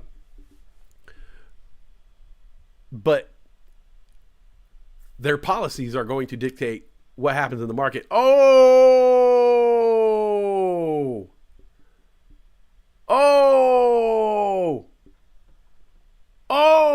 look at that. Oh man, I wish I fucking bought a put right now. Oh, I'm fiending, bro. Excuse me. I haven't seen much, high IQ data analysis from this presidential administration, regardless of my political beliefs. Like literally looking at the numbers part of it, I don't see much smarts coming out this administration in terms of what they're picking and choosing to do here. Being politically, I do feel like they are, basically setting up a world that's better for the wealthy. I know that people who are on that political side of the spectrum would want to counter everything that I say and disbelieve everything that I say because they're coming from a place where everything's working just fine. But it's not. It's not. They're not well thought out. The mathematics behind it shows a lack of intelligence. It shows a lack of research. I think things are being done very hastily in very ignorant ways. And I think that traditional thinking, traditional knowledge have been thrown out the door because these current guys want to be the Mavericks. They want to do something different. They want to shake up the system because that's kind of the heart of what they're about. But I don't sometimes, you know, it's great. You know, it's great shaking up the system and stuff like that. But, you know, at what cost? Sometimes you got to shake things up, but you have to be smart about the way you go about things. You know, the way you navigate through this world. And I don't see that. I see things more like, you know, fuck this side. This is what they like. This is what they love. We're going to tear it apart. Hey, but I know you don't like those things, but, you know, they are set in place and they are kind of working. No, nothing's working. We're going to tear it all apart and start all over again. Yeah, but what about like the people who don't have that bumper, that buffer zone of comfortability, you know? What about the people living check to check? You know, there are people out there with a lot of money that could say, like, just weather the storm. Just weather the storm. And then there's other people that have been like, yo, what do you mean weather the storm? Like, we're in the storm. We've been in the storm for a long time. We need lifeboats. We need life preservers. We need umbrellas. We need sandbags. And there's people who are just like, no, keep weathering the storm. It's fine. It'll be fine. I'm doing fine. I'm doing fine. I only took the yacht out twice last week. Okay? Like, usually I'm on it 5 days a week. I made some cutbacks, you know, and that's a bit of an over exaggeration in a lot of ways of what's happening, but in a ways it's not, you know, like Bernie Sanders always says, when you have, you know, three men that have more money than 50% of the United States population, 3 people, you know, there's something wrong with that. There's something wrong with that, you know. There's something wrong not only in the way the system is, but there's something wrong morally with the person who allows that to happen. The person, the individual who allows that to happen. Because at a certain point, as an individual, you got to say, like, am I being a fucking haza? You know what I'm saying? Like, am I just taking too much here? Like, I'm never going to be able to eat all this shit. And then, you know, being a more morally responsible person, you could look around the world and say, like, oh shit's kind of fucked up in other places. I'm happy with what I have. Okay, let me set a kind of cap for myself. Let me self-socialism. Let me self-socialize. Let me instill some self-socialism on myself and say, this is the level that I'm happy at in life. Like, this is the level I'm happy at. This is the level where I've reached comfortability, and I've set up something for my future generations. But they don't need to live like kings. I'll set them up so they can work and use what I've left them to generate what I've generated. But I'm going to tap out here. You know, I'm going to tap out at the third vehicle and the second house.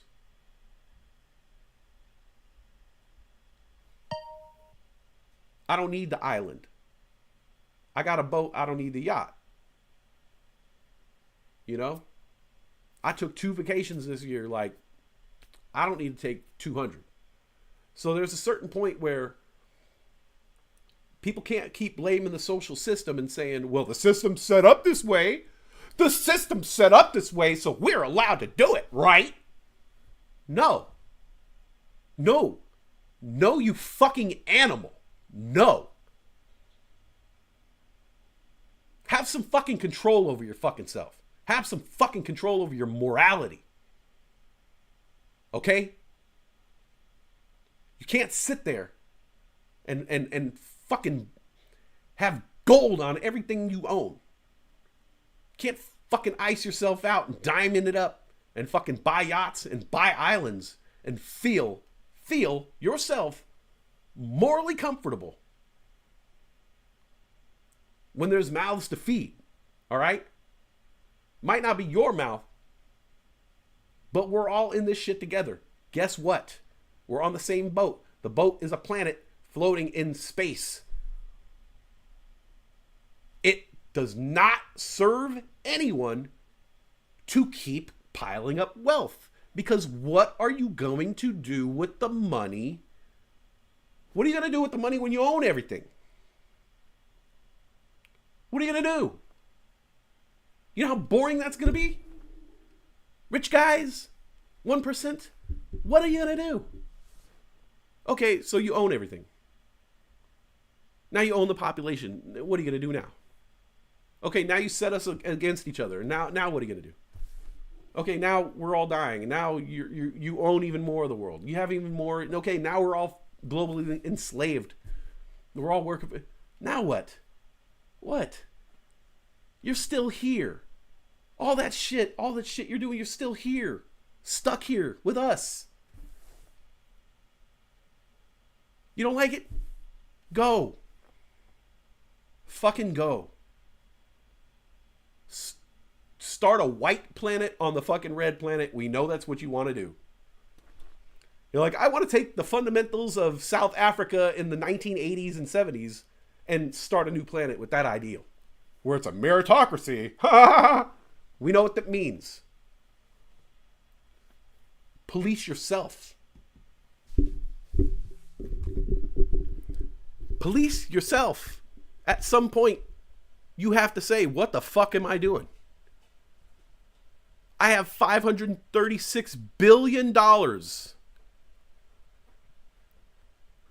What if I did an experiment as the richest man on earth? For 1 month. For 1 month. I'll let you even pick February as your month. It's 28 days. You live on minimum wage. And for 1 month, your salary goes to feed people, to house people, to clothe people, to educate people, and to make people healthy. That money can go to infrastructures, schools, roads, bridges. And all you got to do for 1 month is take the minimum wage challenge. And you know what? You know what? After that month, you go back to living like a fucking king. And we'll fucking applaud you. We hate you right now.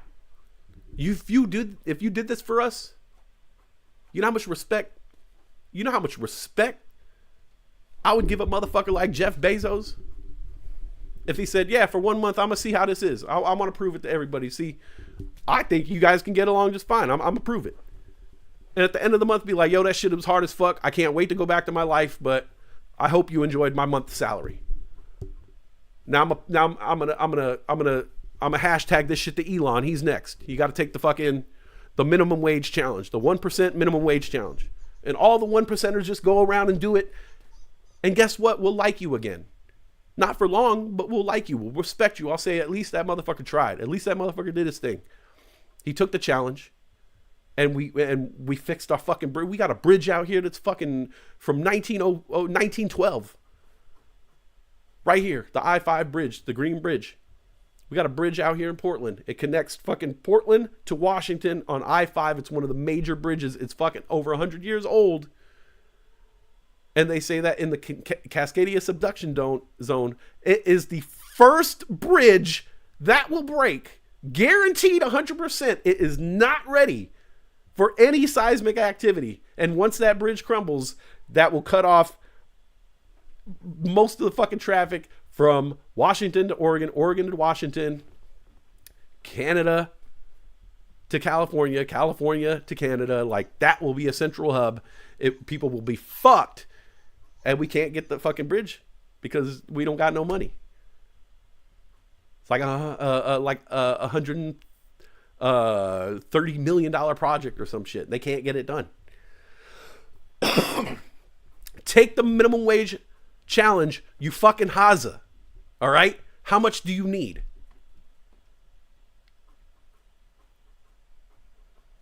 You take what you can eat and what your family can eat, and you leave the rest of the buffalo for the rest of the tribe. Okay?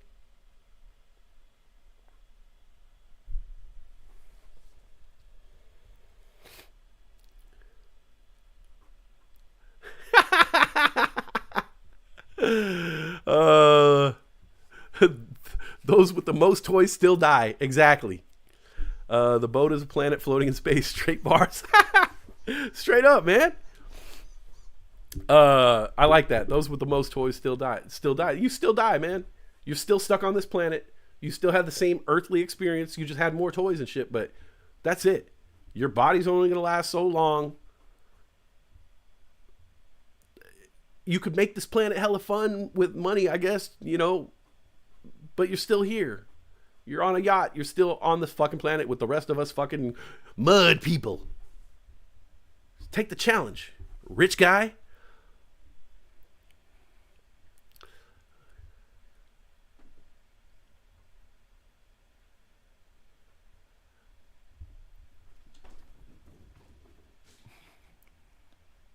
Take what you need, give what you can. Is Katy Perry? I think Katy Perry is going to space. There's another lady too. Gail and Katy Perry. Some other. Was it the Kardashians? Like, I don't want to hear you go into space unless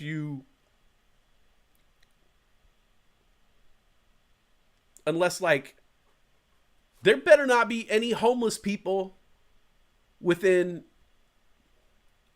I'll say, 10-mile circumference of your house. If you got enough money to go to space, then you need to do a radius of, is that diameter? Anything in a fucking 10-mile diameter of you, there better not be no fucking sick people. There better not be no hungry people. There better not be no homeless people. There better not be children who have needs within your 10 miles. If you're flying to fucking space, you're a real asshole if you have not taken care of your neighbors, your friends, your family. But that's the problem with these fucks, man. That's the problem. They don't think that way. They can't see themselves the way we see them. Whatever the term for that is. No self, not actualization, not self-realization. Fuck it. Man, my throat is fucked up. Currently in space. Mandarin oranges. The Mandos. I just made that up right now. The Mandos. Yeah. Gotta get some Mandors. How did I do today? What a wonderful day. Oh, Lucid's still fucking dropping here. 242. What's my average? Fuck. Well, guess we're picking up some more Lucid. Lucid! You got some splitting to do.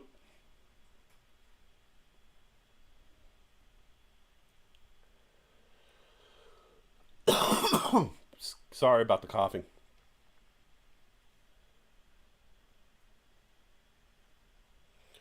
What more did I say? You know more or cough more today? Anybody got the counts? One cough. Cloudy with a chance of space balls. Good one. Cloudy with a chance of space balls. I like that. That's a good one. Oh, Weeble with another drop. Another drop. Oh, it was doing so good earlier. What the fuck? All right, let me see where it's at. Weeble with the high of the day, 59.29. Low of the day, 42.28. Sitting at 45.29 right now. It's hard to say on this one, you know? I definitely think, like, it's going to be volatile because everybody bought a bunch of shares and then it went all crazy and then people sold those shares, probably hung on to some and are waiting and then, you know, so it's going to take a while to stabilize. But I kind of think about Weeble like Robinhood. Let me go look at that one. Robinhood sitting at $44. Weeble, $45. Interesting. Robinhood, 44.06. Weeble 45.46. Now supposedly, and I haven't done my full research on this. I could probably do it right now, but I'm lazy. But supposedly, Weeble has more users than Robinhood, which surprises me. But Robinhood, I think, is more of an American thing, and Weeble is more international. And I don't know this, but you know, this is information from the chat, from the Weeble chat room. So I don't, you know, take it with a grain of salt. But I heard that that Weeble has 3 times the users of Robinhood. Speculating some to say that Weeble's valuation could be 3 times as high as Robinhood. See where I'm going with that? Now I don't know what the you know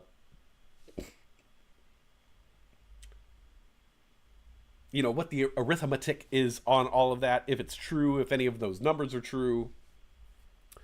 You know, 3 times the users means 3 times the value. I don't know. But it is food for thought, and so I do kind of think maybe Weeble is worth more per share than Robinhood. Right now they're, you know, basically the same, 44 and 45. So I don't know. I know I have 1 share of Weeble left, and I'm really like tempted to sell the shit. But I'm also tempted to pick up more. It's weird, man. I don't know.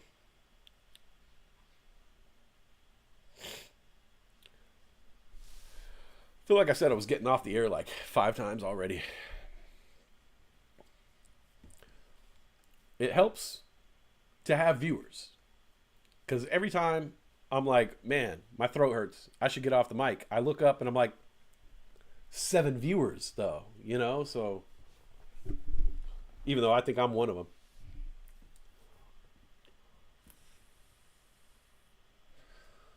Six viewers and 1 super chat. And something tells me, I think that super chat put me over the edge. I think Weeble's gonna have to fucking, I think YouTube's gonna have to break some bread tonight. All right? I think YouTube's gonna have to cut a motherfucker a check. All right? For my 2% of the 100. I don't know, whatever. I forget what it is. I heard that it was 30 something percent, but I heard that from some other channel that used to pay me. So it could be a possibility that I make more, and that they were just saying like, oh yeah, we only make 30% of those super chats. So, oh shit, all right. So $10 super chat, I only get $3, $3.33 from that. Yeah, but then we got to take our cut. So really, you only get. So I don't know. I'll find out how much you're really making. Spy headed back down right here. This could be it. This could be it for Spy. Did I get any new subscribers? I saw an influx of viewers during a late night crypto stream. No shit. Fuck. I wish I was there. They're probably like, hey, where's the host? Fuck this. Fucking unsubscribe. I don't know. I'll have to check.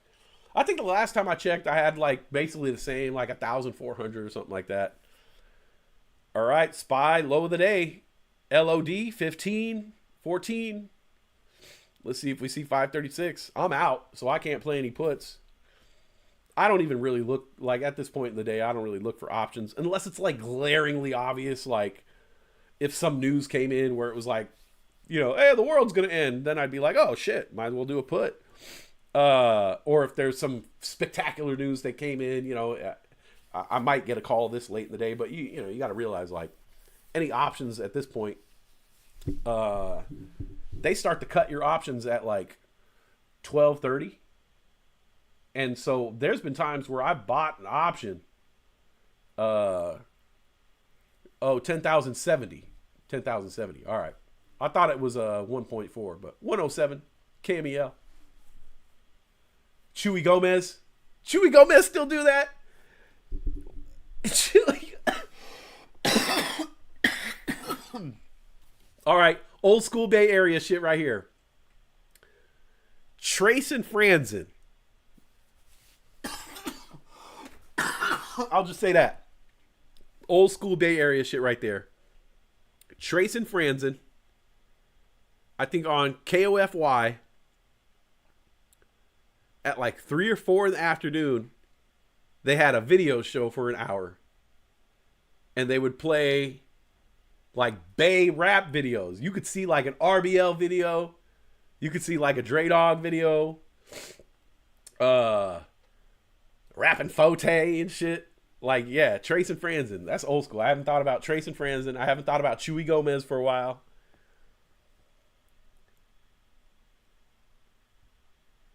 .106 KMEL. Ooh, Bitcoin getting hurt. Punished. Punish them, Bitcoin. This is ever since the administration took over. I'll call them the Axis. The Axis of evil. Ever since the Axis took over,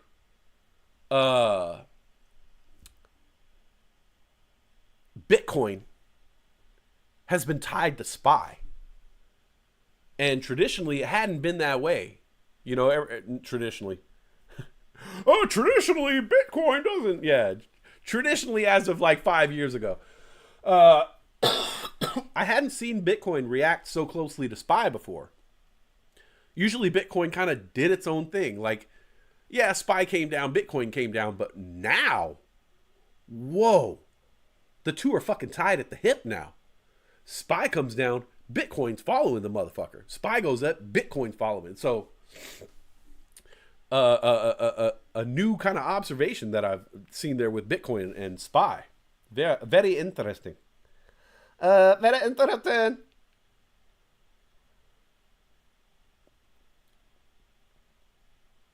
I think hopefully I get some new viewers in. I wanna start doing this. I think I've been pretty steadily having Mondays. I always have Sundays, Mondays off.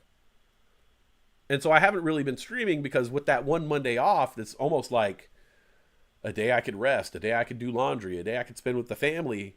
And so I haven't been streaming with that one day off. But recently they've been giving me Sunday, Monday, Tuesday, and Wednesday off. Yeah, my job, I work for the Marriott. Not for much longer, but I work for the Marriott. And it's really bad time for travel.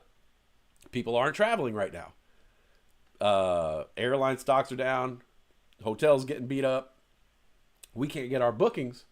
People are sending people on less conferences. People are traveling less. Like I said, that extra money when the economic downturn is happening, people are less likely to take trips. And so they cut my hours big time, which is fine because they're like, oh, we're so sorry. I'm like, you don't know. Shit, like I got better days. I pretty much have better days at home than I do at work, monetarily. I make more money on my days off than I do working. But working is steady paycheck, and I get tips. So I could go to work some days and have a spectacular tip day where I make over $100 in tips in 3 hours. And that's the greatest thing about my job is I can make a day's worth of pay in a relatively small amount of time. And I've gotten the job down to a science where, my restaurant's only open for 3 hours. It only takes me a half hour to set it up. And for the most part, I could close that shit down within a half hour, 45 minutes, an hour. But like if I need to get out of my job, I get out of there quick. And so I've learned to maximize like, oh, I got $100 in tips today. If I get out of my job quicker, it actually makes my money that I made per hour bigger. You know what I'm saying? So if I made $100 in tips, not only did I get my base salary, I get the $100 in tips, but the longer I'm there, now it goes from me making, $35 an hour to $30 an hour to $25 an hour. So then it's like in tips. So the quicker I get out, the higher my out per hour is, and then I can come back here and try to make a couple extra dollars. So I have not told my work that I need more hours. I've been like, hey, cool, you guys want to give me 4 days off a week? Like, I'm okay. They're like, oh, we'll try to get you more hours. I'm like, no, I'm good. I love my schedule. Thursday, Friday, Saturday, I love my schedule. Let's not rock the boat. So if they're going to remain kind of stagnant in bookings and stuff like that, that means I could have these days off, meaning I could start the stream Monday, Tuesday, maybe Monday, Tuesday, Wednesday. Like, that would be my goal, is to stream Monday, Tuesday, Wednesday. And then I could start to kind of build up an audience again and just get back into the swing of things. I realize, like, if anybody goes back to whenever I started, 8:45 in the morning, and you listen to that first 15 minutes of me being on, you will realize I obviously missed this shit. Okay? And I don't know how funny it really was. I don't know. I'll have to go back and watch it. But in my opinion, that was some of the funniest shit I ever said the first 15 minutes I was on the mic today. And I didn't practice none of that. I didn't rehearse. Sometimes I'll write little jokes like, oh, I'm going to say this joke, I just freestyle that shit off the top of my head, homie. And I was like, not only was that funny, but you could see it in my face. You could hear it in my voice. Like, I missed going out there and just being silly. Just going out there and being dumb, being funny, like, throw it, fuck it, man. I'm just going to say some stupid shit. And so it's something I've been missing, and one of the major reasons why I haven't been able to do it is I've been cherishing my time. I have time off, and it's like, well, I don't want to spend time behind the computer just talking into the mic and ignoring my family. But I think we could find a little balance here and start doing streams, and not even like long like I'm doing, but maybe just jump on the mic for an hour to play around, maybe a couple hours, and then, leave the charts up. So I don't know. I missed you. I missed this. I miss being silly. Oh fuck, I forgot to turn the Streamlabs on. Fuck. All right, I got to do that afterwards. This is the rhythm. This is the rhythm of the night. The night. Oh yeah. The rhythm of the night. The night. Oh yeah.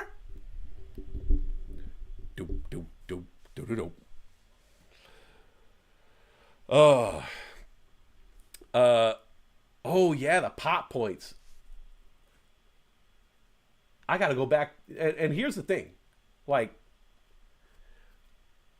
I was building towards something, and then I kind of stagnated, and then I had the baby. Well, I didn't have the baby, but a baby was brought into my life. And so I had all these ideas of what I was doing with the channel and what I was doing with the show. And then the baby came along, and it was like, oh shit. Like, this little motherfucker is a lot of fucking responsibility. Like, I thought I was, because it at first, like, it's kind of like a cakewalk. You got this baby, and Brittany feeds it, and you hold it and it falls asleep, and there's just not much going. But then that little baby starts to like have more needs, and so we kind of reached the point where it was like, oh shit, like I don't have time to trade. I don't have time to write. I don't have time to stream. I only got time to go to work, come back, and start helping with the kid. But now the kid's at a spot where she's almost more manageable now, because she kind of just walks around now and does her own thing, and like, as long as she doesn't come over here and start pulling on my fucking cords, we're good, homie. No, but like, I could do this now, and she, you know, I don't have to constantly watch her. Like, she could go off and do this and do that and play and like, you know, as long as I make sure she's not like putting a thumbtack in her mouth or something like that, like, she's good. They will put a thumbtack in their mouth. They'll put, like, it's weird, the shit that a kid will put in their mouth, you know?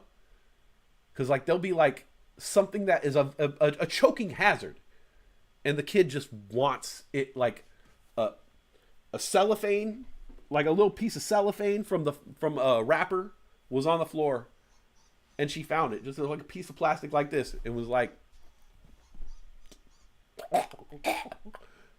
it's like, what the fuck? Like, I went through the whole floor. I cleaned everything. I double checked. And you found the one thing that could get stuck in your throat. And you were like, oh, fuck, yeah. Oh, my God. Look at that little piece of cellophane. You know where that would look great? Down my throat. Yes, that little piece of cellophane would look great in my esophagus. Ha! That's amazing. I'm glad I found this.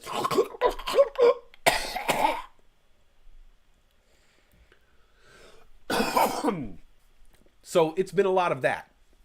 But we're at the point now where our daughter is kind of like, chill. You don't need to watch her all the time. We definitely don't need to give her attention all the time. She's very independent. Goes off, does her own thing, plays with her toys. You know, she's not helpless like she used to be. You know, before you just lay her down and she couldn't walk around and move, roll, anything like that, crawl. And so, you know, if she was tired of laying down there, you'd have to put her in a swing. If she was tired of swinging, you had to hold her. If you know, she wanted to go sleep, you had to put her in the crib. It's constantly picking her up and putting her down and holding her and stuff like that. Now, I get my daughter out of the crib, I set her on the living room floor, and I like, go forth and be nutty. And she does. She just walks around and does her thing, and it's like, sometimes I feel like a bad parent because I'm sitting there on the couch and the daughter's just entertaining herself, and I'm like, maybe I should go try to be a parent. And I'll go and I'll grab a toy and I'll sit next to her and I'll be like, 1, 2, 3. And she's like, fuck this. Hey, I'm your kid. Okay? I'm your kid. You know me. You know I have your personality. Do me a favor.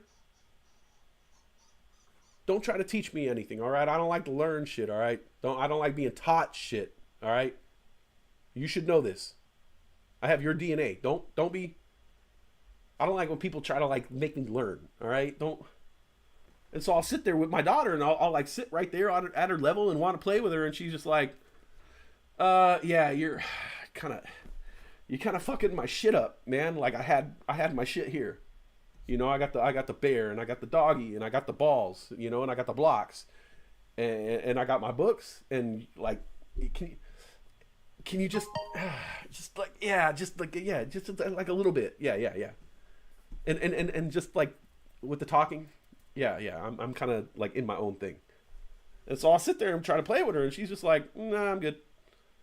I'll be like, all right. You want me to go back on the couch? She'd be like, yeah. You're good. I'll write it down. I'll let mommy know that you tried, but we're good. I just want to be. And so she's very independent. And so a lot of times I just find myself sitting there, like just sitting in the room with her, and she's just doing her thing. And so I'll be like, all right, well, shit. A great time for video games, you know? And I give her a controller. I got an old controller, old broken controller. You give her the broken controller and just play. And she thinks she's playing with you. She don't know. She's like, look, Dad. I'm biting the controller. I'm like, yeah, you are. Yeah. And then I'm like, all right, can you... I'm kind of doing a Madden thing here. You see, they just picked me off. Like, that was because you... just like a little, yeah. Espacio, por favor. No, she's great. Love this kid, man. The kid's great. Life is great. You'd never catch me like 10 years ago saying like, in 10 years, you're going to say you love having kids. I'll be like, I'm not going to have kids, bro. And I ain't gonna love it. No, it's great. I love it. It's very entertaining. They're entertaining, you know, because TV, video games, it all gets boring. But you got a little living thing, you know, it's almost like I say this all the time. I equate my daughter to a pet, but in a lot of ways it's like a pet. Like you get a new puppy and you just like stare at the puppy and like it rolls around and you're just like so happy. Like you don't even got to play with the puppy. You just set it down in your living room and watch it. Oh, look at it. Look how cute. Oh my God, it's so cute. Oh, just like having a kid. I hate to say it. Oh, Weeble. Oh shit, Weeble just lost it. Halt, halt, halt, halt. How is that not a halt? No, that's a halt. I was like 45 to 40, 27. That's definitely fucking a 10%. Weeble halted to the downside, $40.27. I'm glad I sold my shares when I did, but still in the green. What else been going on? That's about it. Work, looking at taking some classes, trying to learn, I've been trying to figure out, like, I'm at a point in my life, even though I'm old, like, I still look young. I got young energy, so I still feel like I can make a couple changes, and one of those changes is I want to get a little education. I want to learn something that I could take with me, and not just the shit that I already know, you know, because it's not, in terms of the job market in this world, the only thing that I could really do consistently, like get a job consistently doing, is serving people, which is not bad. Like I take pride in that, you know, like I go out there and I serve my human beings, you know, on a daily basis. I put up with shit, and a lot of times people are nice, but I'm there. I want to be able to serve them. I'm okay with that. I've always done it. But when you have a kid, it changes your mind about a lot of things. And there's a lot of times where I'm like, I would like something a little bit more,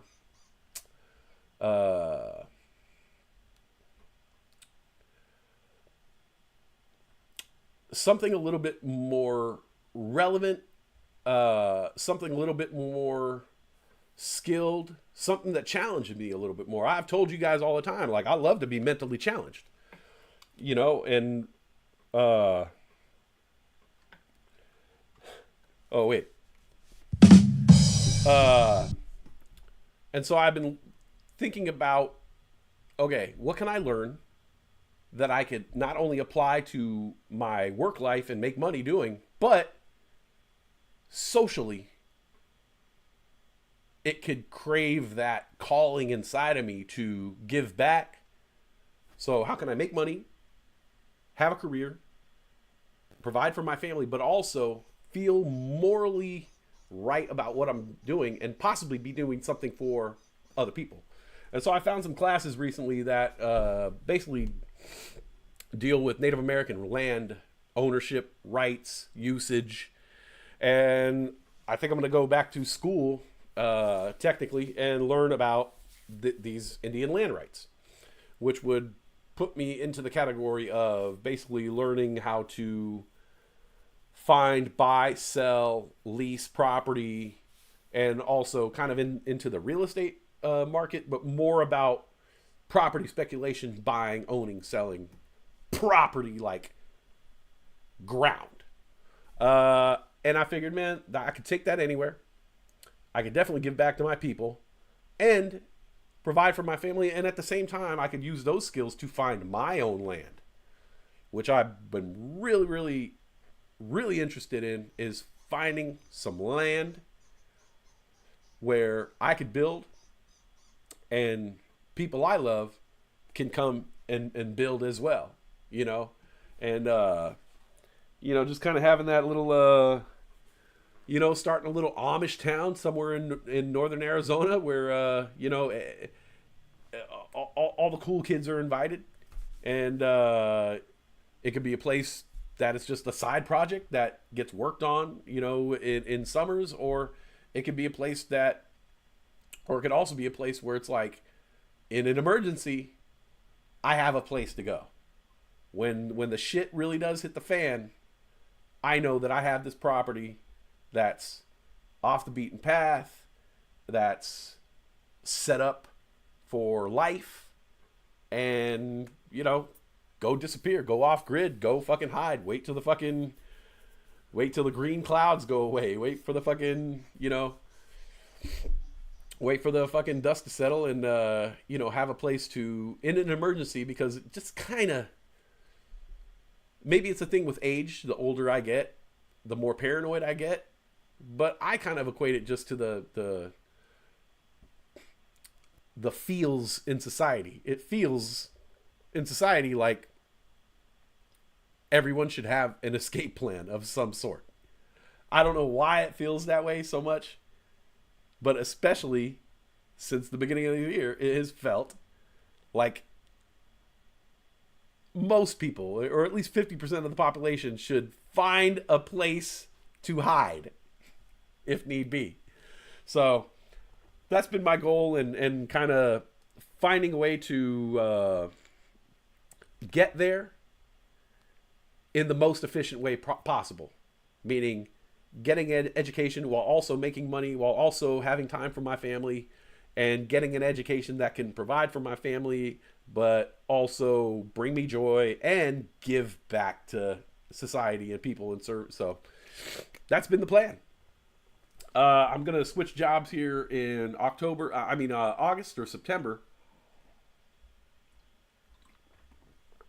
Surprisingly enough, I'm going to go back work for my buddy who owned the barbershop. I don't know if you guys remember the barbershop stories. From when we basically, some thugs came in to fight. We got in a big ass fight in the barbershop, and everybody quit. It was a whole thing, right? Well, it's still my barbershop, and the barber's still my friend. The owner's still my friend. Well, he's since turned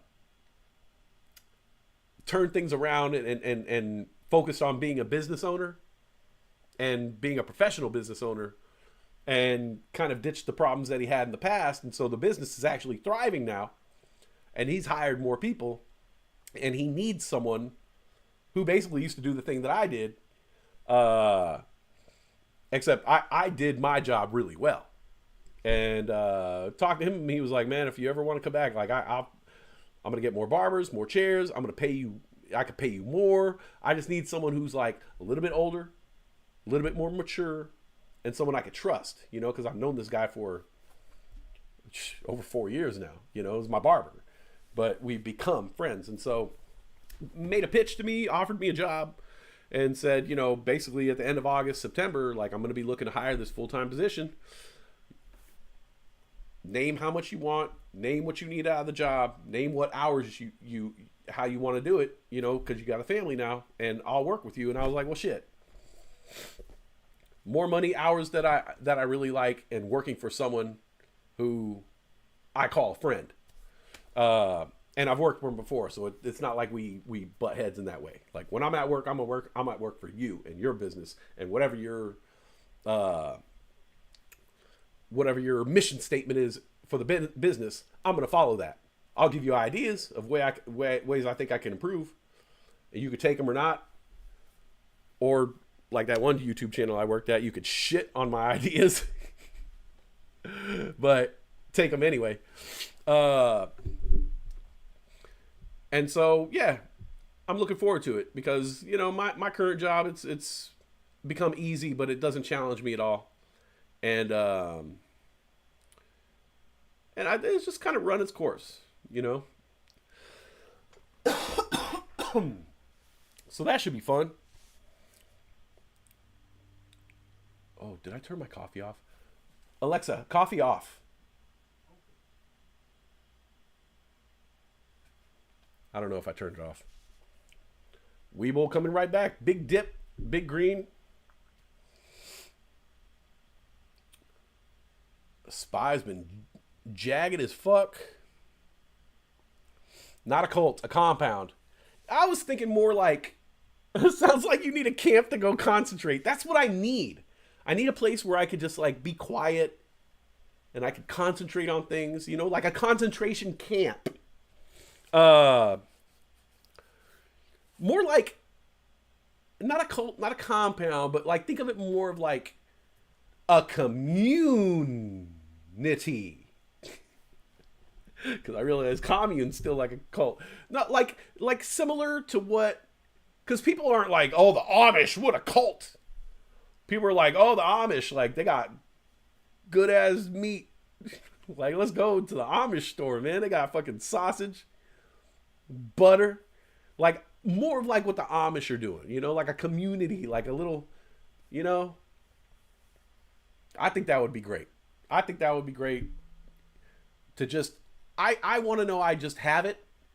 And if I don't need it for an emergency, at least I could just go there for like spring breaks, summer vacations, getaways, you know, and you know, people know like, oh, there'll be some places there you could stay, a guest house and whatnot. Hey, I'm gonna go up to the property this weekend. All right, man. Hey, maybe I'll meet you there, you know, and just have a place.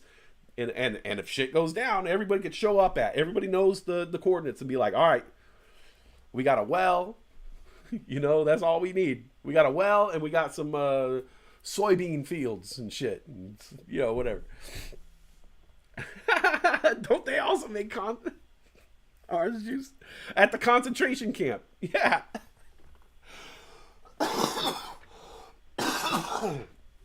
Oh, the Amish for sure are a cult. Oh, next thing you know, you're gonna say Mormons are a cult. Praise Moroni.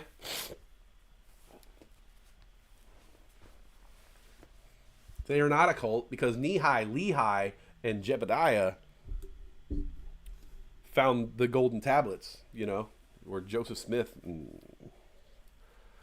Joseph Smith ended up by writing Dianetics, which eventually became, I saw this video of a dude fucking making fun of Scientologists the other day, and I felt kind of bad because in one aspect I was like, yeah, fuck these Scientologists, right? But another aspect I was like, you know, they got a belief system, they, you know, leave them alone. But they were like the Sea Org guys, like the top the top level executives or training program, and so I was like, oh yeah, well fuck those guys. All right, I get it if you just like, hey man, I know Scientology is a bunch of bullshit, but I need something to guide my life and it works for me. I'll be like, okay, cool, you're cool, I'm good with that. But then there's like the executive guys who are just like, I need to learn the system, and I'm gonna be a 3-point centurion or whatever, you know. So this dude's walking down the street and he sees a bunch of them and he's just clowning them. He's like, yeah, look at all these fucking scumbags. Yeah, you fucking nerds. You fucking Scientology nerds. Fucking Sea Org cult motherfucker. Where's Shelly Miscavige? Huh? You fucking loser? Huh? You look at you fucking like saying this shit. Like, really, look at these fucking dorks. Look at you. Yeah, what are you looking at, tough guy? Yeah, where's Shelly Miscavige? You fucking kidnapping mother. And just like going off. Security guard comes up to him. He's like, hey, you can't do this. He's like, don't fucking touch me. This is a sidewalk. I'll knock your teeth out. And the security guard's like, oh, what? Sorry, buddy. Sorry, buddy. And he's like, yeah, don't ever touch me. So the dude behind the camera must have been a buck dude, because none of the fucking Scientology guys even looked at his ass. No one fucking got in his face. The security guard got in his face for 1 second and was like, I'm good. And like let him clown these Scientology, the Sea Org guys or whatever. I mean, from what... And mind you, this is, you know, media. From what I know about Scientology, I've known a few Scientologists. Like, just Scientologists. Didn't know they were Scientologists until I found out. Cool as hell. Level-headed, cool dudes. Like, you would never... There was nothing weird about them. You know what I'm saying?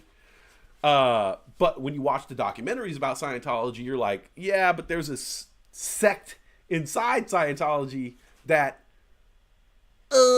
seems a little weird. Seems a little culty. Like, a cult would look at that and be like, that's kind of weird, you know? Like the Jonestown's followers would be like, I'm good. I wouldn't drink that Kool-Aid. I like this Kool-Aid.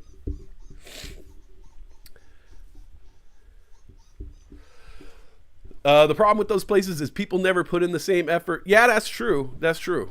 You know, but I would say this, like if I had a place like that, it'd be like, all right, there's going to be some shit that's community shit, you know, like you could use the community basketball court and the community like cornfield and soybean field. But if you want tomatoes, you got to grow your own fucking tomatoes. And you got to build your own house. See, because if everybody comes there and they know how to build a house, you're pretty much good. Because you got people who not only work, but have some knowledge. Be like, that's that. How do I get a ticket to your ranch? Know how to frame. That's it. Can you frame? Can you tile? Can you roof? Drywall? Insulation? Flooring? Concrete? Concrete? All right. You're here. You're in. We need a concrete guy. I've been actually learning shit. Watching a ton of fucking YouTube videos on how to build plumbing, like how to basically build a fucking house from scratch. How to dig for the septic tank, hook up a plumbing line, foundation, frame a house, what different styles of roofing, insulating, flooring, all that shit. I'd be watching like people set it up from like, all right, we're gonna build a house right here and follow us on our journey for the next our 2-year journey. And it'll be like a 2-hour long video of these people week by week by week, like just bringing different supplies every day. All right, I got all these boards from the lumber. Let's start a frame, and they'll come back a couple weeks later and be like, all right, we got this shit shipped in. We're going to set up this plumbing line. Oh, I got this. And just bit by bit by bit by bit, after the end of a few years or whatever, they got a little fucking cabin in the woods. And there's one group of videos that I watched. These people do it all over. These people go find property. That's cheap. Go to the property, build, and then sell the shit. And now they bought this cheap ass property. They built a whole cabin with all the amenities, and now they can sell that shit for fucking ridiculousness. So I've been watching videos like that, just taking notes in my mind. Oh, okay, yeah. That's how you get the concrete level. Oh, that's how you would grate the land. Oh, shit, I didn't think about that. Oh yeah, you got to push a hole for that. Oh yeah, and hopefully it's retaining somewhere in my head that when I actually start to try to apply the knowledge, like it works, Obviously I need, tools and practice, but I'm starting. I've been starting for a while. I saw the writing on the wall, let's just say. Like there was a couple, let's just say there was a couple Joe Biden speeches where I was like, god damn it. God damn. Oh, god damn, we're gonna fucking lose. We're gonna lose. And then the motherfucker put that fake blood on his ear. And you were like, he put fake blood on his ear. That's gonna fool all these dummies. Fake blood always fools dummies. These are the same motherfuckers who watch WWE wrestling. By the way, I like WWE wrestling, but I do understand it's fake, But when somebody bleeds in WWE, the crowd goes crazy and shit. That was WWE. It was like, put the blood. Oh shit, my ear's bleeding. Oh goddamn. Like, let's look at it. No, don't look at it. Don't look at it. Don't look at it. Don't look at it. I got the best doctors in the world, and they're gonna fix this up. Actually, in a week from now, you're not gonna see shit, and we're never gonna talk about it again. How about that? We're never gonna talk about that.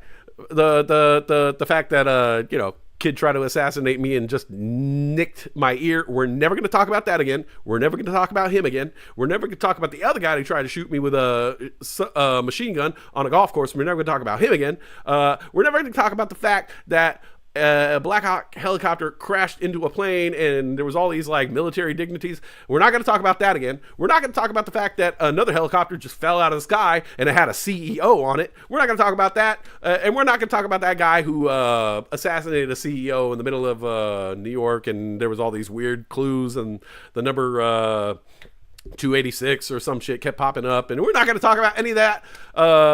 Let's just impose some fucking ridiculous tariffs so no one will talk about this shit anymore. Like, let's just do some crazy shit, the craziest shit we could think of, so that no one will realize that we're going into the Treasury Department and stealing data and going in and getting rid of the regulators who are opposing Elon Musk's business and making sure that the FDA is dismantled so they can't investigate Neuralink, which is a system that goes into your brain and is supposed to use your brain waves to actually do stuff, but we don't really know what it's doing to us or if it's making any harm or doing anything bad to our head because the FDA is going to be dismantled and they're not going to be reviewing that product anymore. And anybody, yeah. So I saw the writing on the wall. And I said, I better start planning for some kind of dystopian future that may look similar to Idiocracy. So, YouTube videos. People building houses. It's been to the rotation. You're all invited. You're all invited. Honestly, I'm not going to lie. I'll invite the writers here in the YouTube channel over a large proportion of my family, my own family. Let me repeat that again. There are writers, like the people here watching the channel right now. I would invite to my compound off grid before many, if not the majority of my family members are not going to get that fucking ticket. First of all, they're lazy. Second of all, they're good for nothing. Low down swindlers, no good. That was Clayton Bigsby. Trickster, no good tricksters. First, use your fingerprints to unlock the device. I can't do that yet. No. But I'm working on it. No, I told you not to. Oh, it was Bixby. Yeah, fuck you, Bixby.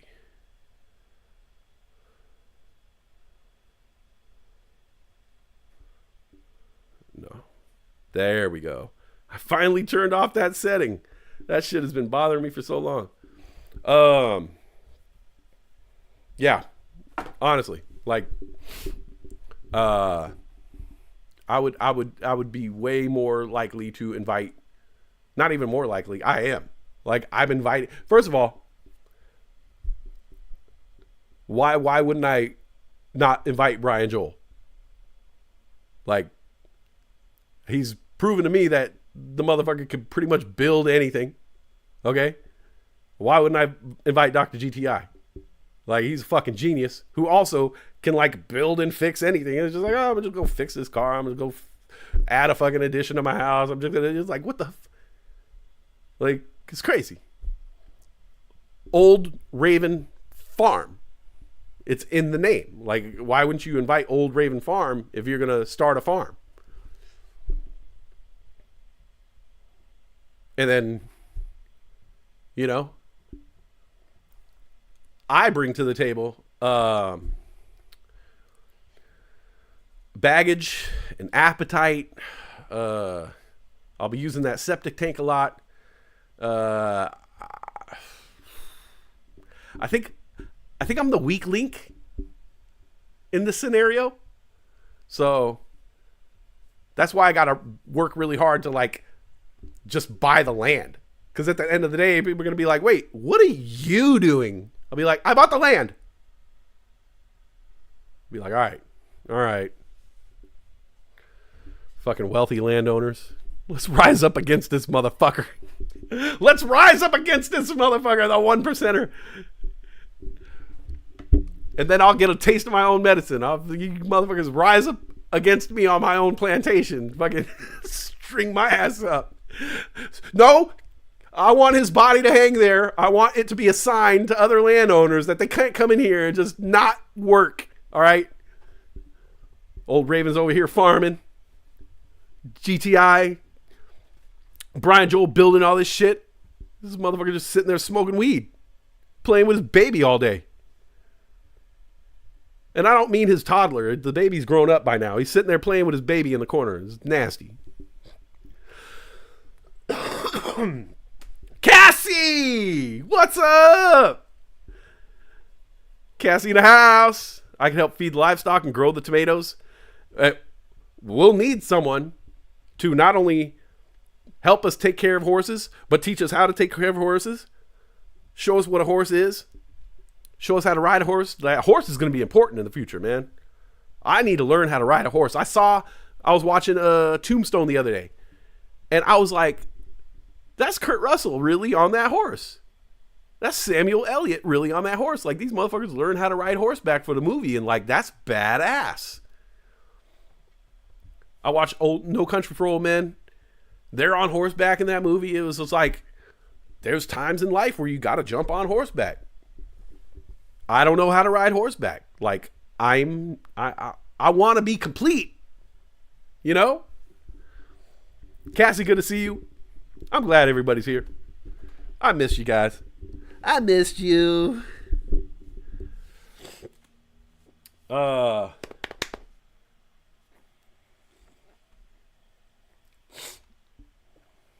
Oh, here it is. West is the comedic relief. Yeah, you know, like you need a jester. The court needs a jester. I'll be there. I'll be like, oh, ew. Chuckle Cheeselbums. Oh, that's funny. I'll be using the septic a lot. Yeah, like, what do you bring to the table?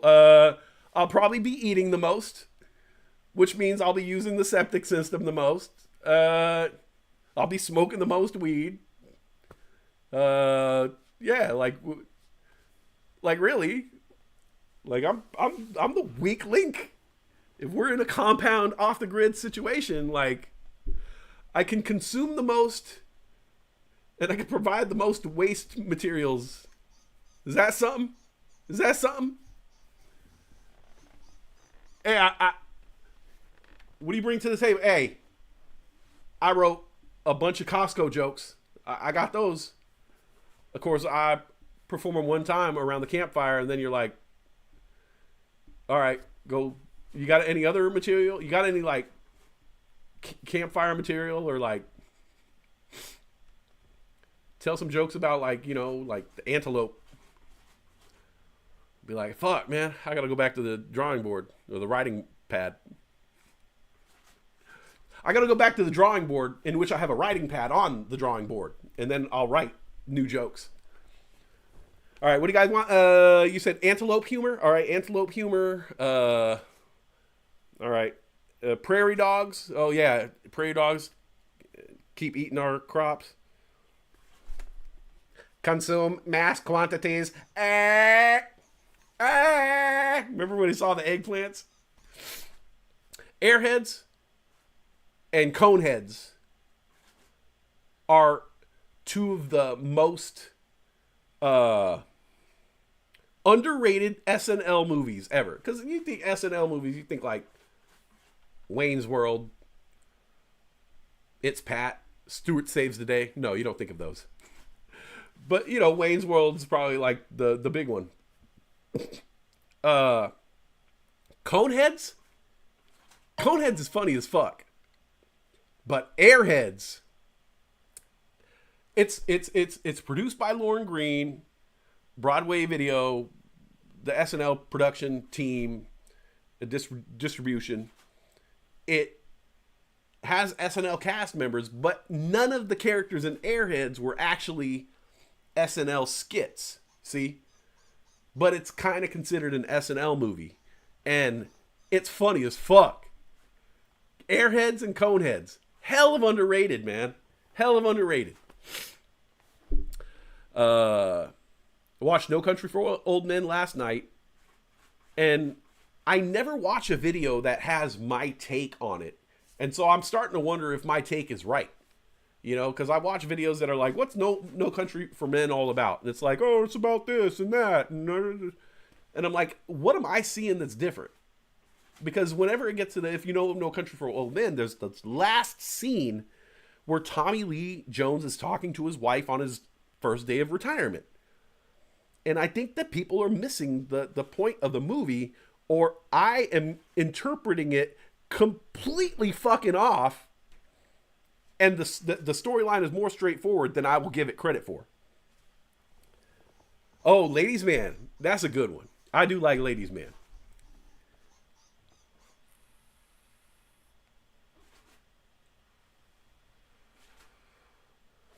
trying to think of what I saw. What's his name? Tim. Fuck, I can't think of his name. We watched that SNL 50th anniversary the other day. Not bad. Not bad. They did some interesting shit. SNL's been on fire. If you guys haven't... So, there was some kind of bunk episodes earlier on in the season. And I was like... I turned to my girl. I was like, man, SNL is like... This is their 50th anniversary year. And the writing is garbage. I was like, come on, man. It's their 50th year. You got to save the gold, like the platinum skits. Like, where's the fire? And then this last week, 2 weeks ago, Jack Black was the host. And holy shit. If you guys have not watched it, if you guys want to see like that, what you would expect to be the quintessential 50th anniversary kind of episode of SNL where all the writers and the stars and the casts are taking it seriously and saying like, this is the 50th year of this show. We got to bring the fucking heat. That episode with Jack Black was probably one of the funniest SNL episodes that we've had in the past couple years. And like, I mean, the episode as a whole. Weekend Update, pretty much always fire. Colin and Che got that shit down to a science. The black and white play, I think it's wonderful. But this last episode, everything fired on all cylinders. The skits were great. The Weekend Update was great. Ego Nwodom's stand-up during the Weekend Update had everyone fucking dying. Like, everyone. If you haven't watched that last episode, if you're into SNL at all and you missed it, because people don't keep up on SNL like they used to. If you're into SNL and you missed it, go back and watch that episode with Jack Black. I haven't watched this last Saturday's episode. Maybe I'll watch that after the show. But that one, Tim Meadows, thank you. That SNL with Jack Black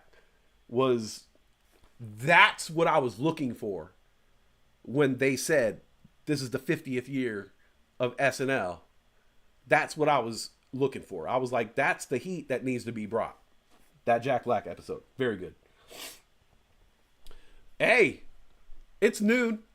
It's noon. 5.5 hours in the books on the stream. I've been on for what? 4 hours? I said I was going to be on for a couple minutes. I was like, my throat's sore. But I'm feeling better. I'm feeling a lot better. I had a sickness, but it was like in my head too. In my sinuses, my nasal cavity, in my chest, in my head. And when it's in your head, it's so hard to like work through that shit. I tried to drive because I needed some food yesterday while I was still sick. And I almost turned around and parked my car because I felt like I was driving impaired because of all the whatever, like germs in my head or like my head was so foggy and lightheaded that I was like, oh, this is actually like worse than driving drunk. I could feel like my body and mind were not connecting and it just felt weird. It looked weird. It almost felt like I was like, I could have passed out in a way, like gotten so I was like, oh shit. But I kind of cleared it up a little, got some fresh air and drove a couple blocks away. And by the time I got on the road, I felt a little better, but I was so sick that it was like affecting my brain. I couldn't keep my head up. I couldn't look at stuff too long. So today is the first day where I've been able to use my voice. I haven't been able to talk on the phone or have conversations. Today's the first day where I've been able to like talk. Today's the first day where I've been able to like sit up straight without like having a, man, it was a rough weekend. But I feel much better now. My throat's still kind of scratchy and I still got some phlegm in the lungs, but feeling much better. I'm going to play a clip and run to the bathroom.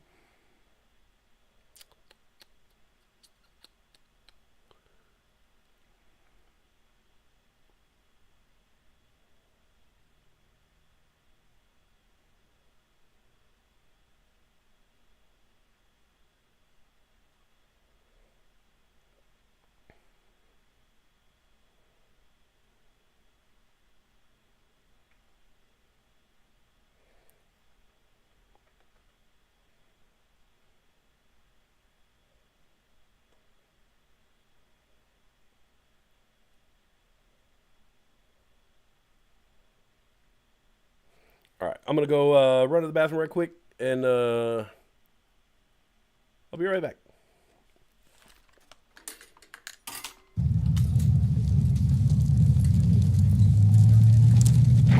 Hey, girl.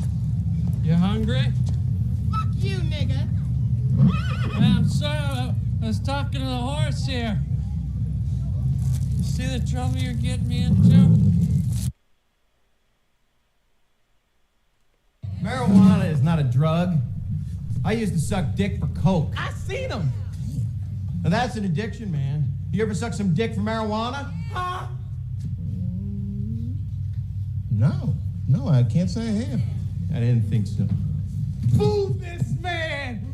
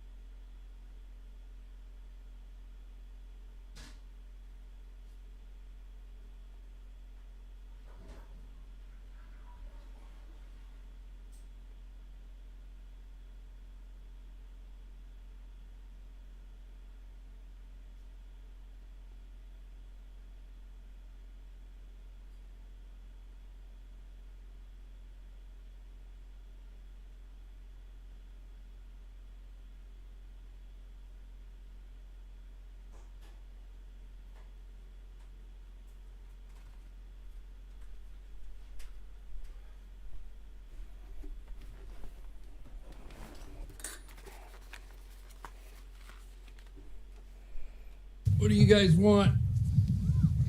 Get some sour cream and onion chips with some dip, man. Some beef jerky, some peanut butter. Get some Haagen-Dazs ice cream bars. A whole lot of hot. Make sure chocolate. Gotta have chocolate, man. Some popcorn, bread popcorn, graham crackers. Graham crackers is the marshmallows, the little marshmallows, and little chocolate bars. And we'll make some s'mores, man. Yeah, that's what I'm saying. Man. Also, celery, grape jelly, Captain Crunch with the little crunch berries. Pizzas. We need 2 big pizzas, man. Everything on them with water, a whole lot of water, and Funyuns. Funyuns.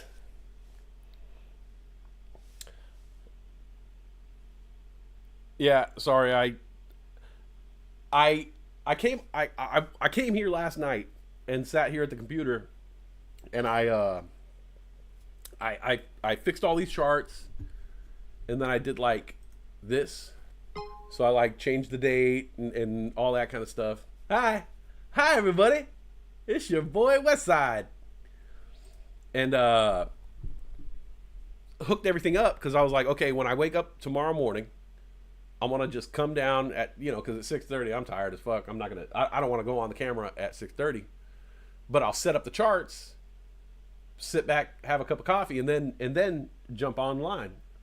Especially when people start hitting the room. There was like 2 people in the room when I was doing my best material earlier. Like some of the funniest shit I ever said, and there was like 2 people listening, and I think I was one of them. But I figured, okay, I'll set everything up so it's just good to go in the morning, but I forgot to turn on Streamlabs. So I got to do that tonight after I get off here. I got to fuck with the Streamlabs a little, turn the heists back on, turn the slots back on, fix all that shit.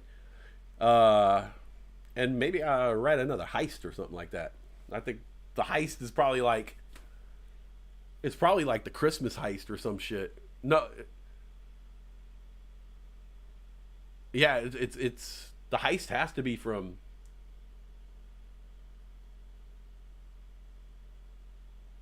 probably pre-Kennedy. Who knows what the heist is? Might be the one that Brittany wrote. But yeah, I gotta go in and get a new heist going and fix all this Streamlabs shit, and that way we could play some slots. And I don't know, maybe Streamlabs is offering something else. I haven't checked in so long. Another reason why I started streaming was Streamlabs automatically charges. You pay for Streamlabs per year, and I know I could do the OBS thing, but I'm already in Streamlabs. I know how to work it. I don't like that beep thing that happens. But there's a bunch of perks to Streamlabs, and they kind of streamline it. So I figure, fuck it, pay $100 a year. Don't rock the boat. I don't want to change everything over. But they automatically charge, so now I'm stuck here. I'm stuck with Streamlabs for another year any damn way. Write a heist about Trump and Elon. Good idea.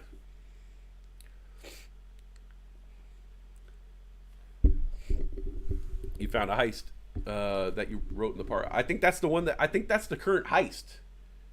Because I think you wrote a heist and then I put it in, and that was the last heist that we ever did. Or maybe that was the one before. The heist that's in there right now might be like a holiday heist, like Christmas or Halloween or something too. I'm not sure. I don't remember. But I gotta hook that up, and then I don't know. At this point, like I haven't even played with Streamlabs for like really like 2 years in a way, like a year and a half.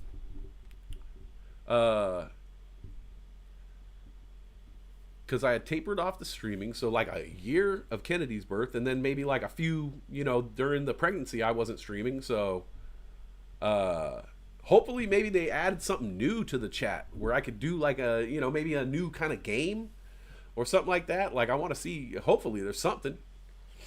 But yeah, I'll get all that shit working, and I have another day off tomorrow. I'm feeling pretty good, and I'm going to be no doubt doing this. So join me again tomorrow. Why not, right?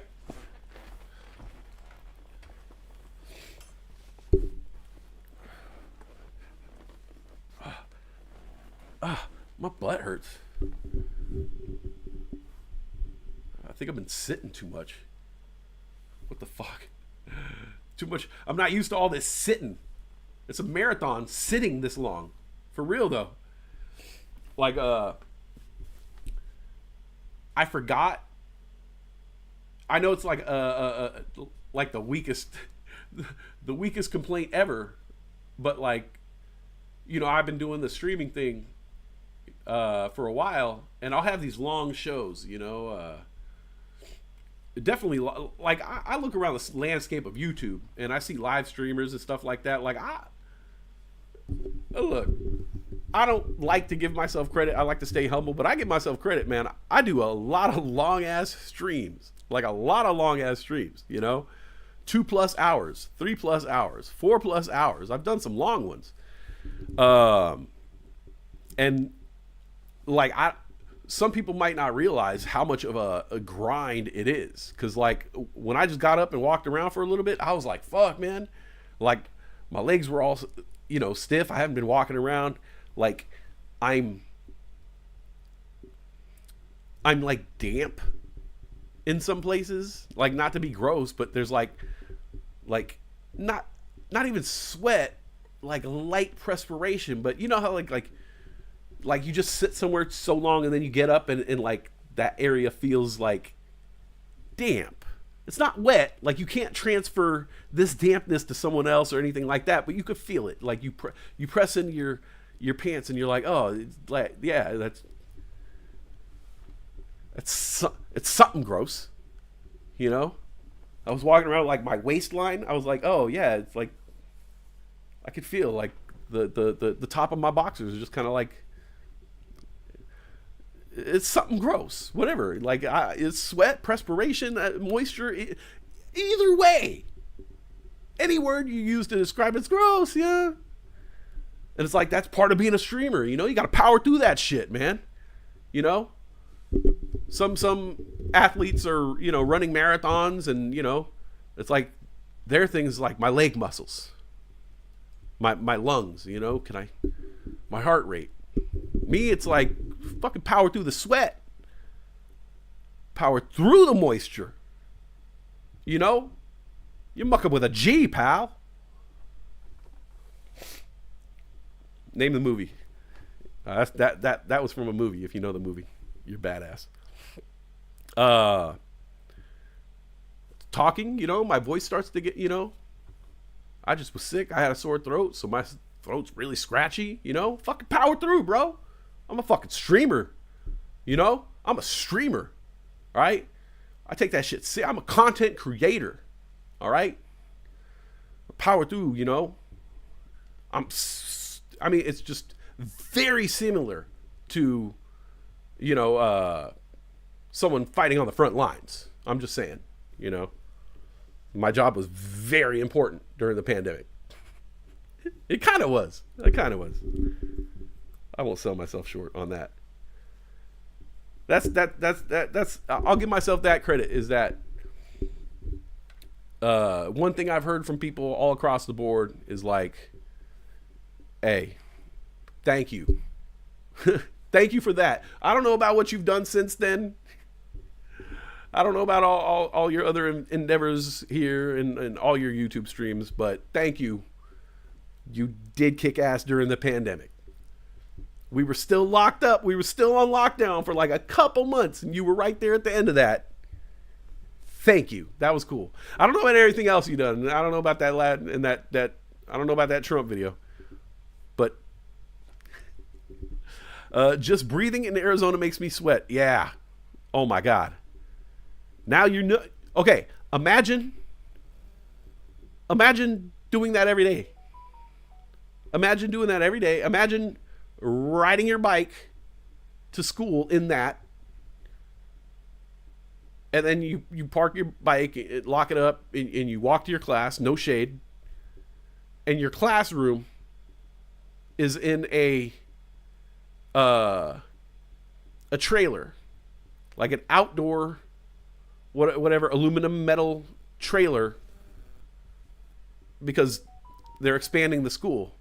And so your 10th grade English class is in a metal box right there, like just a couple miles from where you're at. I was in a metal box learning Julius Caesar.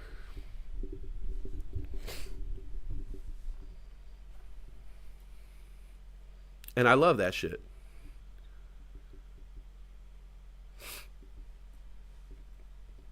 They're like, beware the Ides of March. I'm like, no, beware the summers in Mesa. Hey-oh. A Shakespeare joke. You get it? So that's a callback to Julius Caesar.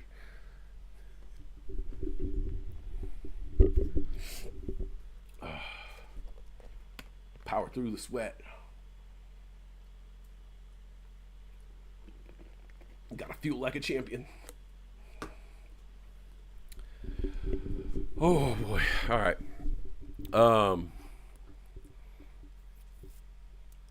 Oh, the sciatica. I know all about that sciatica.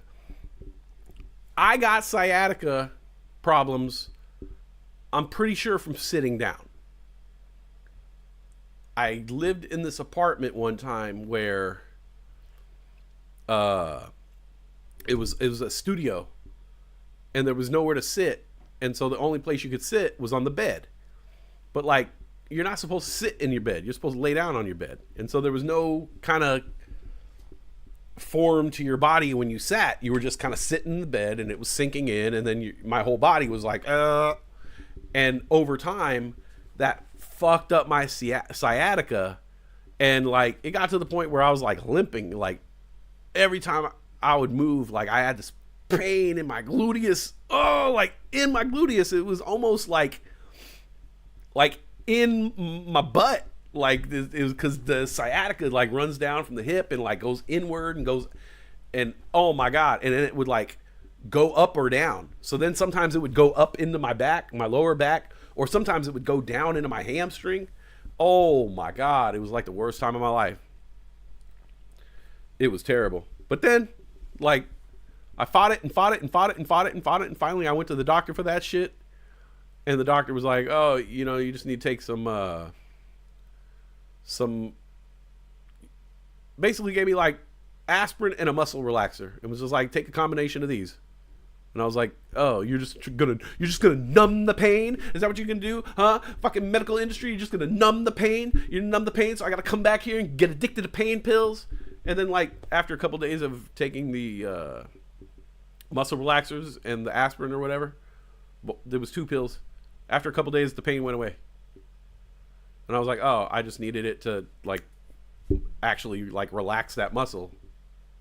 And then after my prescription ran out, I never went back. And that was it. And so I had like months and months and months of this agony. And me, I'm totally fucking like, my girl knows I don't like going to the doctor. I don't like taking no pills. But every time I do, like, I always feel better, you know? I always felt better. And so I felt better like immediately. And it was just like, oh, you dummy. You should have went to the doctor when you first started having this terrible pain instead of suffering through it month after month after month.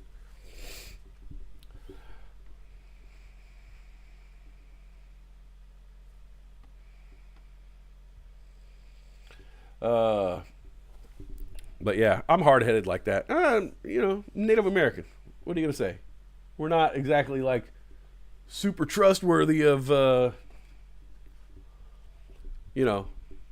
medical industry or any kind of anything. Yeah, I know, Bambrit. I know.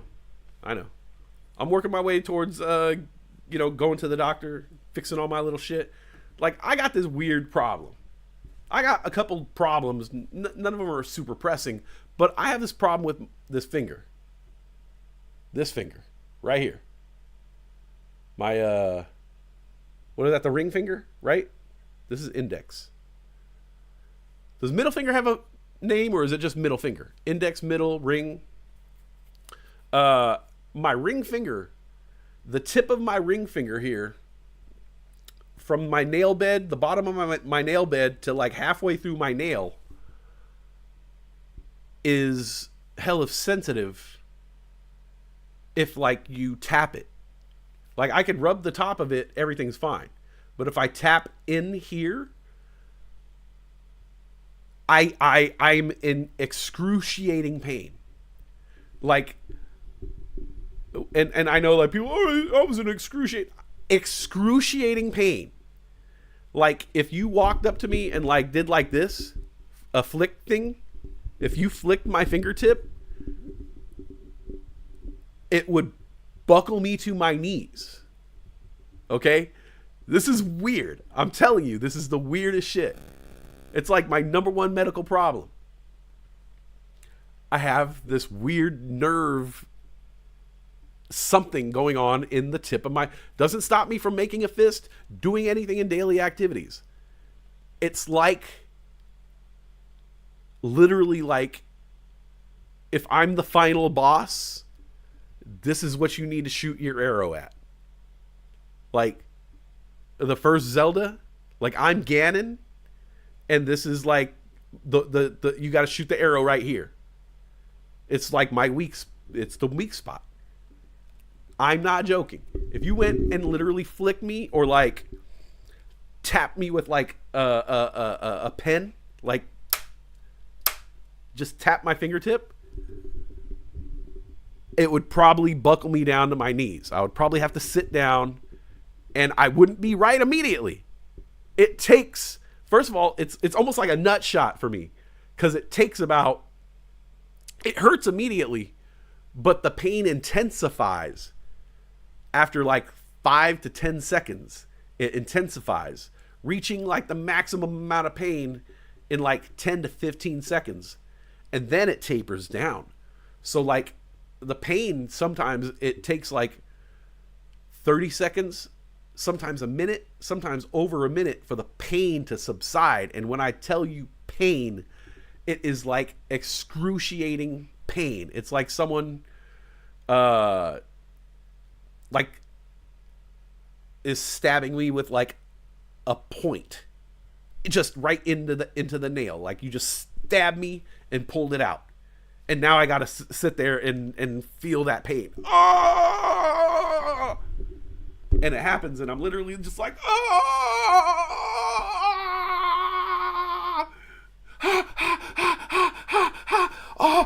God, oh oh God, ah, ah.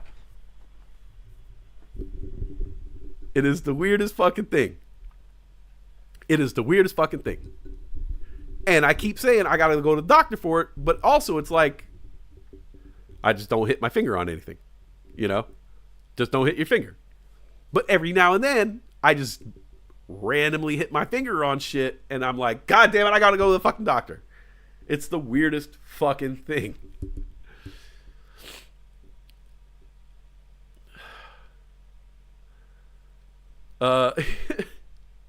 Yeah. The noise you make when it gets hit, my heart breaks. You sound like a dying animal. I'm not shit. She's seen it. She's seen it. I swear to God. I don't know what it is. There's like, the only thing I can explain is that there must be some kind of exposed nerve or something from the tip of my bone under my nail bed here. Must be some kind of exposed nerve or something that it just is connected directly to the pain receptor, and there's nothing I can do about it. I can't even overcome, like, even like a ball shot, like even like a sack tap. Like, I could power through a sack tap, you know. Like, it doesn't. I've been hitting the sack plenty of times, and it doesn't like cripple me. It just hurts, you know. You're just like, oh damn, here it comes. Oh, there it is. Oh damn. But this is something different. It's literally like my Achilles heel. Like, Achilles was completely armored and badass, except for his Achilles tendon was showing. And what was it? Was it Troy who shot Achilles? Oh, was it that other dude, like Apollo or some shit? Maybe there was gods. I don't know. But I remember the story is he shot him in the fucking Achilles tendon and he bled out, and that was it. But he was fucking indestructible, except for his ankle. That's me. That's me. I'm indestructible in every way. Except this fucking fingertip, man. This fucking fingertip. Oh. Your tooth broke more in the middle of the night and now there was exposed. When do you go back? I hope you're going back soon. I hate the kind of pain. Sometimes one of the surgery scars. Oh yeah, when you have like a surgery or something like that, that pain that's still in there deep. But I don't ever remember doing anything to this finger, you know? Like,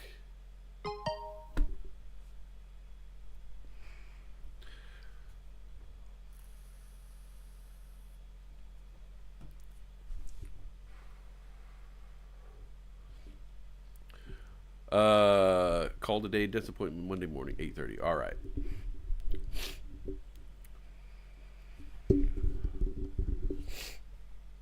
I'm starting to get feel like I'm getting congested again.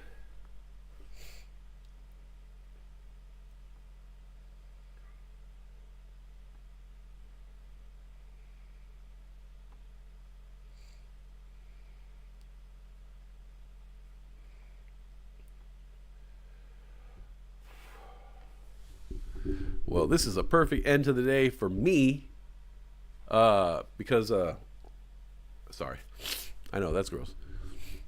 I made some profits on the three puts that I did, and the market's down across the board. So this is actually a great opportunity for me to put that money into these low boys here. AMC too high. Riot, I like Riot at 657, especially if Bitcoin's going to come back. I'll look at Riot, I'll look at Mara, and I'll look at BKKT. I know that Riot and BKKT are down more right now. Mara's still a little bit high for my price range. Lucid 244. you guarantee I'm going to pick up some shares of Lucid at 244. Webull, I'm still holding my share. My last share of that. I'd be in to add more shares of Webull if I saw it drop below like 25. Like if I saw Webull drop below 25, I'd kind of watch it and see. And if it looked like it was going to start to rebound, like seriously rebound at 24, 25, I'd get in. But everything else, like all my, like I wouldn't feel bad putting fractional dollar amounts into SPY today. All the funds, all the index funds, I'll do some SPY, I'll do some QQQ, I'll do the Berkshire Hathaway and the VTI.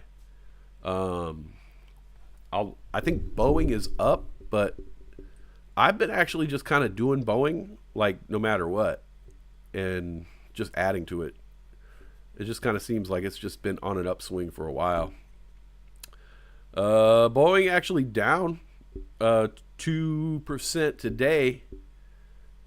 So yeah, I'm gonna throw some more into Boeing and just take some of those profits and throwing it into some of this other stuff. Snapchat at 785. I might do like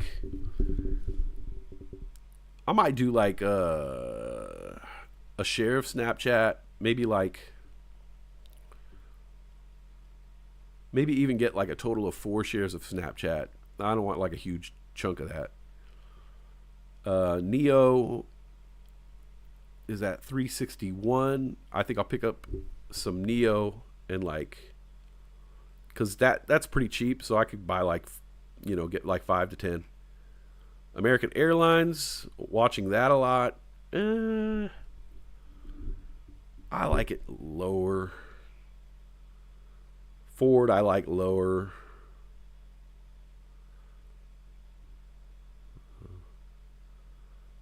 Maybe I'll do like an oil, like USO. That seems legit right now.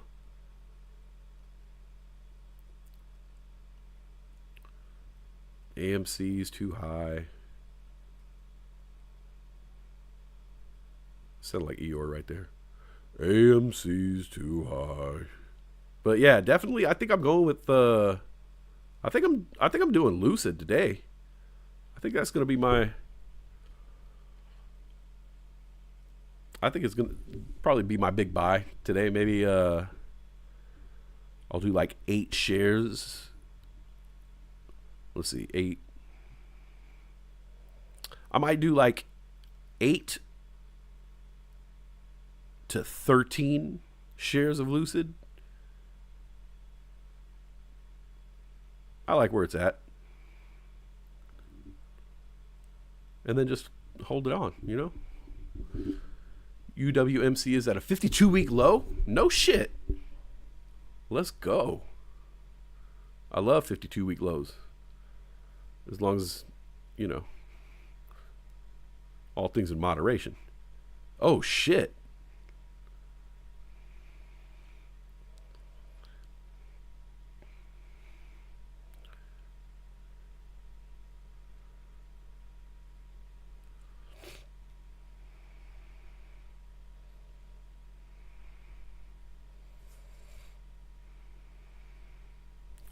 Yeah, it's going to be a good day.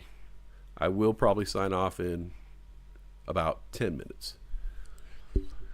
So I can grab some stuff. I don't want to do it here. I be all quiet staring at my phone.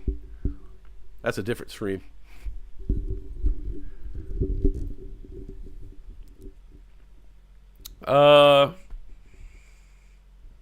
Yeah. Nice day. Nice day for trading. I'm feeling better. I have my head together, so I might. I bought a bunch of stuff to do my backyard, even though I live in an apartment. We don't have a backyard in our apartment, and I was like, well, fuck this. If I'm gonna sign another lease and be here for at least another year, maybe even longer, do I want to go that whole time without a backyard? Well, how much would I pay for a backyard? There's dirt out there, so I want to walk on something. So what do? Fake grass, a couple stones. You put stones, you could walk through it, but what are you walking to? What are you doing out there? But if the whole thing is flat, I could get patio furniture, a table. I could do more. The kid can go out there and play and run around. So I was like, okay, well, how much would that cost? A 12 by 12 paver is $1.67 at Home Depot. So I just kind of looked around. And I was like, okay, so 1, 2, 3, 4, 5, 6, whatever. It would take me about 40 to 50 pavers to make that happen. So I could spend $80 to $100 of my own money to beautify my apartment's backyard, but I get to use that backyard for a couple of years. My daughter gets to use it. My wife gets to use it. So it's like, yeah, sure, I would pay. If you told me you don't have a backyard, but you could rent mine out for $50 a year, I'd be like, well, shit, I could use it anytime. I could barbecue out there. My daughter can run around anytime. $50? Yeah, sure. So I'm spending $50 of my own money a year, basically, for the next couple of years I'm in this apartment, to put in a backyard. Bought the sand, bought the pavers, started work, and got it all nice and flat. Nobody else in this whole apartment complex got a backyard, because they provide you with a little concrete slab, and then the rest is just dirt and shit and rocks. You can't do anything there. You can't have a patio table and some chairs and a barbecue and like hang out, read a book. You're just confined to this little concrete cement slab. So I was like, fuck this. Let's do this shit, man. I know how to do the work, and I don't mind doing the work, like landscaping work. It's just, are you willing to spend the money? And it was like, I looked at it. I was like, fuck it. Buy my family a backyard for 2 years for $100. Let's go.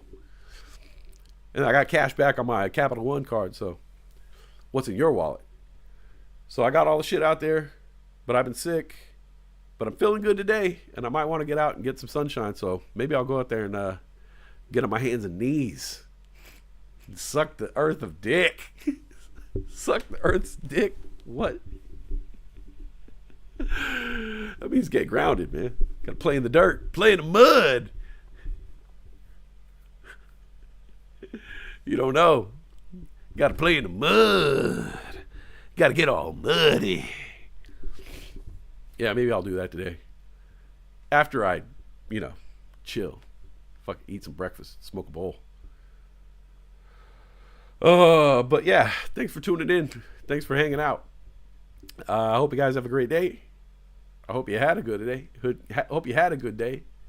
And you share the results when it's done. I live a good before and after project. Yeah, I should take a picture of, I'll just take a picture of my neighbor's slab. I'll be like, this is what it looked like before. Damp in places, time to get damp in places, getting on my hands and knees. We got dirty quick. Yeah, I'll take some pictures. I'll show you what I'm doing, what I'm working with, and how it's gonna look. Cause like, I'm telling you, I already had one neighbor tell me like, "Oh, you're gonna show us all up." I was like, "What?" He was like, "Yeah, you're gonna be the only one with a backyard." And I was like, "Yeah, I figured, spend a couple bucks, I could use it." And he's like, "Yeah, all right." He was like, "Okay, you're a badass." I get one of these. I'll take it.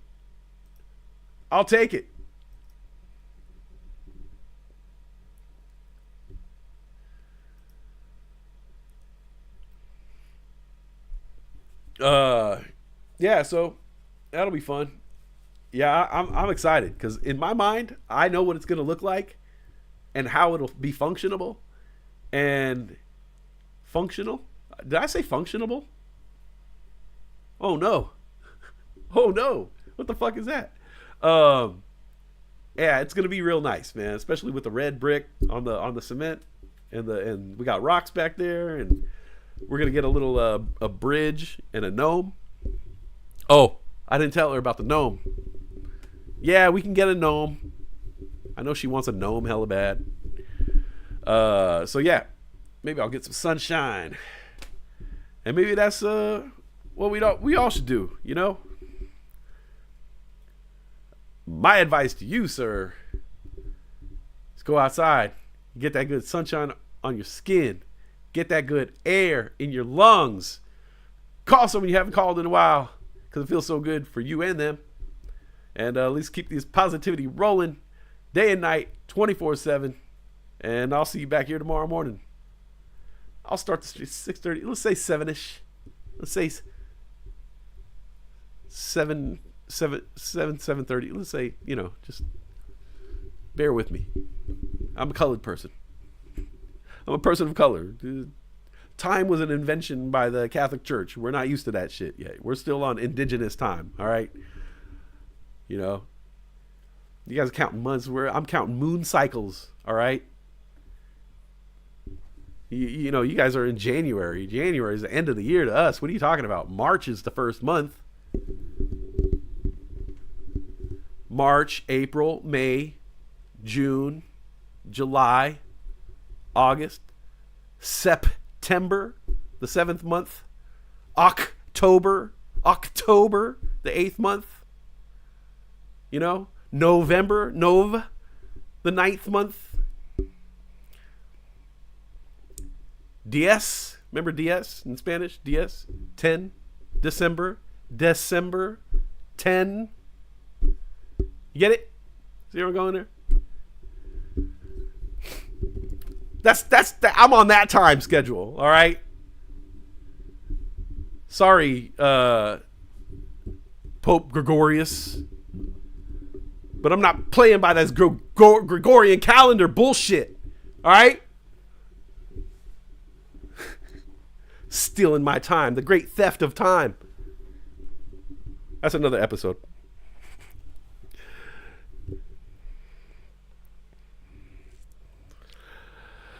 All right. Well. Hey, I don't have all the answers. In life, to be honest, I've failed as much as I've succeeded. But I love my wife. I love my life. And I wish you my kind of success. Life moves pretty fast. You don't stop and look around once in a while, you could miss it. Damn right. We will not go quietly into the night. We will not vanish without a fight. We're going to live on. We're going to survive. Today, we celebrate our Independence Day. All right. Thank you, guys. Thank you.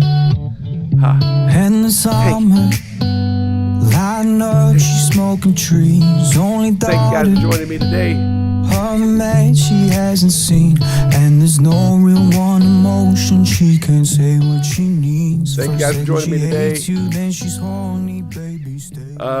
Tune in tomorrow. We'll have more fun. Thank you for always supporting me.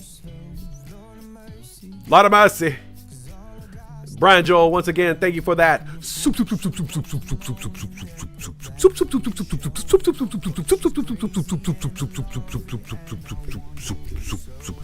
chat.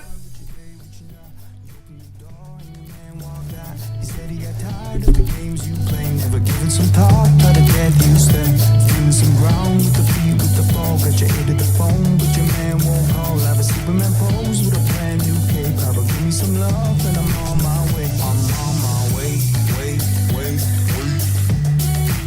I'm on my way, wait. I'm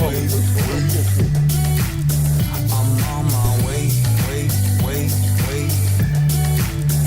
I'm on my way, wait.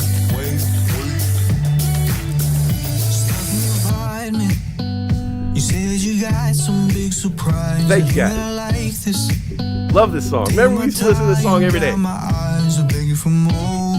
I hear my door close, damn, she just lied. This girl is a tease, I mean with ease. She makes me want her and die. She's standing alone, but with her guy, she paid the price. Thinking you own him. Call his bluff, he rolled the dice. But let him be gone, how long you hear the song? Take thoughts that you're mad. Just put him to me, low key, I may want to. Go away. in your bag. Same was hard, but you gave what you know. You opened the door and the man walked out. He said he got tired of the games you play. Never give it some thought, but I get you stay. Feeling some ground with the feet, with the fall. Got your ear to the phone, but your man won't call. I have a Superman pose with a brand new cape. How about give me some love and I'm on my way. I'm on my way, wait. I'm on my way, wait. I'm on my way, wait. I'm on my way, wait.